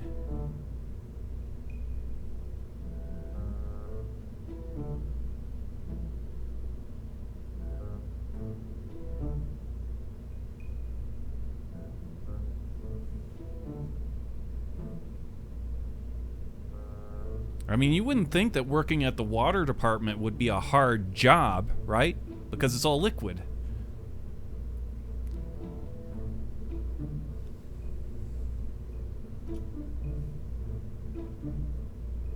Eye roll.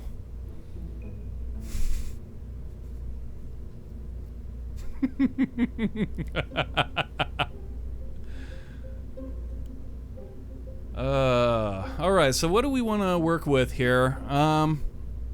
We need to build a terrace.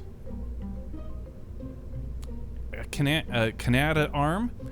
We need a Canada arm and a terrace. This ought to actually work right here, just whatever. This Leo module rig that we just launched. Whatever, take this thing out. And start to work out of here.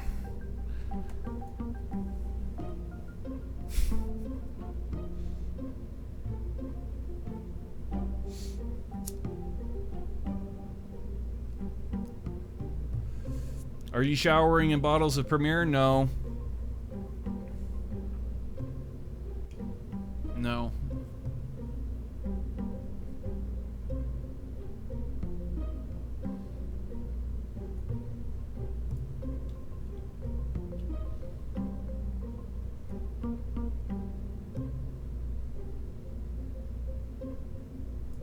It's scary that those guys have the power to make me do so just on their out of their, you know, on a whim. They totally can do that.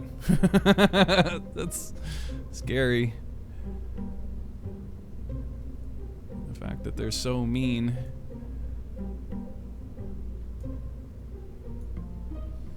How do we want to go about this? So, a terrace, we're gonna have... Hold on a second. Here's what we should do. Let's open up the project that has the JEM module in it, which is right here. That way we can kind of measure measure stuff and sort of build it accordingly. So let's take this thing here, bring it on out, and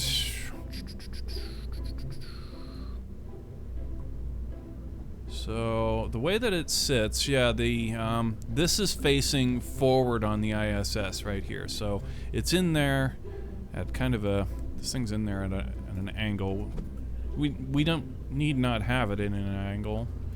Just turn it like that. So this is the bottom, basically, and this is where the Canada arm gets hooked to. So let's go ahead and start building from there. We can go ahead and get rid of these struts.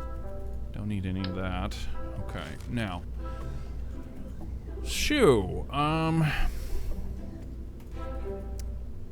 coupling. Let's get these port there, port here. Boop, like that, and then I'm thinking, just like all of our external stowage platforms, that one piece right here, the flatbed, this works really well for that. Get a node like that, and maybe bring it in just a tad bit like this, maybe a bit like that, kinda. Yeah, that looks pretty cool. And then just some stuff on it. How about that? Yeah, like I don't want to get too formulated with the pieces that we use for these. Like with our go-to looks cool, complicated part has always been the fuel cell, right?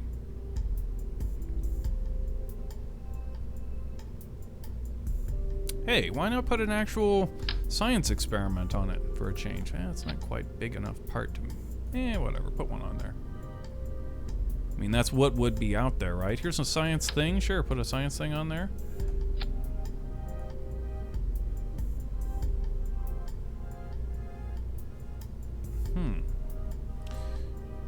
Interesting. That could be cool.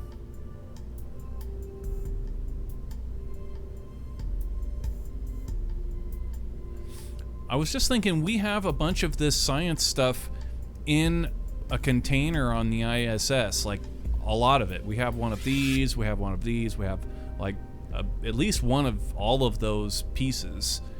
Why not go ahead and retrofit them? So instead of, would we even have one of these? Let's go ahead and keep that and that. And what we're gonna do is build we're gonna put on a autonomous controls. Is there a oh wait, these have nodes. Okay, so go ahead and give us a reaction wheel. Yeah, I like this idea. This is cool. So we get a reaction wheel, get ourselves a probe. That's a big E. We don't need a big E. Just give me the little guy'll do. Okay, put that on there. Bam, like that. We're gonna need some electric charge. So electric me up like that. Boom. Okay, and we need some fuelage. Generally pretty standard to go with 2 of these little guy tanks. Let's get them right there. Boom, boom. Like that. And some thrusterage. Our own patented thruster system. Our own thruster cluster. Jack's thruster cluster. The end-all thruster cluster. You only ever need 2 of these. 2 of these and you're good to go. And these things kind of consist of 2 mono puffs and 2 quad thrusters. But the mono puff is right in the center to give us a Z-axis thrust. Our own patented thruster cluster. 5 thrusters. Gives us access to every axis we would need to control the thing. Very, very consolidated. If I do say so myself, which I do. Okay,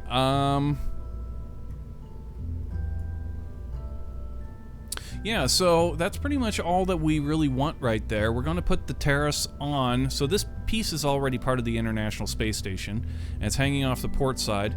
And this terrace gets hooked on, and like I said, we have a bunch of equipment, tons and tons of equipment on the ISS in a locker.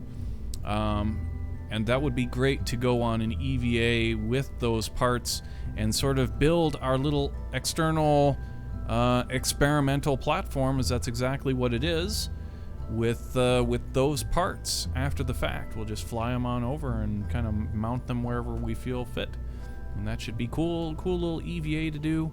And so yeah, this should be fine and dandy just the way that it is. So the next thing we need is a Canada arm. Now, with the Canada arms, we don't actually use the robotic parts, as you guys all know. We don't like having robotic parts on our models that are going to be in the world physics indefinitely. This is going to be one of those cases that we use a cosmetic stand-in. I know, it's sad, but it's better than nothing. Now, the pieces that are really good for cosmetic stand-ins on Canada arms... Where the hell is that thing? It's actually a arm in itself. Where is that thing? Is that under science? Yeah, here we go. Large arm. Okay, we go with a one-way symmetry. And do something like... Does this have a node? It looks like it has a node. Change that node facing. Oh, okay. Yeah, that works for me. You know what? Even better yet. Let's start with the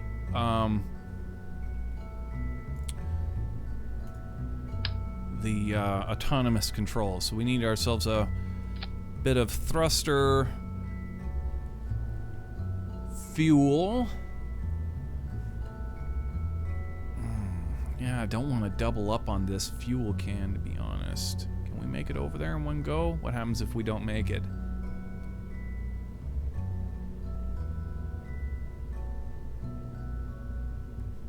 What happens if we don't make it? What happens if we don't make it? If we run out of fuel...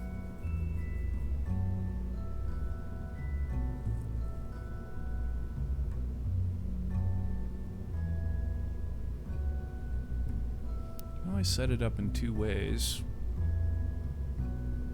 You'll make it, dude. It's not hard. Trust that we'll make it. That sounds like a recipe for failure. I'm not gonna lie.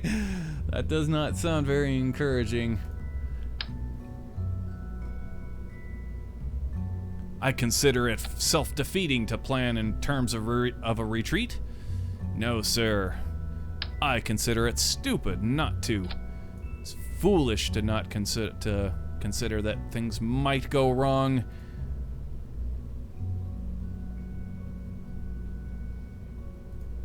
Okay, so we got batteries. We need a probe core over here. Just our little bitty probe core. Boom.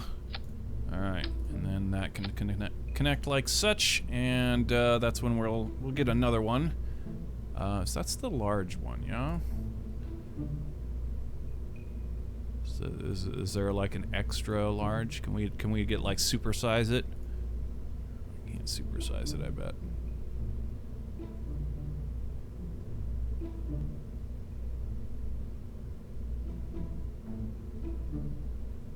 No. That's as big as she gets. Okay, well, we'll copy pasta that, and I want to get it one more. It does hook radially. That's cool. Okay, so how do we want this to go down?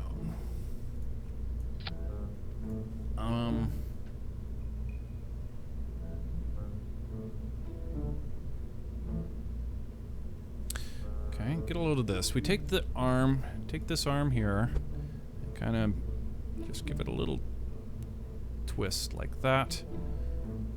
We'll take this arm here, and twist it around like that. Okay, and then let's kind of pseudo match it up with itself right on that elbow.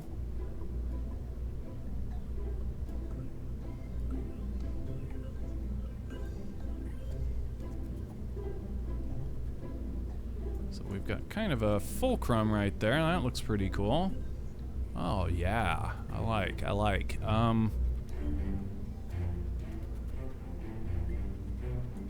Maybe a bit more angle. Maybe a bit less angle here.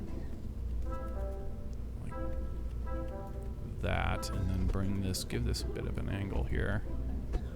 Like that. Then meet the ends.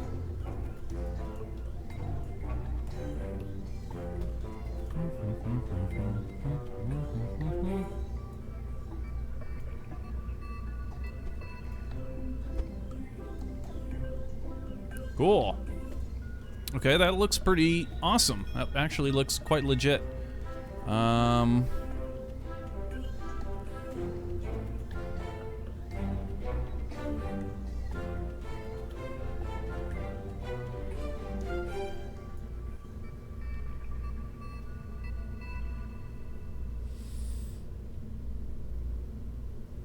Yeah, so to really see it properly, if we take this module here, and we actually just turn everything like this, this is actually how it will look on the station, with this being kind of a bed with things on it, and then the Canada arm over top that it can pluck these things. And there's another thing up here that I guess also gets involved in with the Canada arm and the moving of these experiments or whatever.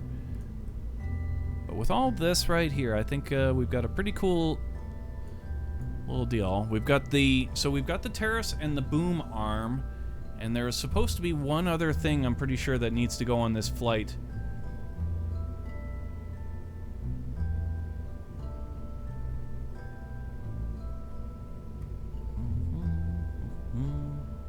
Banhammer. You banning people? Fudge them.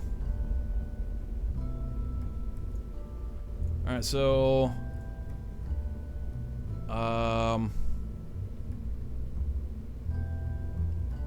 yeah, we need to know. Let's see, it's 134, right? So let's do this. 134. No, wait. No, we're going back. This is wrong. This is wrong. We need to be.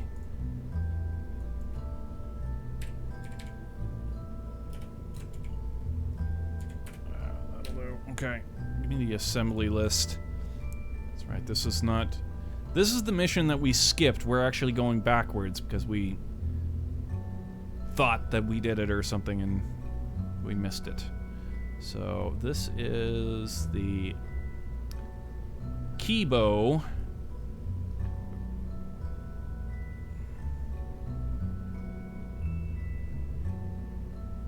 Oh, that's it, huh? Okay, it's the next mission that's got the... Oh, really? That's the... Oh! Oh. So there's another one.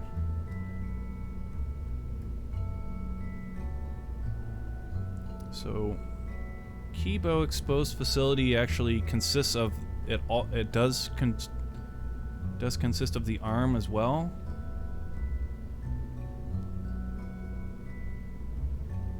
Yeah, it is. Okay. Exposed facility. Yeah, that's it. Okay, so, all right. I was a little confused about what we were building there. There's another boom arm. There's another boom arm that comes up in a later flight, actually one of the very last flights. And that's kind of what I thought we were doing here, although we're not. This is not that flight. This is a much earlier flight. It has an arm, but it's not the OBSS arm. So we're, you know, we're cool. All that this mission should contain is the terrace and the Canada arm itself, and that's it. And the next mission, the one that we come back to, that we should be doing, it will also include a Canadarm, only it's like a much, much bigger Canadarm. And it also includes a particle accelerator. So we need to take these pieces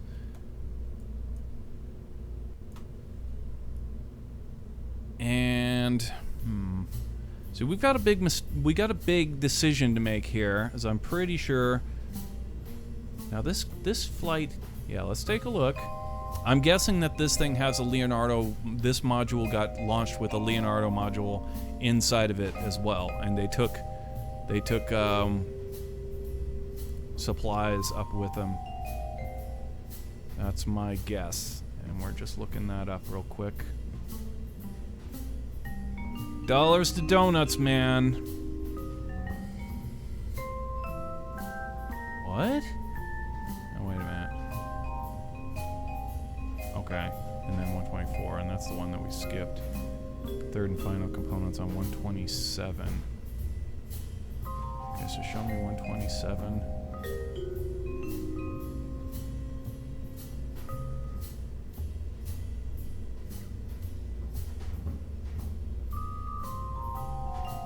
Show me a picture of the bay, that's all I need to see.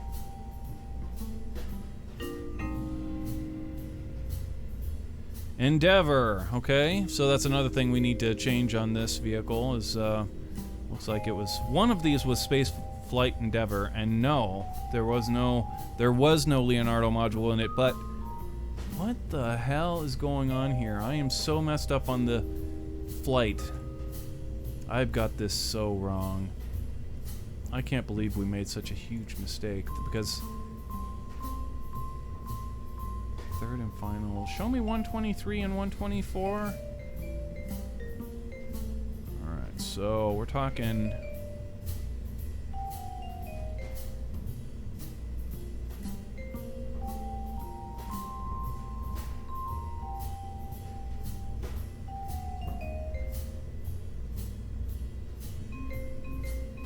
ELM. Right. Right. Okay. And then, yeah, okay. So 123 was the ELM. It was the smaller piece that goes on the top, and I'll be damned if I don't remember that we separated those two missions. That I thought that we had launched the two together, which would have been incorrect. The one module went up in one big, the one piece, and then the other one went up with in 123. This flight, I'll bet, had a Leonardo module in it, right? Tell me this one had a Leonardo module. Show me the photo. Show me the photo. That's all I need to see. Damn it, they're not going to show me a pre-docking photo. They always take a photo just before they dock, and that's just all. That's all I'm looking for here. Damn it, it's not posted.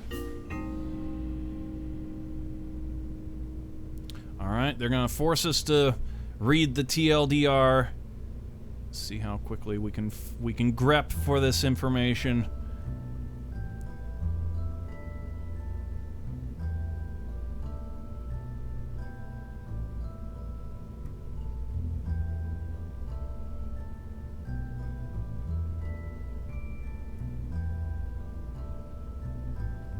Yeah, 123 did not have a Leonardo. 124 did not have a Leonardo module, and 127, which is more or less the one that we're doing here, again, did not have a Leonardo module, but had something else on it. There was some other stuff. You know what that other stuff probably is? That's probably just a bunch of assorted external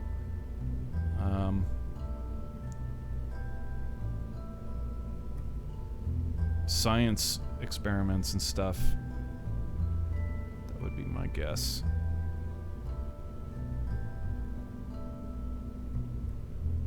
too intimate in the TLDR here. Yeah, all I see on 127 is, and it doesn't even have the boom either. So when, okay, I'm missing what flight had the boom.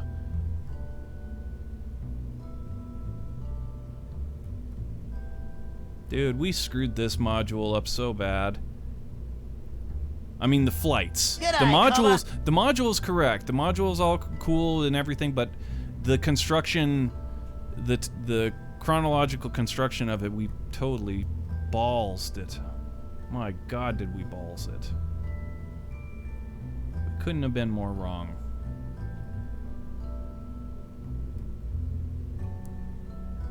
Yeah, that's it. Okay.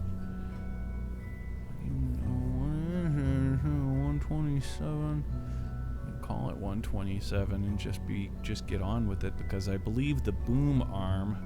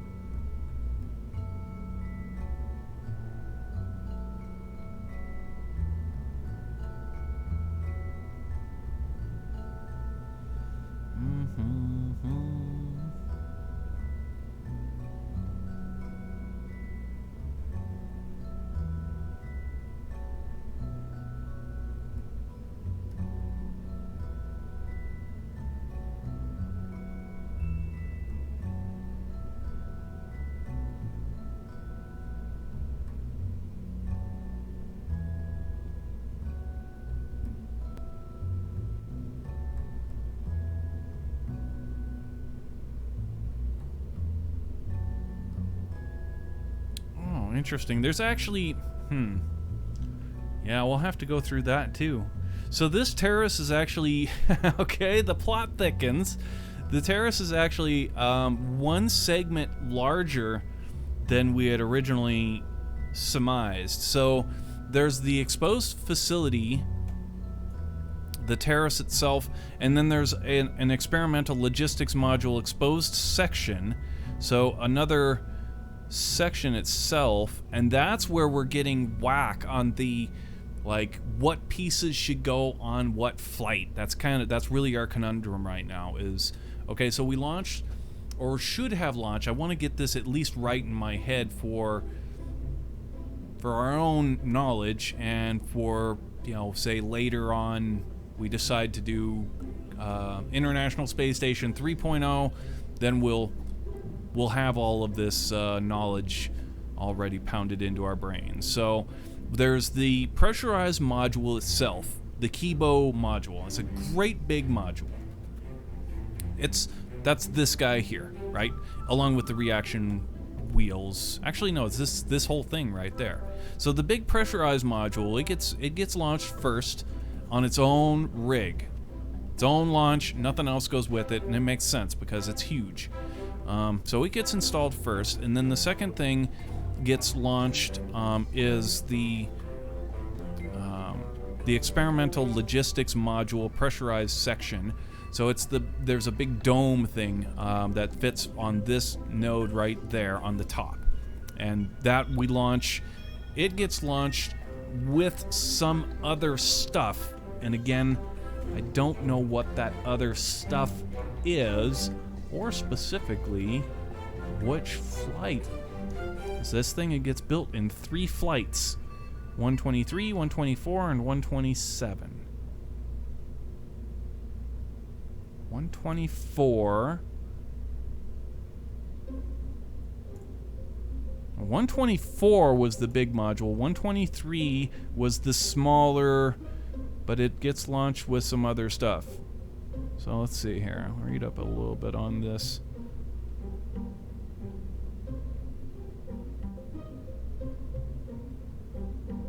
Or more file grep, actually. Yeah. Word grepping. I'm not finding anything. 3324.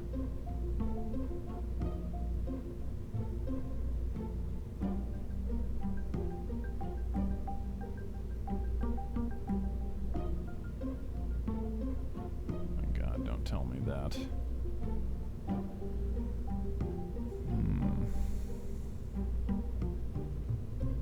One of these flights that we're looking into right here, STS-123, 24, and 27, one of them got struck by lightning on launch. Or prior to launch. I think it was 127. Yeah, 127 got struck by lightning. No shit. Wow.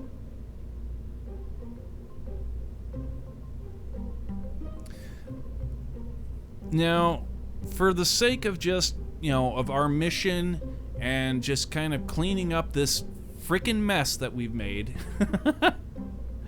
we're gonna go ahead and we're gonna call this flight 127. So, I'm quite convinced that we're quite a bit whack, and we could build this, and I believe. Actually, you know, it would be better to do that. Yeah, let's do that. We're going to launch all of this on 127. It's going to consist of 3 parts. We're going to have the terrace. We're going to have the terrace. We're going to have the logistics module, which is basically like a smaller kind of terrace. Let's build that now. And then the Canada arm. So we need a where's coupling? Here we go. Okay, so give me a smaller clampotron, little junior guy here, and we're going to we want this facing port like that, and right over there. And let's get another one. Flip it around. Actually, this was flipped around. Zoom back a bit. Okay, pop that on right there. And then for this littler terrace, it's kind of a external stowage platform or an ELC, experimental logistics carrier, or something to that effect. I want it to be smaller. I don't want it to be... Ooh, that's a good idea. How about that? Let's see. Where's the flatbed? Flatbed. That's under... There it is. Okay, give me that flatbed. Let's put it to that node right there. Oop. Put it to that node, and then, but we wanna rotate it like this.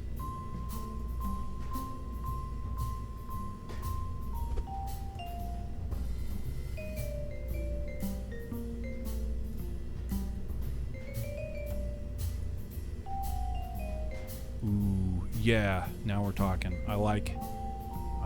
It may be a little bit too. I mean, it's out. Like that's a big terrace, but it's supposed to be big. How big now, relative to the module itself? How big is the terrace? Is it like really long? Is it the full length? It's almost the full length, actually. It is. We can totally justify doing this. This will look great. Yeah, I like it. Let's do it. Now these, do we want this kind of mid on the thing or what? What do you think?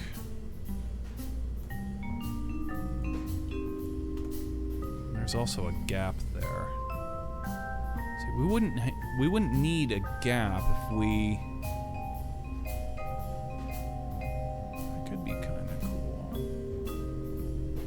It's added parts. It's 2 parts. Come on.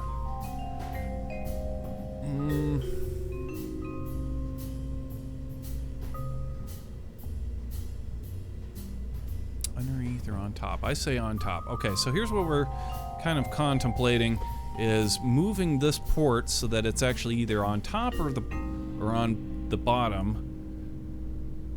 We've decided to have it on top, and then we take this and push it down. There. Now we can get as close to this seam as we want and have it not look bizarre with the actual connection point. Clip it all the way in right now so that we can get the height exactly right. Okay. That. Okay, pull it out.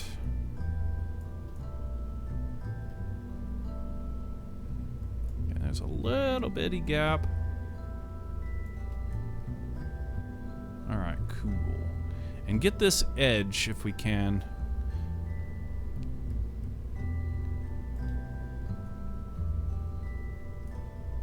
The edges are actually sticking out because there's a gray edge right there, but I just want the white lines on the edges to be lined up because it'll look weird otherwise. Yeah, that looks good. Okay, so cool. Now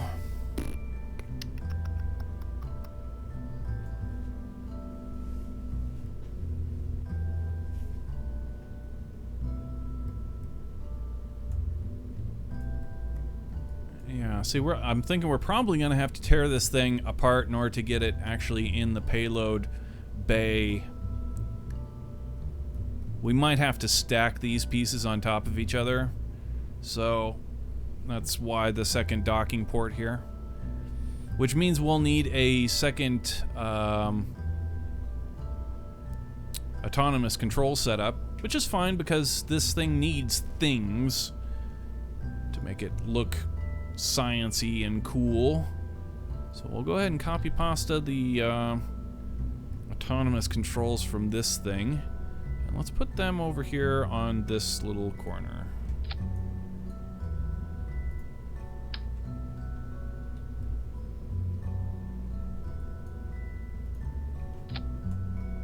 Something kind of like that.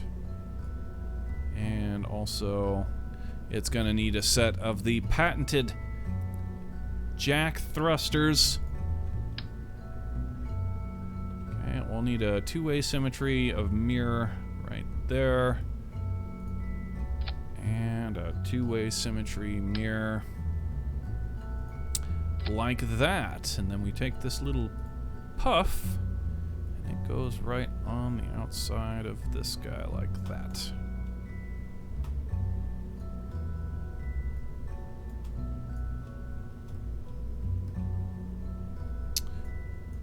Beautiful. Okay, and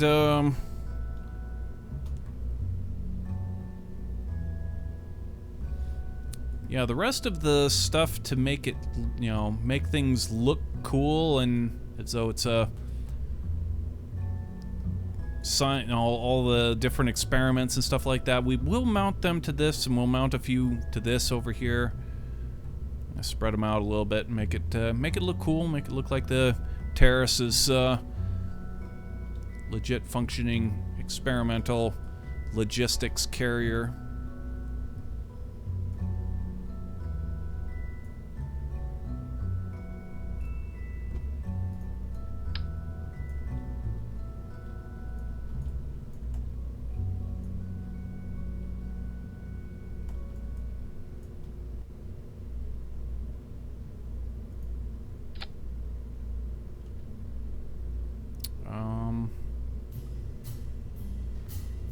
Yeah, with them spread out a little bit, it'll look cooler, I think.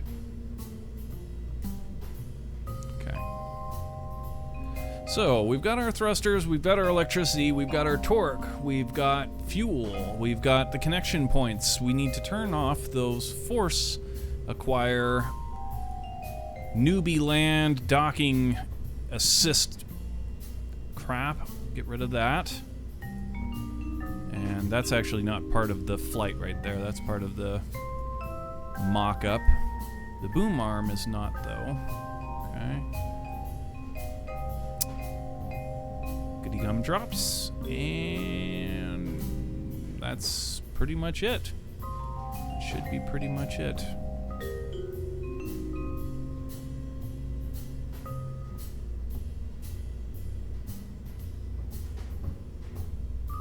Bring the... I don't like how we've got this canadarm. It's not...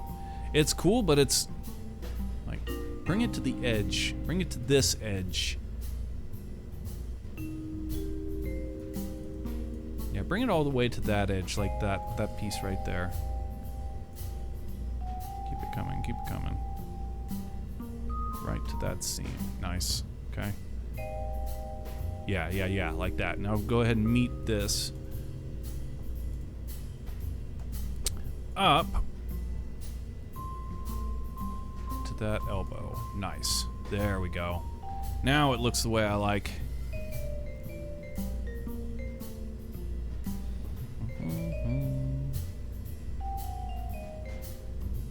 Pretty sweet.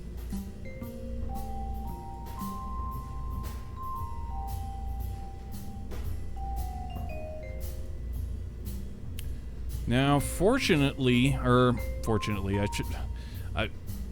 if we're fortunate, then this will not be a problem with the nadar facing solar, well, not the solar panels, but the radiators, which I don't know. It's going to be pretty close, actually.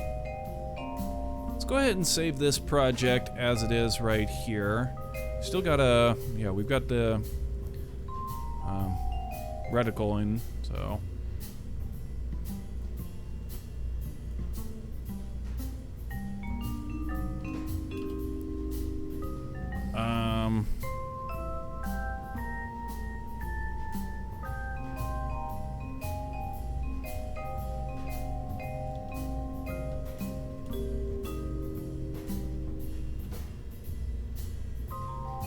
Call it Terra as in terrace.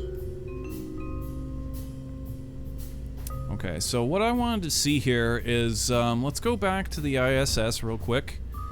And I want to judge the distance that we actually have between this module. No, it's actually all the way forward. There shouldn't be anything in the way because it's going to be all the way forward, which means it's way past all of the, well, that's not entirely true because, well, they don't pivot on our model, but in real life they do. So we'll go up and just we're going to reconnoiter real quick.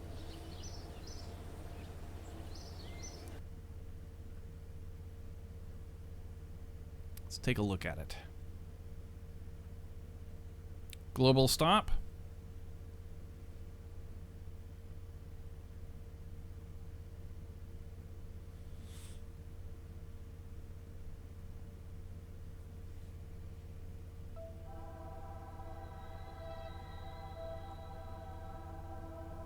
Terrace on the station will be good for the crew to go on smoke breaks. Yeah, indeed. You don't have to just step outside on the external stowage platform anymore. They can step out onto the terrace.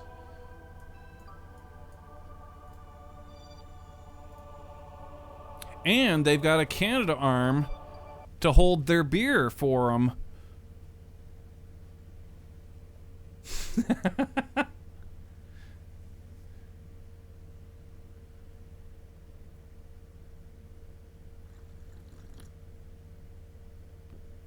That's pretty posh. So they're actually sitting there on the terrace, smoking their cigarette, and they've got like tank joystick controls for the Canada arm to, you know, give them their beer.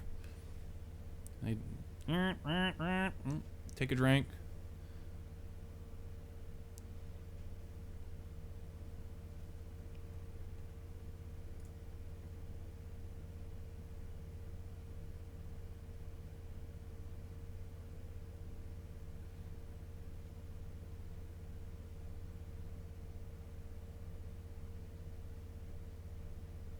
Pop off their helmets for a breath of fresh vacuum.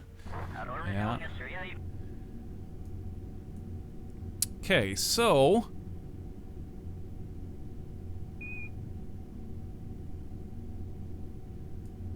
boy, it's got a long way to turn right here.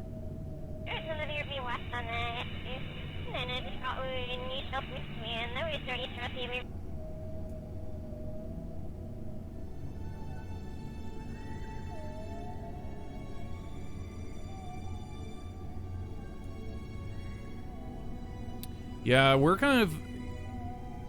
I don't expect anything to go wrong as we've been hammering away at this Kraken, but I was just gonna say, if the Kraken attacks us right now, we're in a world of shit. You know, we would have to basically evacuate the station. Because we only have one spaceship on board, but like, we've had one spaceship on board. In fact, it should be most stable when there's only one spaceship, one Soyuz attached to the station, because that way it's got the, you know, the triangle. But yeah, if something were to horribly go wrong right here, which it can't, it's actually got triangle. It's on all axes here. We've got all of this is going to be going down. All of this is going to be going across. So it should be strong as hell right now. But if something were to go wrong, and we had to get rid of that Soyuz, I would actually hypothesize that the station could go into an ultimate Kraken if we were to try and abandon it. If we left the station with nobody on it and no Soyuz to get this one angle, then there would be literally nothing stopping it from going into a Kraken on all the axes. There needs to be something down that is the heaviest part. There has to be some, or up. There has to be something that is a way to give us a like a, I don't know, an angle to get a triangle, kind of a wedge in there. So, but there never would be. There never should be. I mean, there's always an escape vehicle. But just saying, it would be kind of interesting just to test it at some point. See if, in fact, if we were to evacuate the station, if it wouldn't, in fact, at that point go into a Kraken and explode. It's very possible. I would see that it could be very, very possible.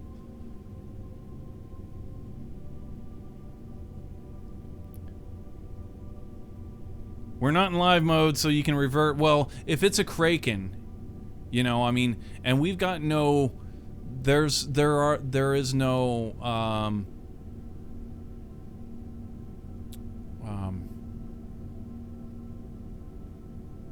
torque on the vehicle here in any other way than the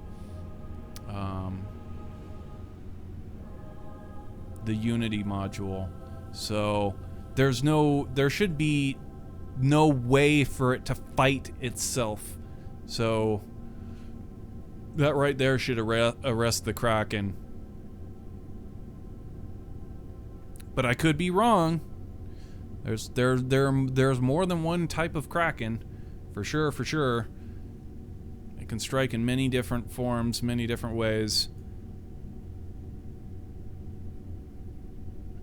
But in the straight auto strut kind of respect of the Kraken, yeah, if we were to get rid of this vehicle and it auto strut to something heavy on the inside, then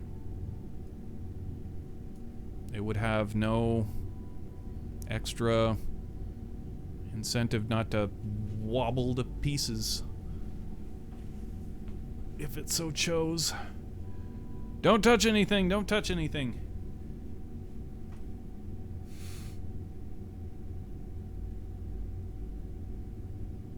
Damn straight, because we would have to, in fact, we would, our last F5 was before the re-entry, so we would have to redo all of the re-entry and whatnot. It would suck ass. So yeah, we've been getting ballsy and using the physical time acceleration with this thing on the turns, but right now we're absolutely not going to. Also, we're not really here to do anything. We were here to see the distance.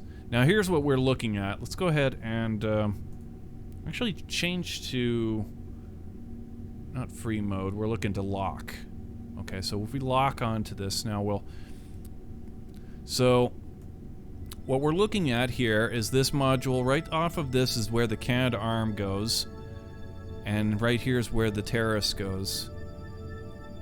And what I was concerned about was the length that the terrace might interfere with the solar panelage, or most importantly, I was concerned about this because I knew it was the closest piece.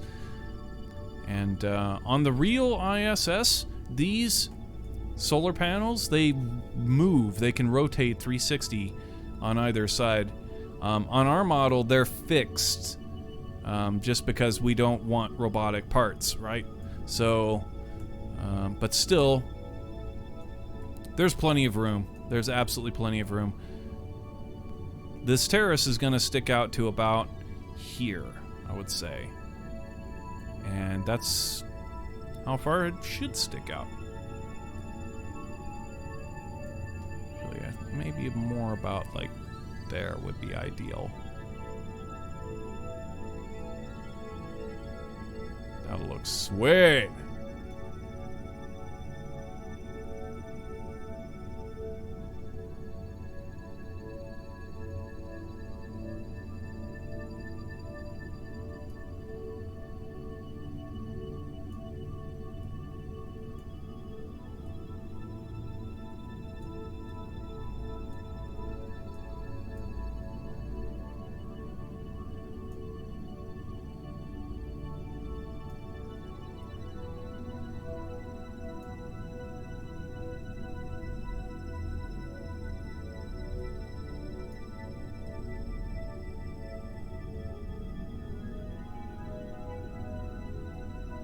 Yeah, and then the Canadarm kind of does something where it can reach down off of the terrace and grab things and hoist them up here, or it does all kinds of total access to it.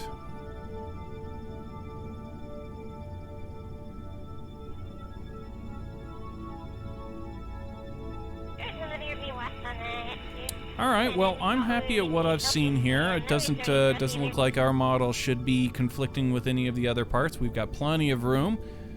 Now it's just a matter of making it look right. So let's go ahead and go back down to the Space Center, into the VAB, and we'll finish up this model here.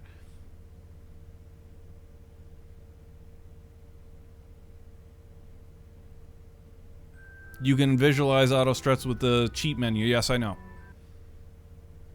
I don't need to visualize it because I know where the auto struts are.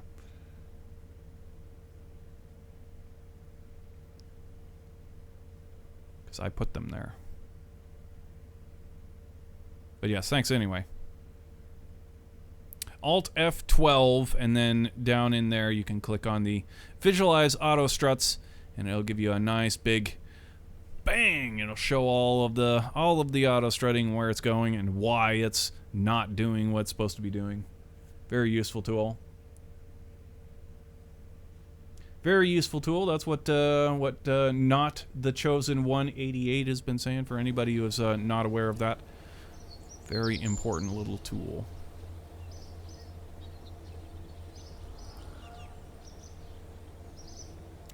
Okay, so back into the VAB. We need to open up our project. We need to decide how it's going to fit all into our cargo bay. Shouldn't be much of a problem. I mean, like I said, we can always stack them.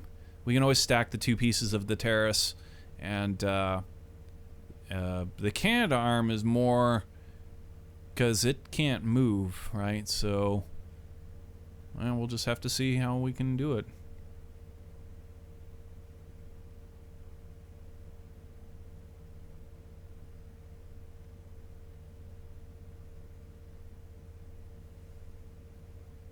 Oh no!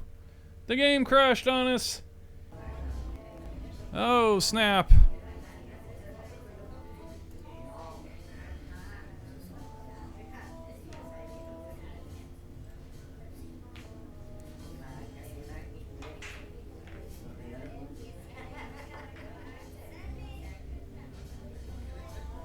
Need to reload the game.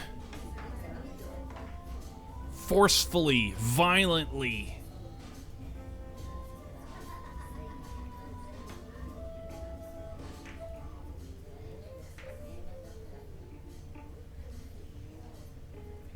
Like the streams, by the way? Well, thanks.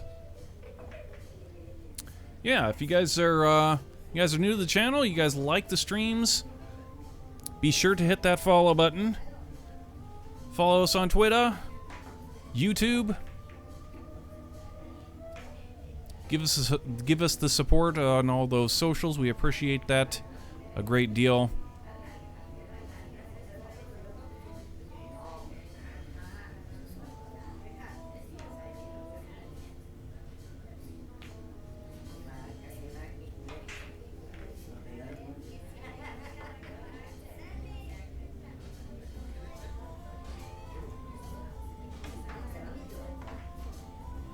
Starchface is wielding the hammer today. He's deleting messages all over the place.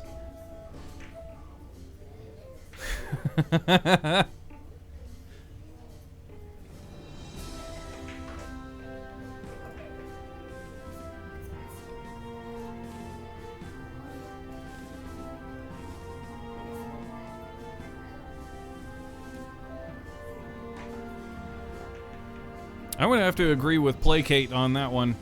That wasn't such a obscene joke that it needed to get deleted. But that's your right, Starchface. You're a moderator. You are the moderator. You want to swing the hammer at him? That's your right, bro.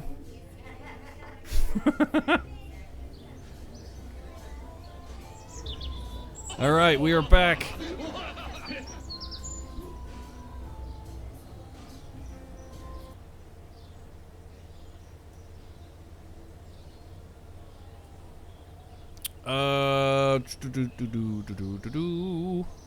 What was I doing again? Oh yeah, shuttle.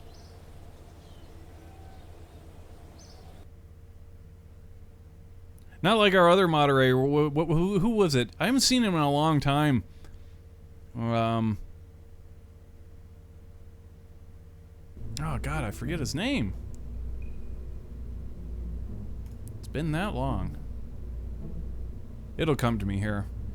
But yeah, he swung the hammer at somebody for some comments or whatever, and then he was all like, felt bad about it later on. He was all apologizing to me. He's like, oh, I want you to please tell the guy I banned or whatever that I didn't, you know, I was drunk and so on and so on. He was like, he was drunk in Monsupio. Yeah, there you go. He was drunk banning people. He was getting in arguments and chat. He drunk banned a guy and then he felt all bad about it.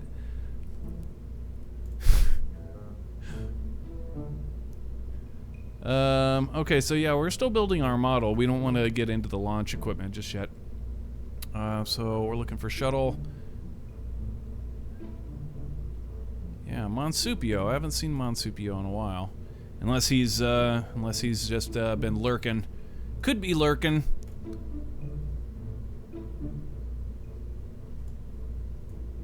Okay, how do we need this to go down? Let's see. We need, let's start with...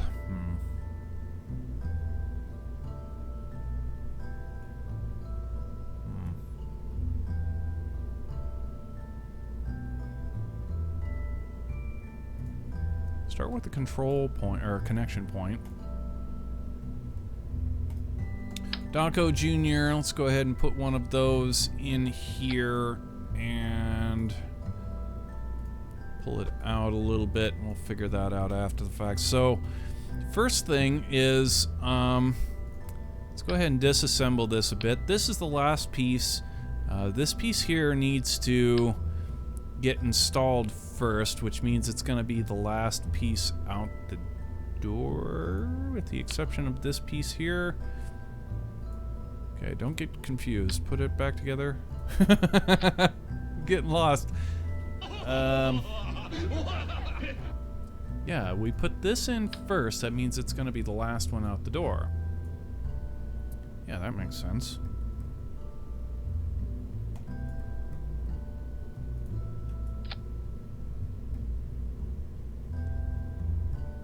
Okay, and then another connection point.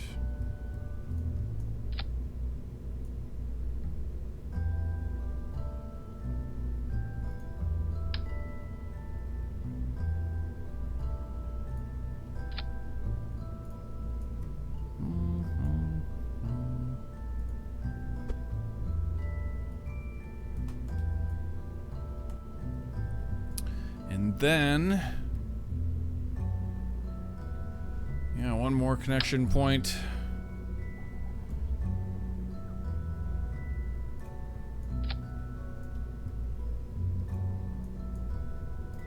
For the boom arm.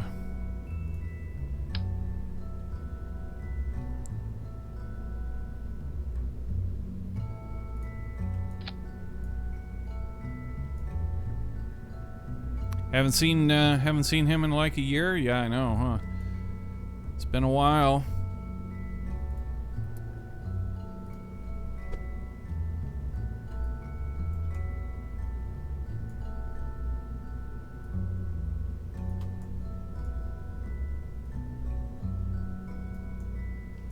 Go ahead and pull that all the way out. We have no idea what we're doing here just yet.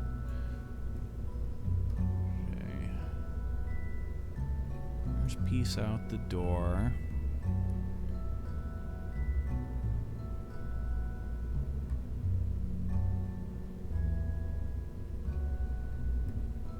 Oh, crap.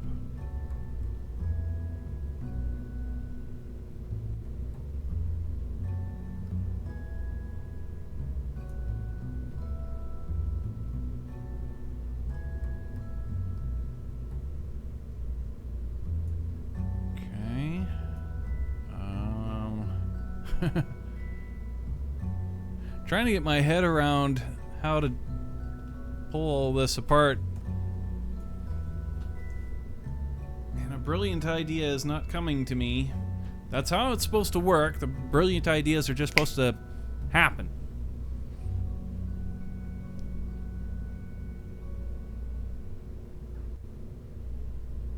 So we'll just wait until it happens.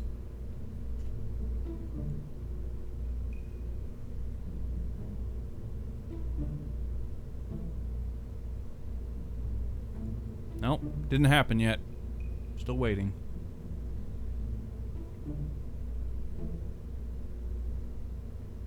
Nope, still didn't happen. Could you read my above message? Normally when people ask, I don't. But I will. I think I already did. The one that said Alt F4 kills the Kraken? Yeah, I read that one.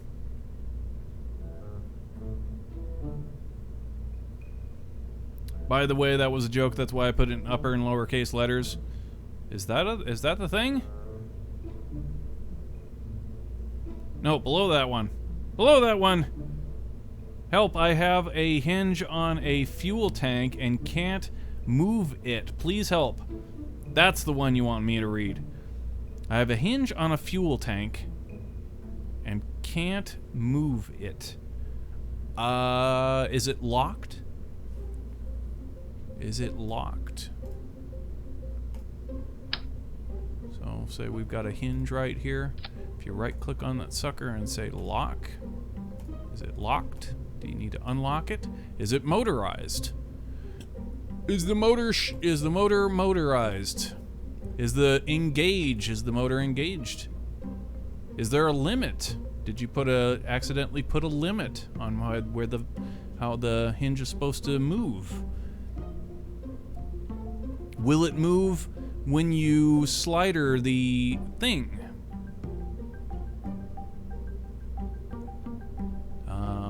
Are you out of electricity? Is a pilot on board? Do you have communications? Is there a communication connection? You got any money? Could you lend me like $350?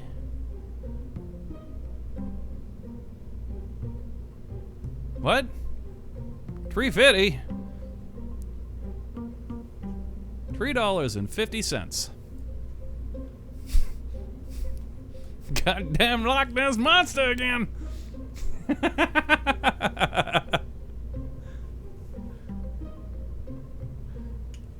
That's for you old school South Park fans. We'll know that one. The Season 3 dudes.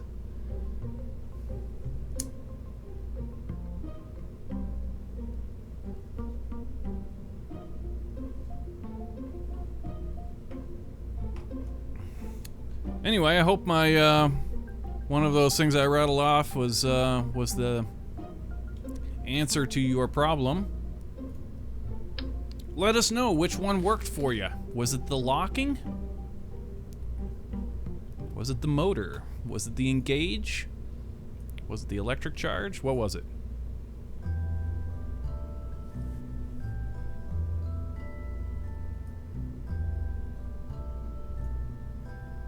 Post it quick, but and I'll try and read it quick before Starchface bans it.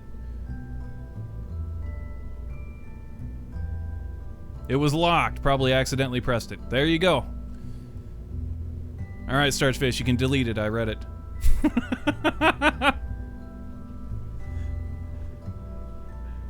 Initiate murder mode.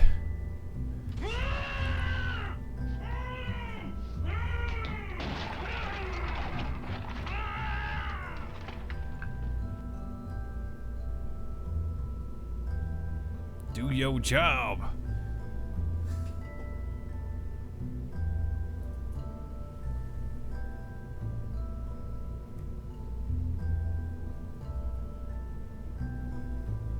We like to have fun around here. I had a buddy of mine back in MIRC days that he would go into channels and get them to give him mod just so that he could ban himself. He would go into chats and kick himself from the chat and then come back in and then kick himself again, and they thought it was hilarious.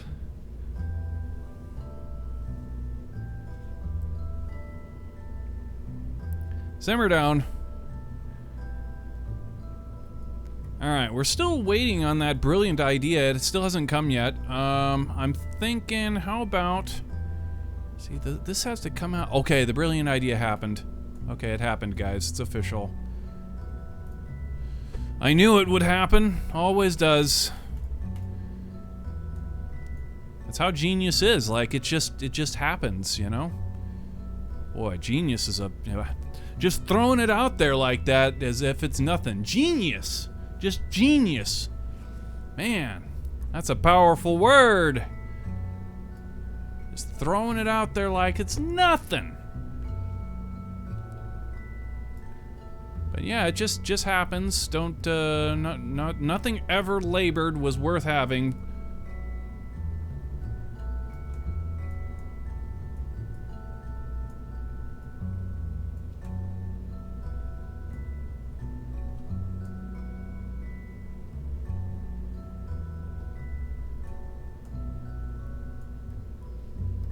Genius is a powerful word, but there ain't no need to use it unless you're talking about the Kubrick. Everything I do is visionary. Every frame of painting made exactly how I want to make it.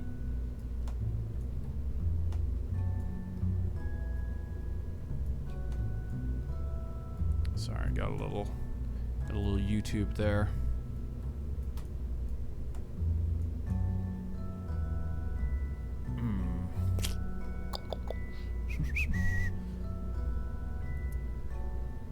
Yeah, we're gonna have to put this in there in an angle. That's fine though, that would work. Where's the connection point specifically for it? Okay, I lost it. Okay, yeah. Yeah, that should be fine. Okay, what about the boom? Okay, yeah. That should work too. Alright. I'm sold. Good ideas. Good, brilliant ideas. Not every brilliant idea is a good idea. But these are both brilliant and good.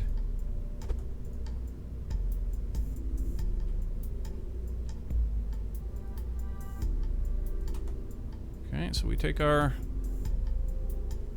module, we put it at an angle just like such. Kind of stack it. In fact, we don't even really need to stack it so much. It would be better if we put it a little bit back like this. And now the boom arm can fit right here. Let's get some snap on that. We look to turn it like this.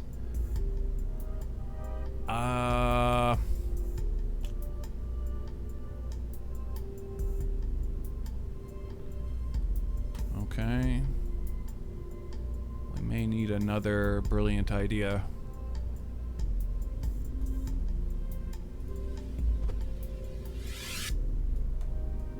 Okay, that was a brilliant idea, but was it good?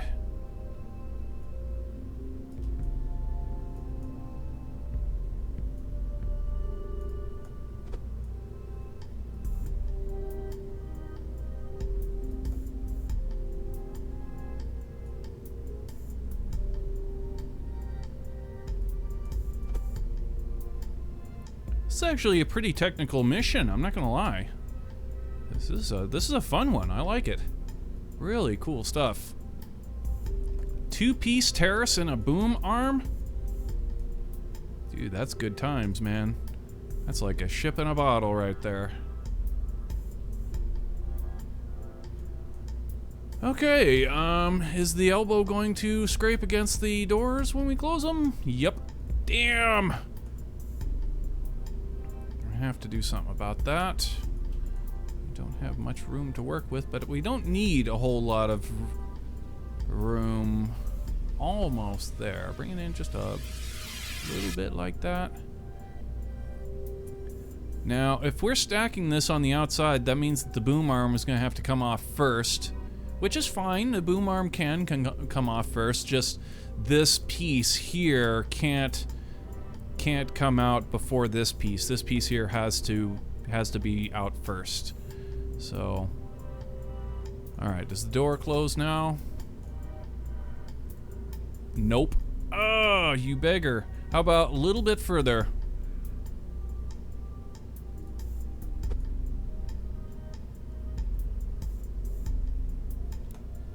Yeah, we've got room. We've got room. We've got room. We also got room on this axis too. Just a little bit further. Okay, and that looks like that should do. Come on, give me good news. This time, do it. All right, cool. We're inside. Is it actually fully inside, or is it? It's fully inside. But I mean, like, actually, it is fully inside. Those things are kind of like structural pieces, and it's not actually clipping that. So, cool. Yeah, that should work. Neato. All right, save. Uh-oh. No, we moved those. Yeah, none of those are connected to that anymore. Are you sure about that? Yeah, dude. Yeah, I'm sure about that. Alright, cool. For a second there, I thought, it's like, oh no, we didn't actually remove him, reconnect him. No, we did. We're good. We're good. Okay, now save it. Save, that's the terrace. Cool. Sweat. This is gonna be quite an EVA project too, because we definitely need to strut this guy down.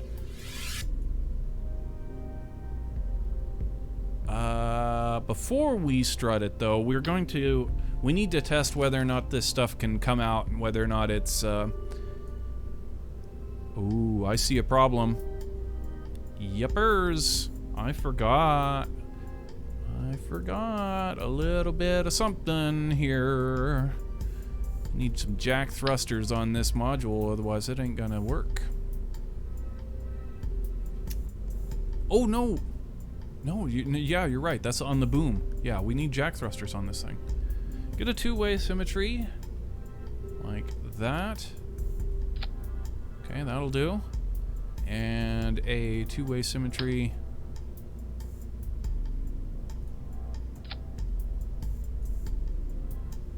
In fact, that right there should do, because yeah, it's not like it's on the center of mass anyway, right? So that should be fine.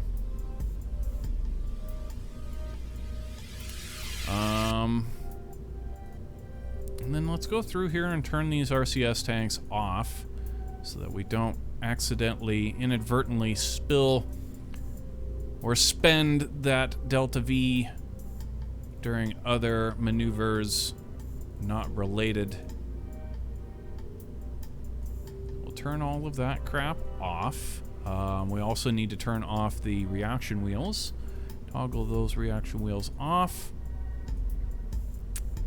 Off. And off. Groovy. Okay, save that. And yeah, we need to be able to see if these things can fully work and move and get into their place and all that. So let's do it. We need to get a simulation launch.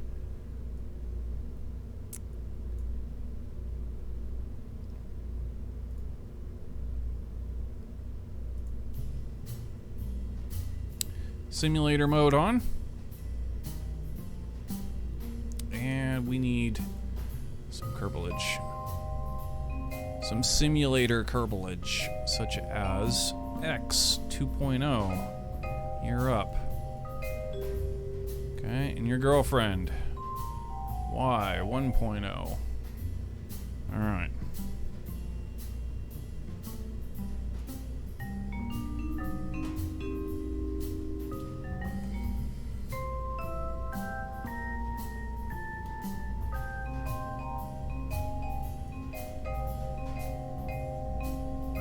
I always forget to go back to the build mode before clicking to try and get rid of the reticle every single time.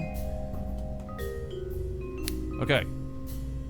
Out we go. We did clear up the pad, yeah? Yeah. I hope. Yeah.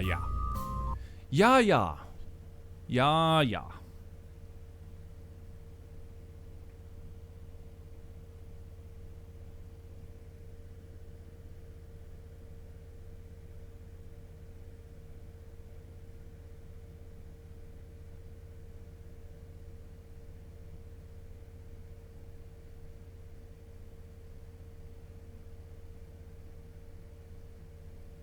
That damn refinery still breaks my computer?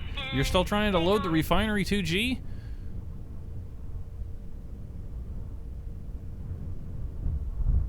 That's an old project, man. Holy cow.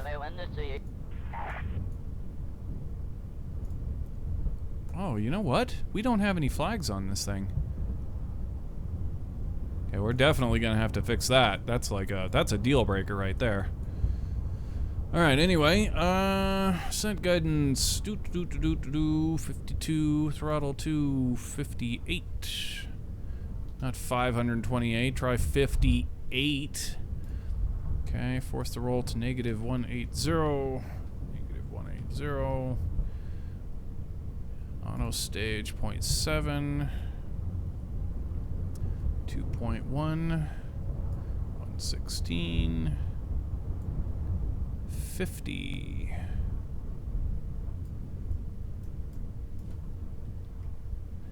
At 7. All right. So here we go. Staging is green. Computer is programmed. Guidance is internal. Ignition sequence start. 6, 5, 4, 3, 2, 1. Launch.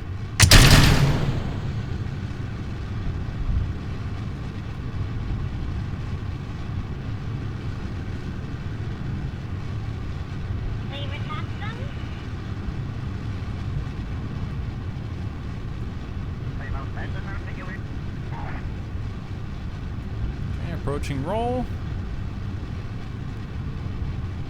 Go for roll. Alright, roll complete. We're go for throttle up. 100 meters. 110. We're go for pitch.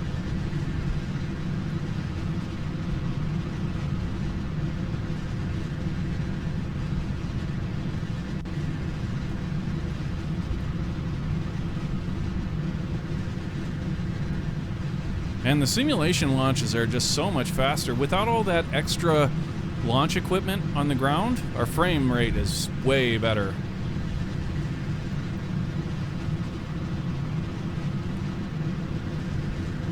Vehicles transonic.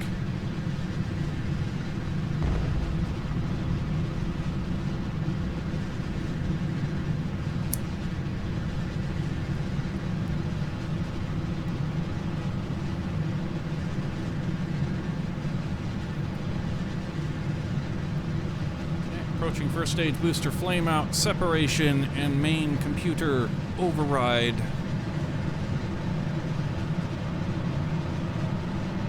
Vehicles Mach 2.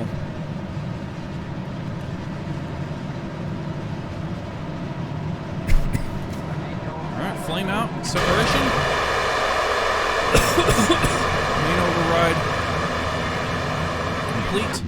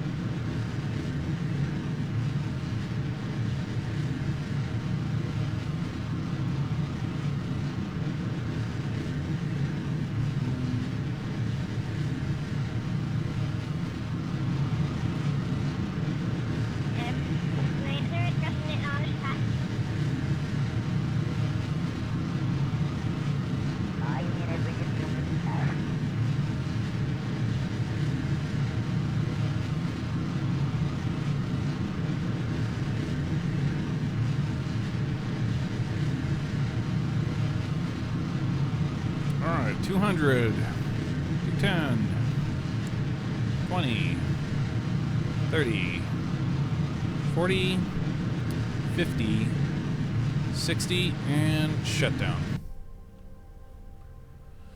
Alright, pirouette maneuver. SAS off. Roll.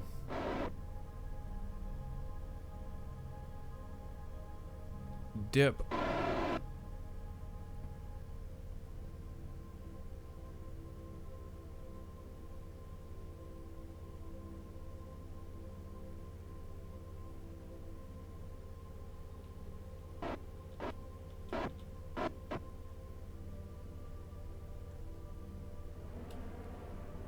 Alright, up we go. As soon as the game comes back to us. There we go.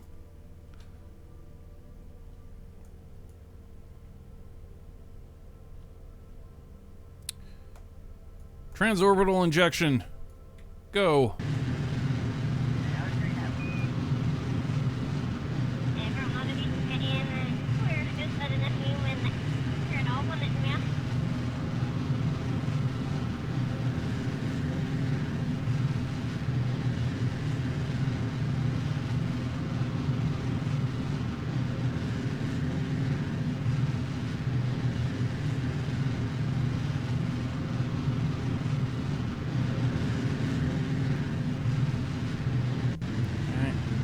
Of fuel here, and go ahead and take it all the way out.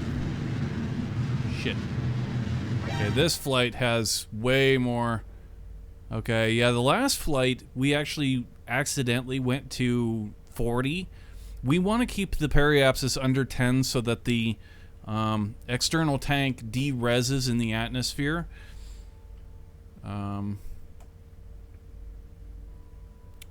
But I wanted to see there if the external tank, if the payload was actually too heavy for the external tank to make it to where we expect to make it. And it does. It goes beyond. It goes above and beyond the call of duty, so we're good on this front.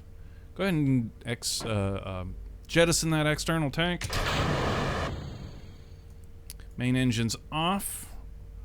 Ohm's computer engage. RCS off. Prograde. Open up the payload doors, please. And we are go for the orbital insertion.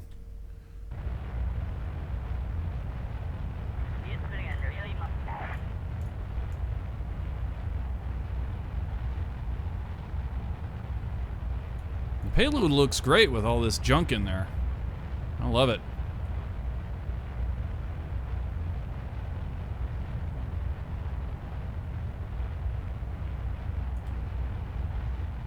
Oh, we're well past orbit. Okay.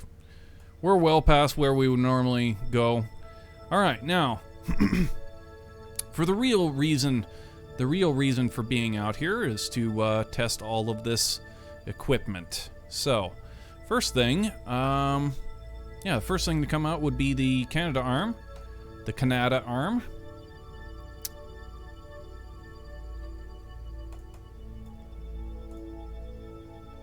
Toggle the torque on. Docking mode on, RCS on. Control from the docking port, which it already is. And let's see, forward. Oh yeah, we need to turn on the, that's right. Turn on the RCS tank. All right, good. Looks good. Good control.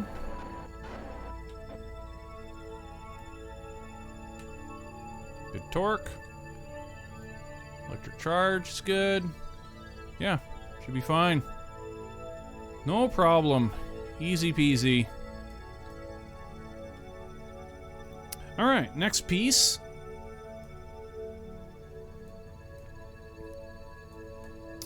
Is this piece right here needs to come out. So we decouple that.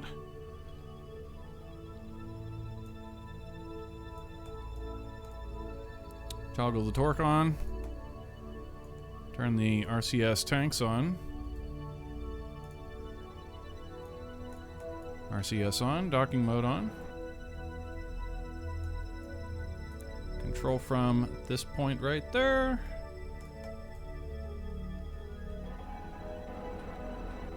It's gonna bonk a little bit, so just be careful with that. Alright. Something like that'll work great, yeah. No problem.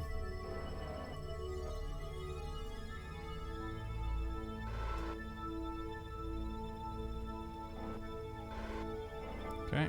Now this thing we're going to kind of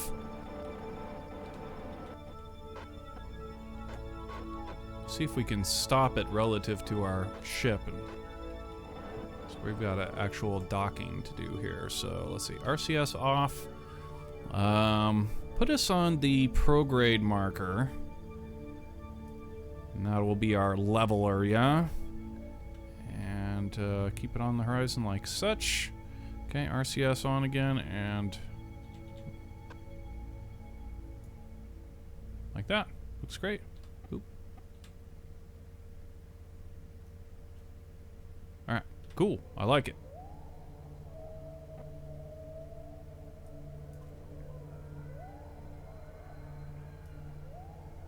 And the final piece, which is certainly looks the most dangerous.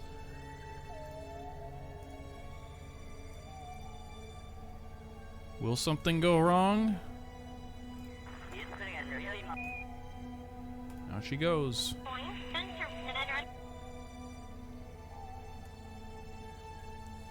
Okay, RCS on, docking mode on.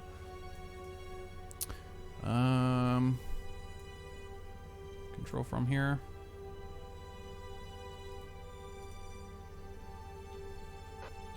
No, that's right. Go ahead and push it aft a bit like that. Yeah, I like.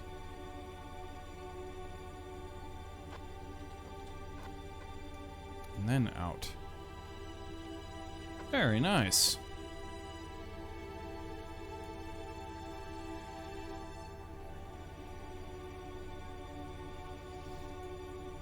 Very nice. I like. RCS off. Docking mode off.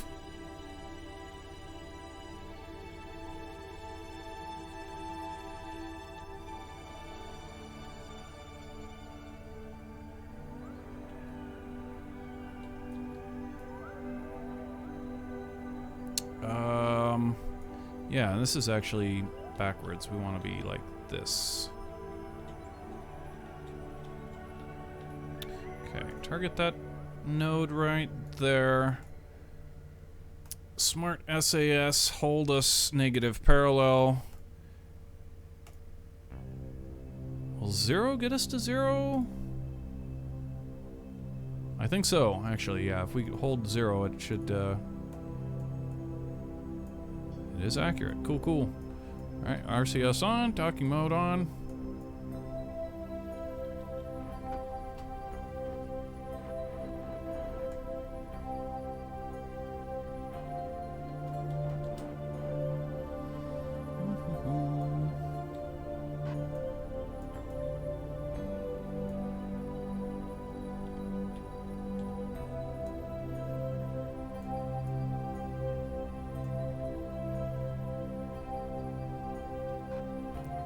Controls.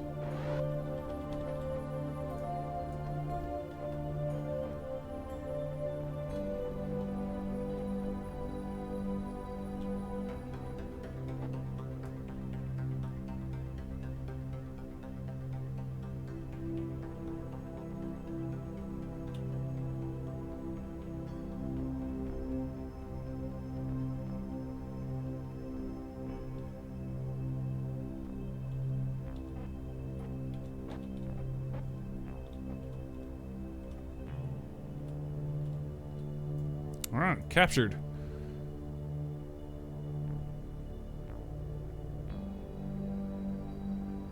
That looks fantastic. I like.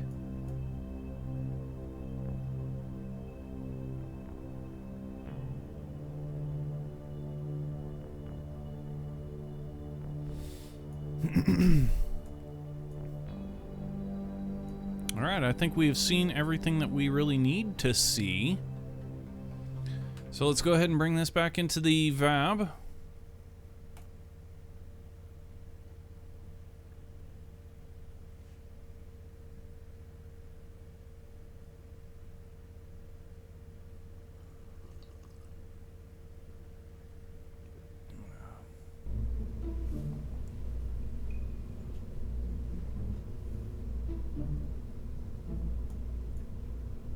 To reload this terrace if we want to do any more work on it, which we need to strut it into place now.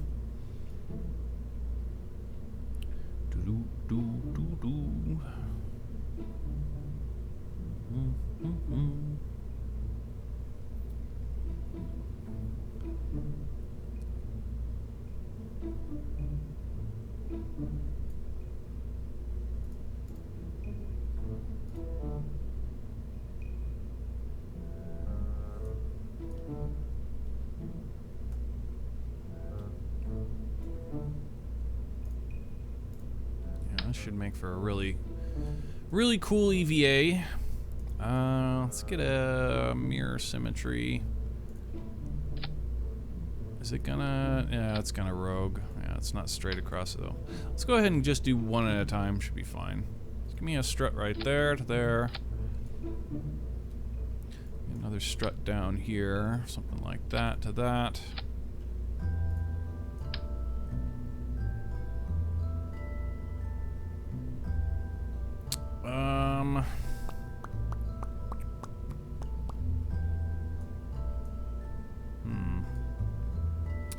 Maybe a strut from here down.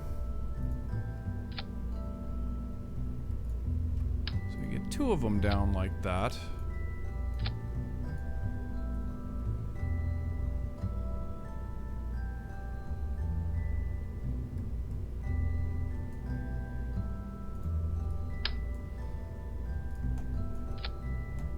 One of them over to the boom arm. Actually get us two. I like that idea. Two in the same way, like that. Okay.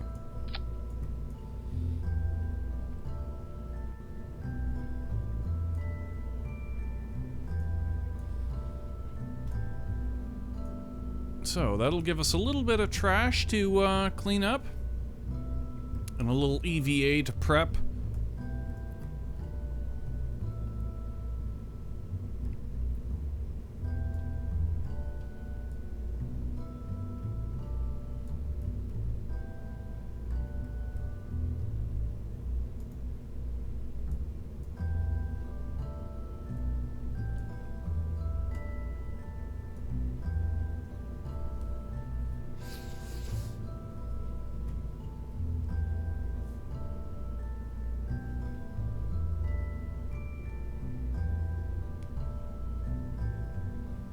Yeah.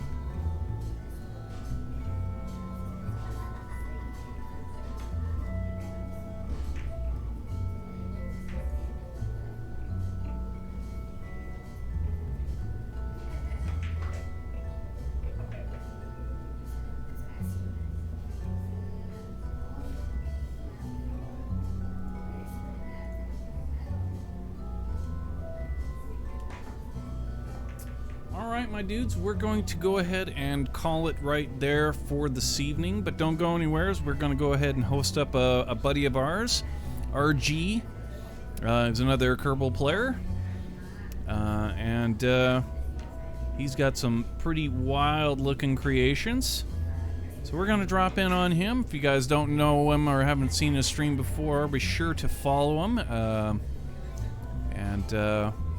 yeah, if you guys are new to the channel here, be sure to follow us. Follow us on Twitter. Subscribe on YouTube.